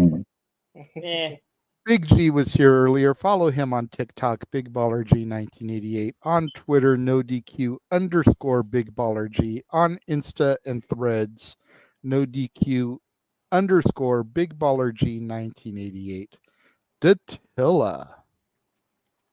You can follow me. You can check me out on Rangers of Wrestling. I go live every Monday, Wednesday, Friday, the occasional Saturdays and Sundays. I talk all things wrestling, WWE, AEW, TNA, but for all things TNA, you can check me out on Body Slam every Thursday. I'm going to try to start producing more Power Rangers content. Power Morphicon's coming up. So I definitely want to get back in the swing of things of doing Power Rangers content. And when are you going to start doing Tuesday coverage for NXT? That's not going to Inquiring happen. minds want to know. That's not going to happen, unfortunately. I might have to start doing it as Rage's review. The agreement was that I would replace the TNA pay-per-views with the NXT pay-per-views and specials. That's it. I never get to do the show. If they say his name, special. Huh? Every week is a special now that TNA is showing up. That's right. Hey, she told you earlier, if they say his name and he appears on NXT, she will watch NXT. I'm saying. She will review it. That's right. That took a lot to get me to watch NXT on a weekly basis. Challenge accepted. I'm going to make a call. We've got Noah ready to watch again on a weekly basis. The highlights. Noah. Not the full Ask show, but anybody highlights. here. Ask anybody here. A year ago, nobody would have thought that. Yeah, I wasn't even acknowledging highlights. Okay. And anything WWE, barely. That's valid too. Walter. That's true. And to be fair, before I go, you probably still plug Josh to stay in good graces of the other Big G, if you know what I mean. That's valid, to be fair. You can follow me on my socials on X at Walter Alex Cruz, the Instagram at Cal Fire Farms, and the at Rage of Wrestling YouTube channel, where this Saturday should be UFC 303. It's no longer McGregor because the damn toe, I get paid, millions of dollars. And one toe goes crooked and I can't fight. But that's there, even though I'm drunk on whiskey every time. Drink about 3 of the bottles of those whiskeys you got. You won't feel the pain anymore, God damn it. We're waiting on McGregor's return. Stop doing your job while under the influence. You're setting a bad example. Even though it's not McGregor anymore, are you still joining me? We haven't discussed that now that it's Pereira and Jerry. Who? James. Oh. Oh yeah, true. True that. Outside conversation. Business conversation. Business. That's for after the show, kids. That is for after the show. Well, yeah, that's it for me. You can find me on the socials on Instagram, the Renegade JJ Williams, on Twitter, ROWJJ Williams, on YouTube, Casa D18 Studios. Thank you to the people that are watching right now. Hoping to have a lot of content coming. I'm not going to say the not so distant future, but I'm looking to expand my horizons once the move finally goes down, whenever that may be. There you go. Respect. Follow your barkeeps on social. On Facebook, Dory Lou Hathaway and Mike Caldwell. On Twitter, Hathaway Lou and LB Stat Kid 1977. On Instagram, Dory Lou and Statboy 13. James. You can find me on the YouTube and Twitter at jhebertside95, and you can find me on Facebook at James Heedman Hebert. I do really cool and dumb things on the internets. You can check out the Gary Hebert 1 in a Million documentary trailer, number 1 and number 2. They are available right now on youtube.com. We air the first trailer on here often, but go check out the second trailer because that has Bruno Mars and we get copyright thinged. So please give that some views. So please scan the QR code and watch them both. Yes. If it wasn't for that, we would air it. But Absolutely. We don't want to get copyright pinged for every time we broadcast it. Unlike when Statboy runs stuff, even though he knows we get pinged for it, and he still runs the same freaking trailer. But I digress. Buy the t-shirt. Please buy the t-shirts. Noah.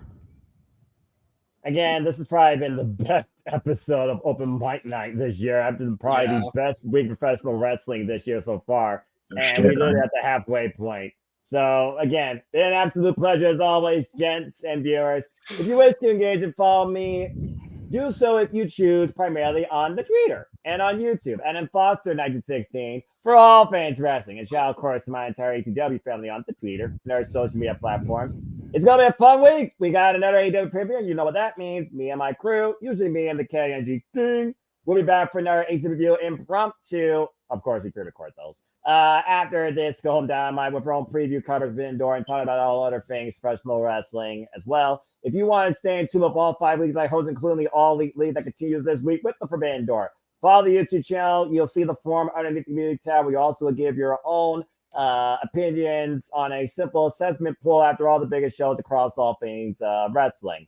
And again, there's other shows regarding what I'm doing along here in collaboration with WWE Media. I'll let these gentlemen take care of that towards the end. As I only wish to continue to encourage you to just your life and enjoy professional wrestling too. And that's the short term of my shtick, as I do at the end. You'll see more about that momentarily. But it truly is as simple as that. Damn it, JJ! Whoa! Not saying anything. Not saying anything. I'm not saying anything. I mean, look at the screen. Yeah, there you go. And I am not a meme! Noah. You kind of are now, bud. He's going to put me in James at this point, honestly. Bro, for somebody who says he's not a meme, he has more memes about him on this fucking show than anybody else on the panel. Well, Jesus, why is it the freaking fan vote? What's the meme of the million? Huh? Would you like to buy a doll from Ryan Seacrest on that? Noah trying to say that he's not a meme. A bullshit? A bullshit? And TikTok's still the worst thing in this generation, banned in America. That kid just. I love that little kid. That kid just fucks my shit, dude. I can't even. That kids are nearly saying that. God help us. And remember, kids, that's spelled BEWSHED.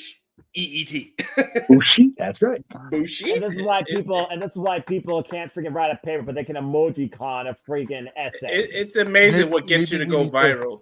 Maybe we need to add that to the bootleg bloodline. The bullshit. Bootleg You bloodline. just want another reason to bring up that damn graphic again. All right, let's just get real here. Hey, listen. By the way, I take offense to what you said because I could have minored in an essay writing, and I also am master with emojis. So I mastered both. God damn it! It doesn't take a brain to hit an emoji. Well, it takes a brain to actually write a sentence clearly. No, but it takes a special kind of brain, an autistic brain, to use both. It is stuff like spelling bullshit with an E and a W. That the reason there's a literacy program through the Dodgers that was given a bunch of money tonight. Just saying. Well, clearly not enough. Clearly not enough. That's fair. That's why No All Child right. Left Behind didn't work. Hey! I was a part of No Child Left Behind. That's why I'm here. That explains so much. Shut the fuck up, Noah. Fuck you. You asshole. You're actually an asshole. We need to clip that. Fuck up, Noah. Fuck Shut the fuck That up was to good. Noah. You know what? I deserved that after the alley bullshit from last Dude, week. that was a straight. Yeah, that was the I had most that comment. visceral and real we've ever heard James. Shut the fuck up, Noah. Shut the fuck up, you Right, asshole. dude. I was angry, James. The alley shit last week was just comedy gold. Yeah, That was good shit. We won't go there again because we don't want to drive. Yeah, Noah please don't. away. I will leave you motherfuckers in YouTube purgatory for No, we eternity. know. Don't We think know. I won't. We got the hint last time. We trying to go to bed, dog. No. I'm gonna turn the rest over to Jeff because I feel like he double loaded a bunch of stuff that I already had, and Oh, I'm gonna okay. give it to him so that All right. Well, if you want to go ahead and help me so I don't have to keep putting my freaking finger in the shot, I'm going to start here. All right. Monday night, 6:30 Eastern, 3:30 p.m. Pacific. I should say p.m. there because I'm not going to have a 6:30 a.m. fucking helping on Monday. Staff Boy Sports Bar will be going live not only a day early, but a half hour early because he is once again leading into a championship game, and it will be the championship game because Florida just can't help but piss me the fuck off on Friday. Edmonton Oilers and the Florida Panthers will be in Game 7 for sports' greatest prize. I will die on that hill with a stake of silver in my heart, by God. The Stanley Cup is on the line Monday night. Mikey will be going live at approximately 7:30 Eastern, depending on how long the sports bar goes. But once the game is over, there's no more hockey, and it'll be a sad day in Puppet Land. Go Panthers! I don't need to deal with not only my son, but Emmanuel as Oilers fans with the Stanley Cup. I will have a miserable fucking summer. So go Florida. Now, on to Tuesday rather. I will be. Yes, sir. Well, before we get there, Okay. I want to show. Right. Went ahead and re-uploaded it just because If you ever need another reason to root against Edmonton, that shit right there is why. Although she did post it on Friday and they lost, so there is that. Feel We were like in such some good spirits. out of Pan- order Panthers now. might be my favorite new kind of cat. There we go. All right, so Tuesday way on. down. Huh? So that was way down there. Well, that's because I deleted the generic one because I'm gonna put it back in there because I didn't like the way I had it when it turned out. Meet Meetings will be Tuesday at the usual 7 p.m. Eastern, 4 p.m. Pacific time slot. We're going to be talking about Jack of All Trades later in the week, as well as my attending Nikki and Bree show. Quiet you, Emmanuel. Go no. Oh my God, they're multiplying. It's like it's like the worst population problem ever. Oh my God. Y'all stop fucking with me right now. It's your fault, Jeff. You brought it up. It's your fault. Hey, I was plugging material. They popping up like I know how you kids. And God damn it, y'all stop fucking quit reproducing that shit. Anyway, and of course, I'll be talking about Forbidden Door and our dad's episode, which will be doing our own Forbidden Door booking, but we'll get there momentarily. The Greg Sherry Show will be on Wednesday. We'll also be talking about Jack of all trades in that show. We may talk about Forbidden Door, but knowing the 3 people are going to be on the show, we're probably talking the entire hour about Jack of all trades, which will be the following day, of course. Thursday, June 27th, also at 7 o'clock Eastern, 4 Pacific. Matty Laws, myself, and former WWE superstar, hardcore champion, former elementary educator, and current YouTube crazy person, Maven Huffman, will be challenging Chris Cass for the Jack of all trades championship. Greg's hosting it. God help that poor man. And that'll be at 7 o'clock Eastern. Later that night, I'll probably be at the Bourbon Room. I'm actually part of this. I'm going to be attending the Nikki and Bree show. So that'll be a fun there. And I want to put this in because it's a different graphic. The Lawrence brothers, Matthew, Joey, and I always forget the third brother's name. I feel bad for that. They will be Nikki and Bree's special guests. So it's going to be an hour of insanity at the Bourbon Room. So if you're in the area, please come join us for all the calamity. It's going to be crazy Thursday night. Friday. I'm not going to lie. There's a part of me now that wants to go even more because of how long I've been following Joey Lawrence. Right. I mean, dude was the voice of Oliver and Oliver and Company. Right. So even before he was, whoa. Yeah. It's Andrew. It's Joey, Andrew. That's Andrew. God. Okay, I need to know. I need to hit that in my head before Thursday because I'm gonna feel like a dick otherwise. Because I'm Clay and I are sitting VIP, so I can't be that guy. Ooh, anyway, I just remember I'll be in California that day. Oh no shit. Yeah. Well, I mean, you're gonna be up there in weighty fucking NorCal. But anyway, so Friday, JJ and I will be on the air at our usual 5 p.m. Eastern, 2 p.m. Pacific, and we are going to do our own booking of Forbidden Door, my God, because we feel the way this has been booked has been dog shit. So we're gonna do it better then, because we can, because we are the dads. Not always, but this week on wrestling. It's more of a Home Depot door than a Forbidden Door. Yeah, it's only forbidden if it actually contains forbidden content. It's like going through the red door at the back of the store. If there's not good quality stuff behind it, shouldn't be a forbidden door, right? It's like pirating ABC. Everybody gets that channel. That's right. People go the door. The people right. go through so much more. If you're not black boxing, are you really being that guy? No, of course not. So. I will tell you right now, Christopher Joaquin says we're going to come into this 3 doors down. Chris Joaquin, huh? Yeah. But if I go crazy, will you still call me Superman? Oh, good Lord. If I'm I got that reference. Hey, we got one from we need to get away from the sun again. All right. Here comes the sun. Because we've been on the air for hours now. Enough of the singing references regarding sunlight. Noah. There you go. Oh yeah, I could plug this, I suppose. I'm surprised you're not wearing your sunglasses at night. Well, I need to see so I can talk about this. Again, folks, once again back again, it's me and JJ and a gaggle of fools in prediction shenanigans. Friday, June 28th, 8 p.m. Eastern Standard Time, 5 p.m. Pacific, as we discuss the Forbidden Door, courtesy of AEW, New Japan Pro Wrestling, CMLL, and Stardom. Hey, he said gaggle of fools. I'm a fool. I'm one of the gaggle. I thought you were going to say bang. It's me. I might pop in if I'm not drunk off my ass because it's my birthday, but you know. I welcome you. Hey. If I can be drunk off my ass on one of Aaron's streams, you can be drunk as you want to be on Simply Predicting. I mean, I'm not monetized. Look, as long as I'm within my time limit, shoot, go. We got this. That's fair. There you go. You're gonna have to get Pacific time for the rest of the summer, though. Of course, we'll be back here Saturday for open mic night, but then Sunday, the Forbidden Door will be opened in Long Island, the greatest place on earth, if you believe the person whose shirt I'm wearing. 7 p.m. Eastern, 4 Pacific. Of course, across the Jeff Meacham Network, Multiverse of Media. That's going to be our next watch along. So I'm looking forward to it. And again, my part of Dads will be strictly NXT versus TNA, because damn it, I think it'll be a better show than what they're going to give us on Sunday. Prove me wrong, TK. Prove me wrong. There's your challenge. It's your challenge, Tony. Because I think what I've got for my matches are fucking banger. Banger. And I maybe add one more. So there you go. All right.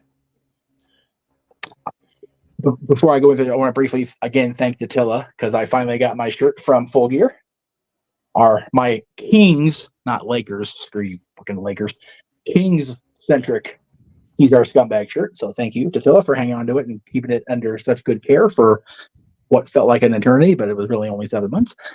Much appreciated. But who's counting? Well, me not anymore. I'm not anymore because I got my shit. I mean, I can count to 10. You cannot. Don't lie, motherfucker. Don't lie. Don't lie. What are you lying for? Maybe by 5s. 5, 10, 15. This is not open mic night education session. Finish the We show. should now go and shut on a bus. Earlier, we talked about the retarded Michelangelo forgetting his line. So, hey. And Jeff missed that one. Oh, Jeff missed that clip. I hope you You can clipped go that back one. and watch the replay. Jeff is broken, ladies and gentlemen. I just That's broke the second time these crazy idiots have broken the man whose name is on the marquee. Congratulations. Jeff Meacham's broken. Everybody go in the shirt on the bus on diagonal line. Go, Andy! All right, we're making this thing go longer than it should. Continue. He appeared and then he said his name. Oh, no. God damn it. Anyway. Oh, no. Walter's got a QR code on us. Not again. Stop it! Again. Again? Again and again and again. The freaking never-ending story. What is this? A sequel? I don't know. Good movie, better book. These guys show I have to go pee pee. Yeah. As he drinks more water. That does not help. doing? He's trying He to has to flush the hydrate. glass. He's going to add more fuel to the fire. I gotta pee, but I gotta stay hydrated. He better We drink wanna water. thank Snakes you out there guys. pissing on the earth. What? JJ, please continue. Walter, keep your mic muted. JJ, please continue. We'd like to thank you guys for joining us throughout this chaos and confusion. Hopefully next week will be a little bit better. We shall see. I definitely can't pull off the Joe Hendry shtick 2 weeks in a row, so No, that you would force a gimmick to be stupid. so it would be like the main companies. Got it. I was about to say, this is kind of our show. We force a lot of gimmicks anyway. Did you NWO it. Yeah. Did you not use the Thea Hale thing at all today? No. Oh, okay. All right. Yeah, that's because people weren't just talking over each other or like arguing about something like ridiculous. It was a very long but very interesting conversation throughout the entire night. Again, after one of the greatest weeks in the business, this was probably one of the best open mic nights. True that. So, thank y'all for joining us and tuning in. We greatly appreciate it. We hope that we will see you guys across our multiple platforms over the course of the week for all of our other offerings. We want to thank Big G and Stat Boy for joining us earlier in the evening. Of course, to the rest of the Island of Misfit Toys that has been here through the majority of the show, and even those that joined us a little bit later. For Stat Boy, for Big G, for Mr. Reliable, for Datilla, for the Hebe Man, for the Simple Man with the spectacular voice, for the man whose name is on the marquee. I am the Renegade JJ Williams. Thank you all for joining us. We will see you guys next week. The Jeff Meacham Network's Multiverse of Media. For over 15 years, the recognized symbol of excellence and the standard bearer in coverage of sports and entertainment.